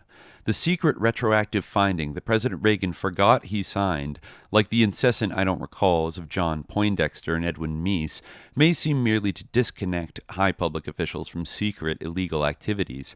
Amnesia of this sort slides into claims of privileged communication on the one hand and ignorance on the other. People said, like, Bush denied knowing Noriega trafficked drugs, but it was very obvious. Amnesia here severs the link between what goes on behind the scenes and what in front of the camera, as when Reagan forgets the movie origins of the lines he delivers as his own, or is just as surprised as the rest of us to learn that he never spoke to Mikhail Gorbachev the words that Larry Speaks attributed to him. If we disbelieve those claims of forgetting, we see them as protecting secret complicity. If we believe them, the reality principle disappears. Let us not dismiss the latter hypothesis too quickly, for I am going to suggest that memory loss is not confined to the president and his men, and that it sustains not only the covert actions hidden from public view, but also the imperial spectacles that we have all seen. Covert actions derive from the imperatives of spectacle, not secrecy. They owe their invisibility not to secrecy, but to political amnesia. What is displayed and forgotten in imperial spectacle is the historical content of American political demonology. Let's fucking go. Let's go. Part 2. Here we go. Now we're going to get into Dirty Harry. If spectacle and secrecy define the political peculiarities of the postmodern American empire, racial and political demonology define the peculiarities of the historic American empire. Counter-subversion, I like that term a lot, by the way, counter-subversion and racism, I will argue, provide the content for the covert, specular form. But this content is hidden by the form that seems to reveal it. Racism and counter-subversion, like the actor and the CIA director, are concealed from contemporary eyes by being in plain sight. I am calling this forgetting of what one continues to see political amnesia in order to yoke together the arguments of Russell Jacoby's social amnesia with those of Frederick Jameson's the political unconscious. In this motivated forgetting, that which is insistently represented becomes, by being normalized to invisibility, absent and disappeared. Instead of distinguishing circuses for the mass mind from secret elite maneuvers, as if the former merely covered over the forces that drive the latter, we need to see how the links between going public and going private are strengthened by amnesia. Consider 2 illustrations from a source I've been trying to legitimate, the movies that matter to Ronald Reagan. All right. Instead of reporting only my interpretations of these motion pictures, as if the films were self-enclosed texts, let me practice some informal reception analysis.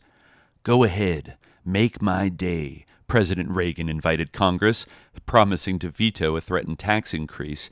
Reagan was quoting Clint Eastwood as Dirty Harry, of course, but it turned out to be hard to remember in which of the 4 Dirty Harry movies the lines appeared and in what context Eastwood delivered them. Like many others, I first thought the lines came from the original movie from 1971, in the scene where Eastwood holds a gun on a killer and dares him to draw, neither the killer nor the audience knowing whether there is a bullet left in Eastwood's gun.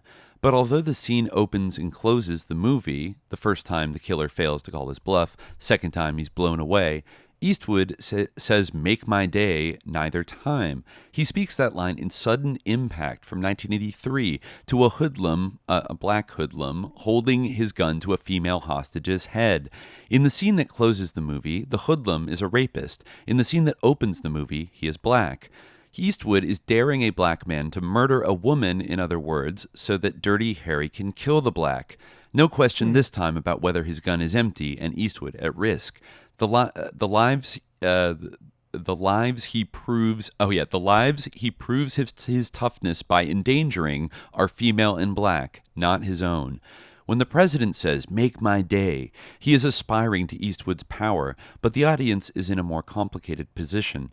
Theories of the male gaze notwithstanding, viewers are passive spectators closer to the helpless female hostage position than to Eastwood's. This is not only because of their passivity in theater or living room, but because of their larger political helplessness as well. Make My Day blames that impotence on the criminal threat to women. By re-inscribing race and gender difference and identifying with the rescuer, Clint Eastwood, the film offers viewers imaginary access to power. The audience's relationship to this particular scene, however, is more complicated yet. Eastwood made sudden impact during the Reagan presidency as the racial and sexual antagonisms of the 1980s put women and blacks into the picture at their own expense.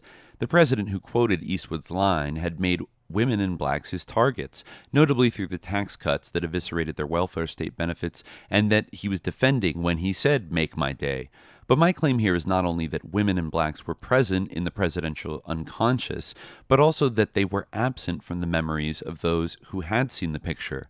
Whenever I spoke on Reagan in the movies after seeing Sudden Impact, to student and non-student audiences in my own classes and public lectures, I asked whether anyone remembered the context of the famous words.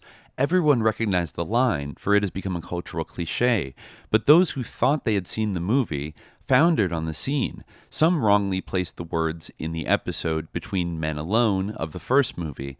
Others got the movie and general setting right, but forgot key characters.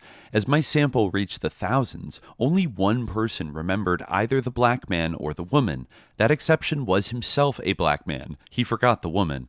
Amnesia, that's kind of wild, actually. That, like, I thought about that too. I didn't really remember what. It is a weird Mandela effect where people think it's from the first movie. Few people have seen Sudden Impact. Probably, I feel like it was not anymore. A big deal when it came out. It made money, I feel like it was never on TV, weirdly. So I feel like I saw The Enforcer and Magnum Force on TV when I was a teenager. I think so. Whereas I never saw Sudden Impact on TV. Yeah. So I wonder if the syndication was different because it was less old or something like that. I don't know, but or it had this rape subplot, and maybe that was considered a little more you're violence right. is usually okay on American TV.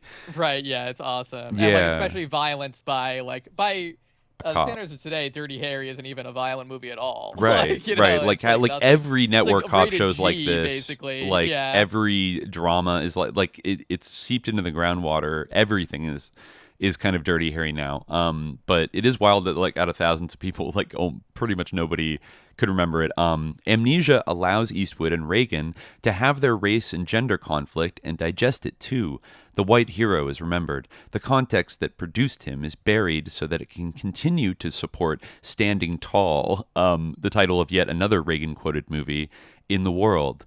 In the American myth we remember, men alone risk their lives in equal combat. In the one we forget, white men show how tough they are by resubordinating and sacrificing their race and gender others. The white man dares Muammar Gaddafi to blow up a cafe. maybe he did, and maybe he didn't, so that he can drop bombs on men, women, and children of color. Go ahead, make my day, he quotes. Yeah, it's a good point, right? Like, that is kind of the dynamic with Gaddafi. Had that for sure. Yeah, and that's one of my favorite parts of this whole essay. Yeah. My first, this is actually, this is kind of, some of the stuff about Reagan and World War II is kind of crazy in this article. My first example of political amnesia concerns race and gender. My second is about counter-subversion. It's another word for counterinsurgency, I guess, but it kind of maybe a little more appropriate to the American context, because police agencies are always about subversives. Like, anyone who subverts, like, the system of property, like, whatever.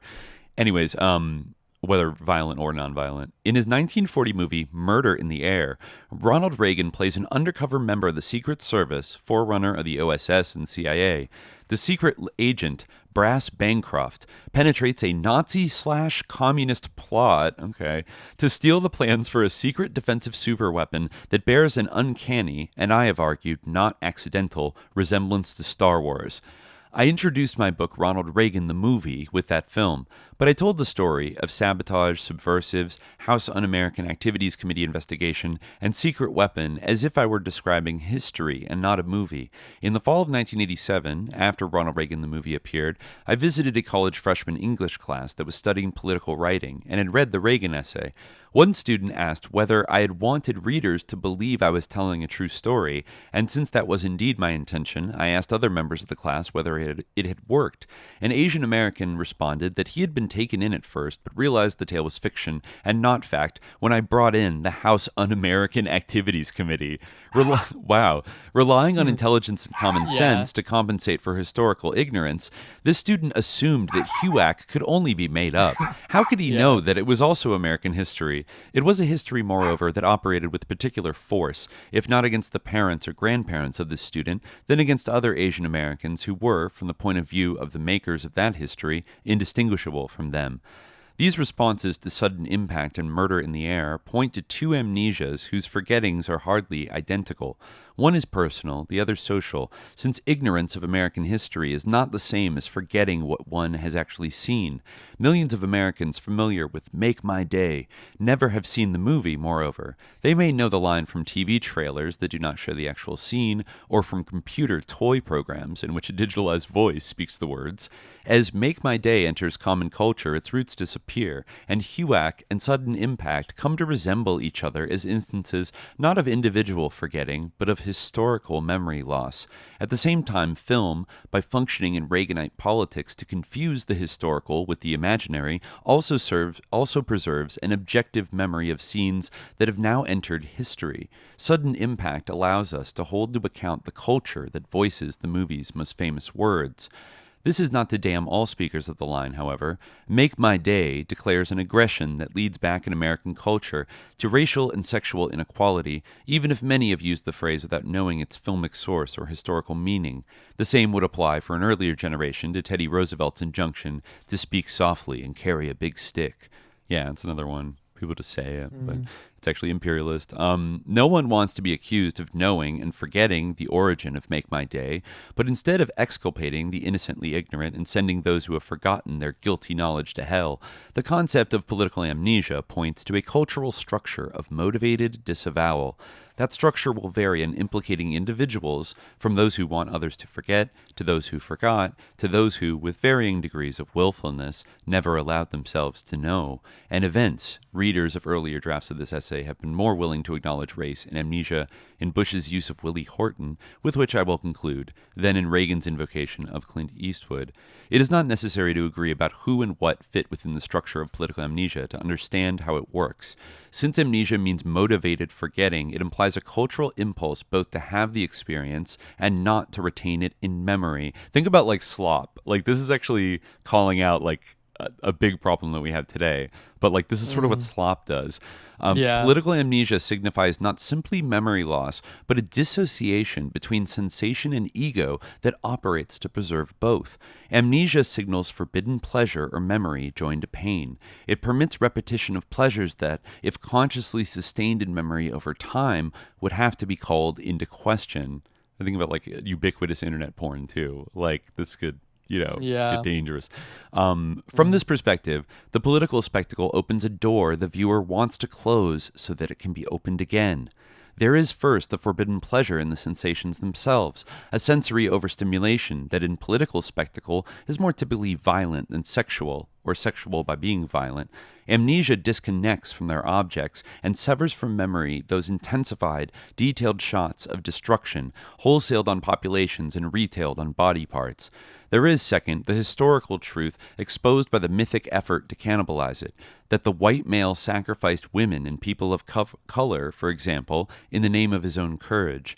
Historical amnesia allows race and counter-subversion to continue to configure American politics by disconnecting current practices from their historical roots. Like why do we have a SWAT team, right? Political amnesia works. Like we know the 2005 movie SWAT with Colin Farrell, but like what, like that doesn't tell you why it exists, right? Political amnesia. I actually don't know that movie. I didn't. It was pretty bad. Political amnesia works, however, not simply through burying history, but also through representing the return of the repressed. Shout out. Marcus, an easily forgettable series of surface entertainments, movies, TV series, political shows, revolve before the eye. The scopic pleasure in their primal, illegitimate scenes produces infantile amnesia once the images themselves threaten to enter the lasting symbolic realm. The recovery of historical memory exposes those processes. Spectacle is the cultural form for amnesiac representation, for specular displays are superficial and sensately intensified, short-lived, and repeatable. Spectacle and amnesia may seem at odds, to be sure. Amnesia, a term from depth historical analysis, points backward to the 19th century's concern with the past. Spectacle, by contrast, names the spatial pleasures of contemporary visual entertainment. But this opposition, underlined in modernist and postmodernist analysis, is what enables spectacle to do its work. Spectacles, in the Marxist-modernist view, shift attention from workers as producers to spectators as consumers of mass culture. Spectacles colonize everyday life in this view, and thereby turn domestic citizens into imperial subjects. Spectacle goes private by organizing mass consumption and leisure. It attaches ordinary, intimate existence to public displays of the private lives of politicians and entertainers. Spectacles, in the postmodern view, define the historical rupture between industrial and post-industrial society, the one based on durable goods production, the other on information and service exchange. With the dissolution of individual subjects in differentiated autonomous spheres, not only does the connection between an object and its use become arbitrary, in this view, but skilled attention to display also deflects notice from the object to its hyper-real, reproducible representation. The society of the spectacle provides illusory unification and meaning, Guy Debord argues, distracting attention from producers and from classes in conflict. Simulacric games have entirely replaced the real, in Baudrillard's formulation, and offer not even a counterfeit representation of anything outside themselves. Spectacle is about forgetting, for the Marxist modernist, since it makes the tie to production invisible. The historicizing concept of amnesia suggests the forgotten link in political spectacle is the visible tie to the past. Spectacle contrasts to narrative for the postmodernist, as fragmented and interchangeable individuals, products, and body parts replace the subject or a centered story. Political spectacles display centrifugal threats to the subjects and threats to the state, to contain as well as to enjoy them. Instead of dissolving the subject into structures or discourses, the concept of amnesia points to an identity that persists over time and preserves a false center by burying the actual past. American imperial spectacles display and forget four enabling myths that the culture can no longer unproblematically embrace. The first is the historical organization of American politics around racial domination. Once openly announced, American political racialism must now give unacknowledged satisfactions. The second is redemption through violence, intensified in the mass technologies of entertainment and war. Third is the belief in individual agency, the need to forget both the web of social ties that enmesh us all, and the wish for an individual power so disjunctive with everyday existence. And the fourth is identification with the state, to which is transferred the freedom to act without being held to account, that in part compensates for individual helplessness, but in part reflects state weakness as well. Dirty Harry kind of checks off, all these boxes a little bit. Covert spectacles, the Reagan era's main contribution to American political representation, display state-supported American heroes in violent racial combat. Covert spectacles, movies like Rambo, which begins, a covert action is being geared up in the Far East, and political schemes like aids to the Nicaraguan freedom fighters, preserve the fiction of a center. It is not just that America occupies that center, but that international politics comprises a coherent narrative where secret agents, the word agent has a double meaning, are at once connected to a directing power and also able to act heroically on their own. In a world of impersonal forces, massive suffering, and individual helplessness, the covert spectacle provides the illusion through violence of personal control. The visual character of the story, moreover, encourages immediate audience identification, elevating a visionary ideal above chaotic, ordinary, daily existence. Political spectacles incorporate fragmentary surface pleasures, the crotch shot in Rambo, for example, where the camera pulls back to reveal that it was showing not female private parts, but the crease inside the hero's elbow, now safely tucked between biceps and forearm, or the explosions of violence in First Blood, Part 1 and 2, into a larger whole. Resuscitating the center rather than disintegrating it, political spectacle provides the pleasure of meaning-giving order. In so doing, political spectacle heals the rift between past and present. Mass advertising has marketed reassurance about historical connectedness since its origins in the 1920s. The covert operator, bringing the past into the present, offers that reassurance as well. Entering racially alien ground, he regresses to primitivism in order to destroy the subversive and appropriate his power.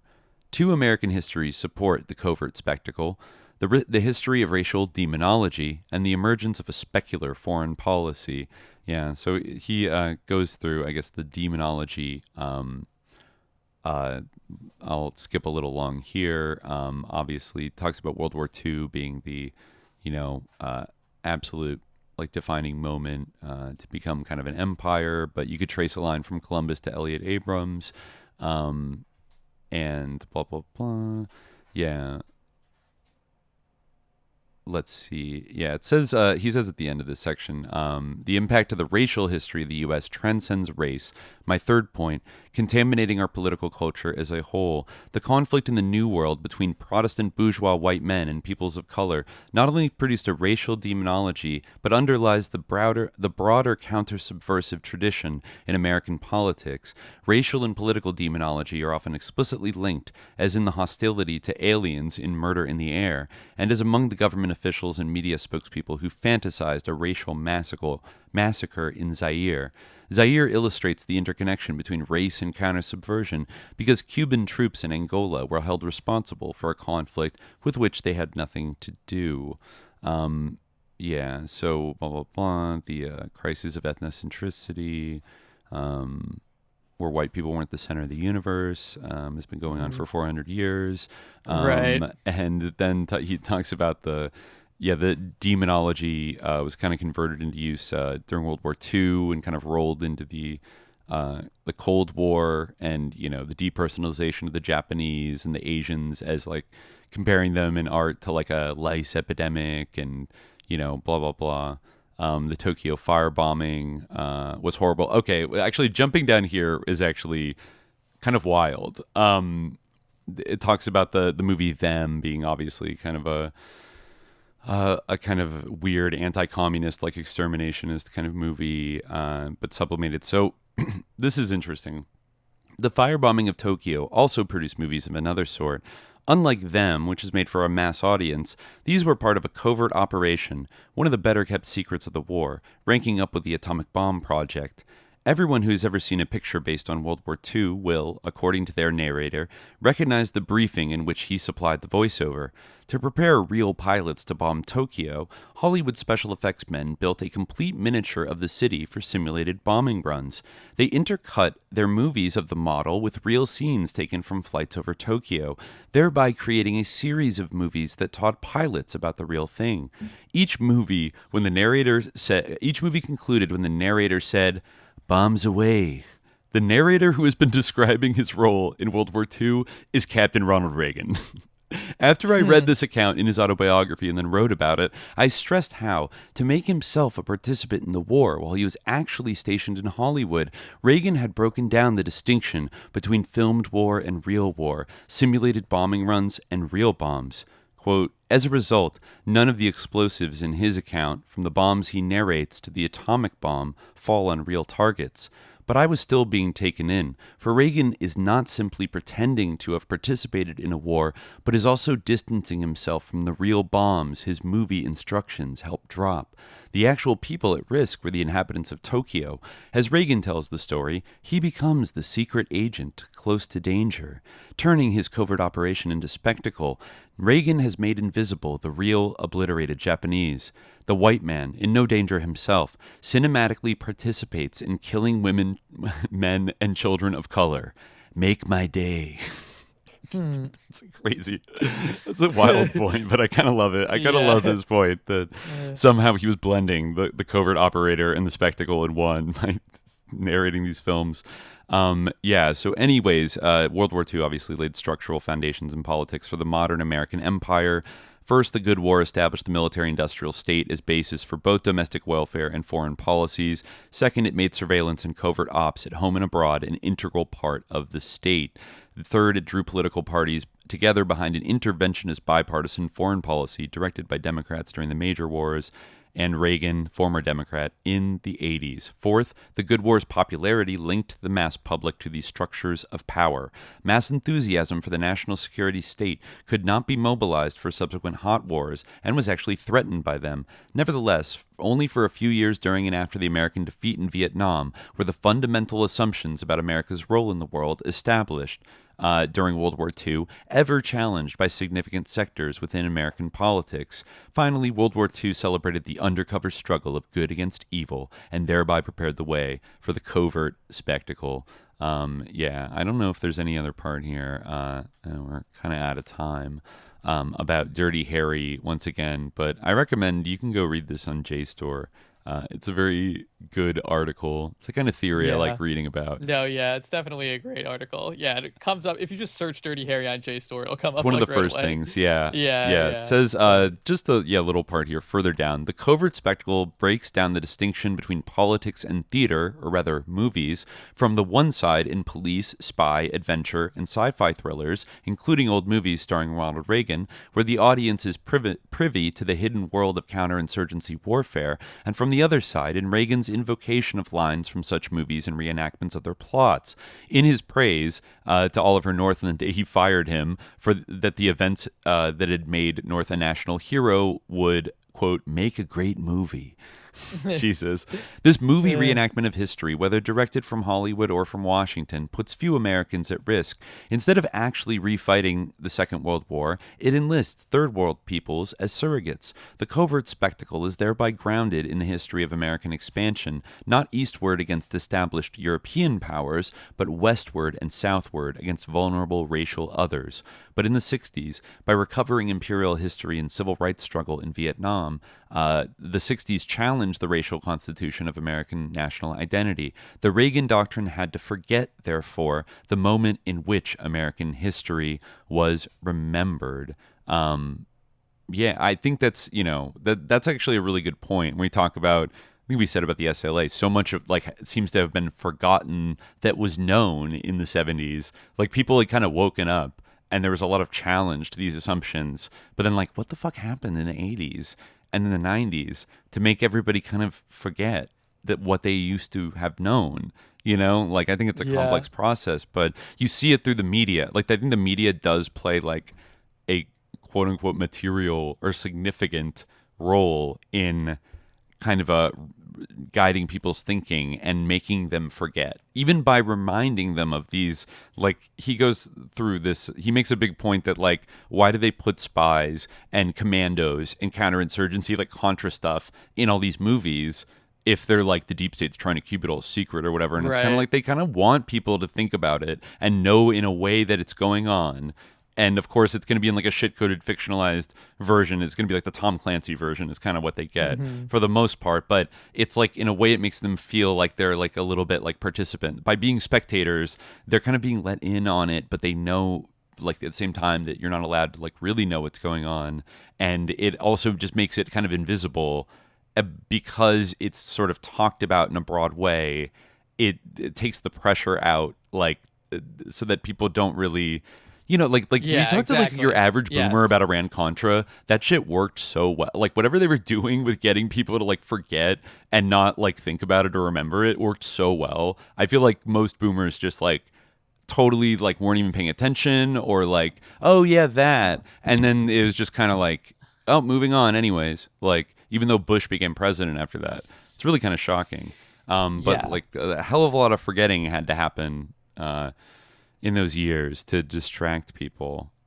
Mm-hmm. Yeah, I mean, like, I guess that they're like, I mean, part of it is simply that like a lot of these films like have like Dirty Harry, they have a rationalization like for the violence. Like the Dirty Harry like sort of framework basically is the same framework that, like I said, like could justify Abu Ghraib, like all these things, like it.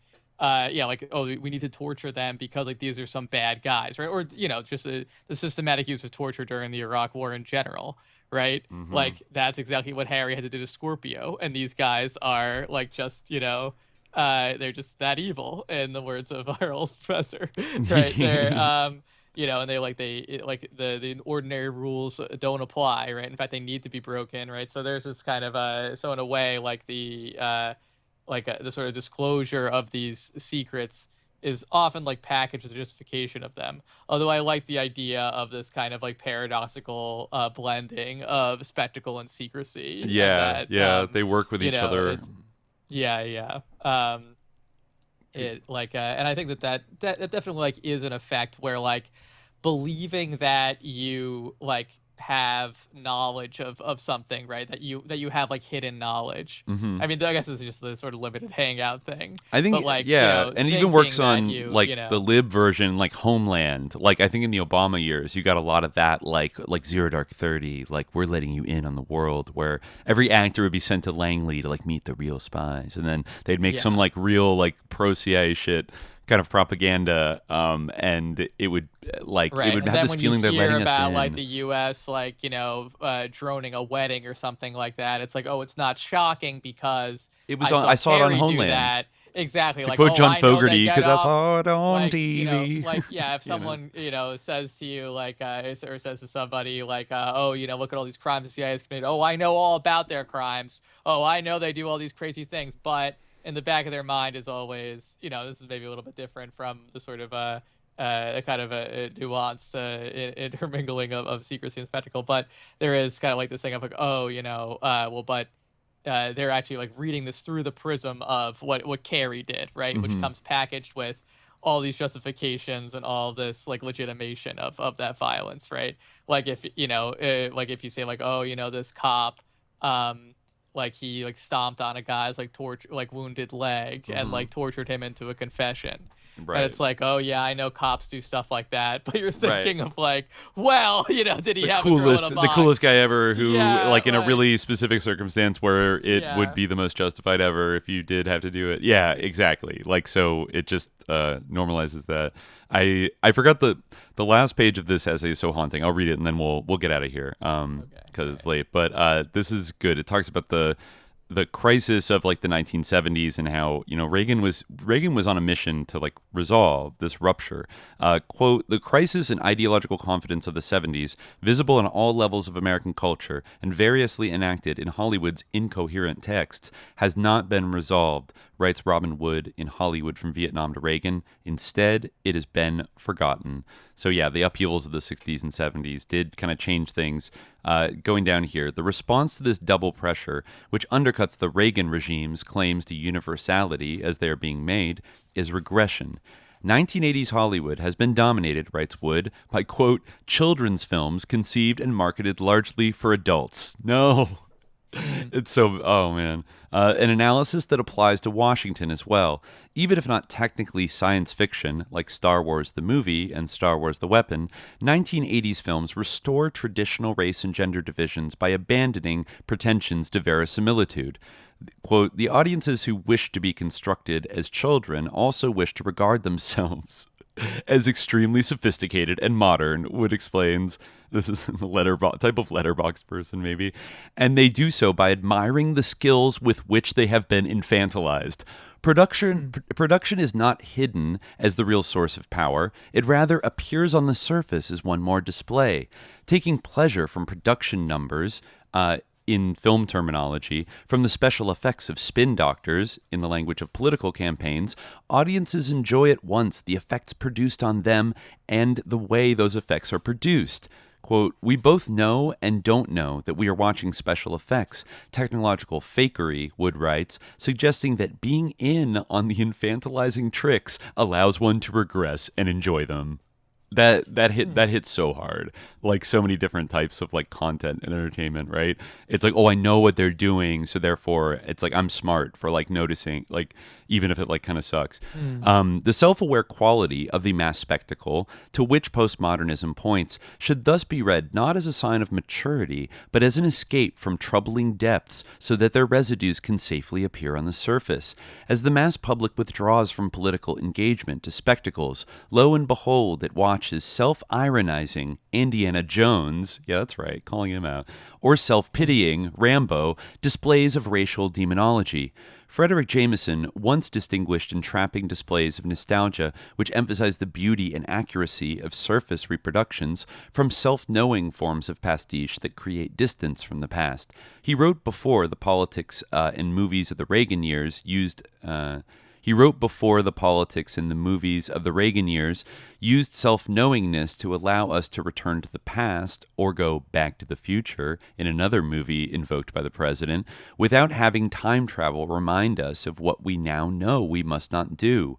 When an imperial white male wins a white woman in violent combat with evil dark tribes, as in the Indiana Jones movies, everyone knows that these surface cartoons are not meant to be taken seriously, so we don't have to feel implicated in their displays, can think they are send-ups of 1930s serials rather than precipitates of current covert operations, and forget what we have seen.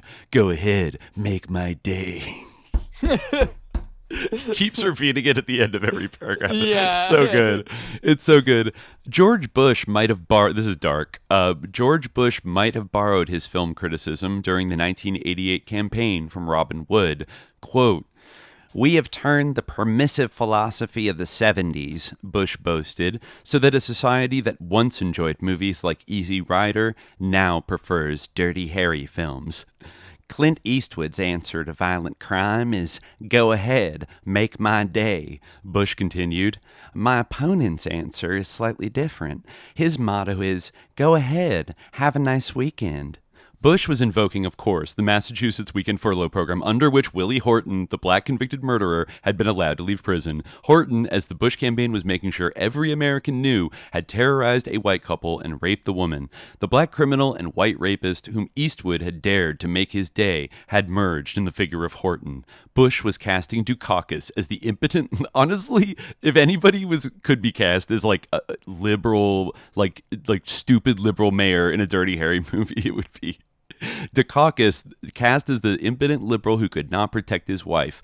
The buddies who went seeking America, according to the ad campaign for Easy Rider, and couldn't find it anywhere, had, in Bush's movie reviews, turned into Dukakis and Horton. Bush's campaign was not the first attempt to organize American politics around the specter of interracial rape. Repeated ads showing a revolving prison door, combined with the Horton victims' well-advertised campaign tour for Bush, reproduced the birth of a nation. Attacking Dukakis as weak on defense as well as on violent crime, moreover, the Bush campaign linked imperial to domestic racial politics, for the Dukakis of Bush's TV ads would make Americans vulnerable to aliens abroad and at home. Open racist appeals were now forbidden, however, and Bush and his supporters in my presidency class denied that Bush's version of Make My Day had anything to do with race. But the Republican candidate had succeeded in replacing Jesse Jackson with Willie Horton as the dominant black face in the campaign. For the first time, several of my students then remembered the racial and sexual context for Make My Day. That memory of the racial antagonism he promoted posed a problem for Bush, however, to which he offered a solution after his victory. The solution was amnesia. Along with two other movie phrases popularized by Reagan, "Win one from the Gipper," from Knute Rockne, All-American, and the Evil Empire from Star Wars, Make My Day will be included in the new edition of Bartlett's Book of Famous Quotations. If Bush has his way, however, the words will be severed from their meaning. The American people, the new president reassured us after his election, are wonderful when it comes to understanding when a campaign ends and the work of business begins. Bush wanted Americans to believe that his campaign spectacle would have nothing to do with his conduct of government. He was making his business that great act of American amnesia, as James Barber called it on an election night, by which our politics forgets the forces that drive it. The new president brushed off Barbara Walters' questions about the campaign on the eve of his inauguration. That's history, said George Bush. That doesn't mean anything anymore. No. So yeah, there you go, folks. That's kind of where Dirty Harry fits in for me. Fire essay right there. It's all about forgetting. It kind of is the final word on Make My Day for sure. Go ahead, make my day. Yeah, that's all you need to know about sudden impact. But we'll wrap it up there. But thanks for tuning in, y'all. I think we'll be back on Monday with part 8 on patreon.com/subliminal-jihad with part 8 of You're the Phoenix. We're getting into the dog days of their revolutionary struggle, but yeah, looking forward to that one. Let's see. All right. Sorry about that. All right, we're gonna get out of here now, but until next time, dear listeners, stay vigilant. Peace.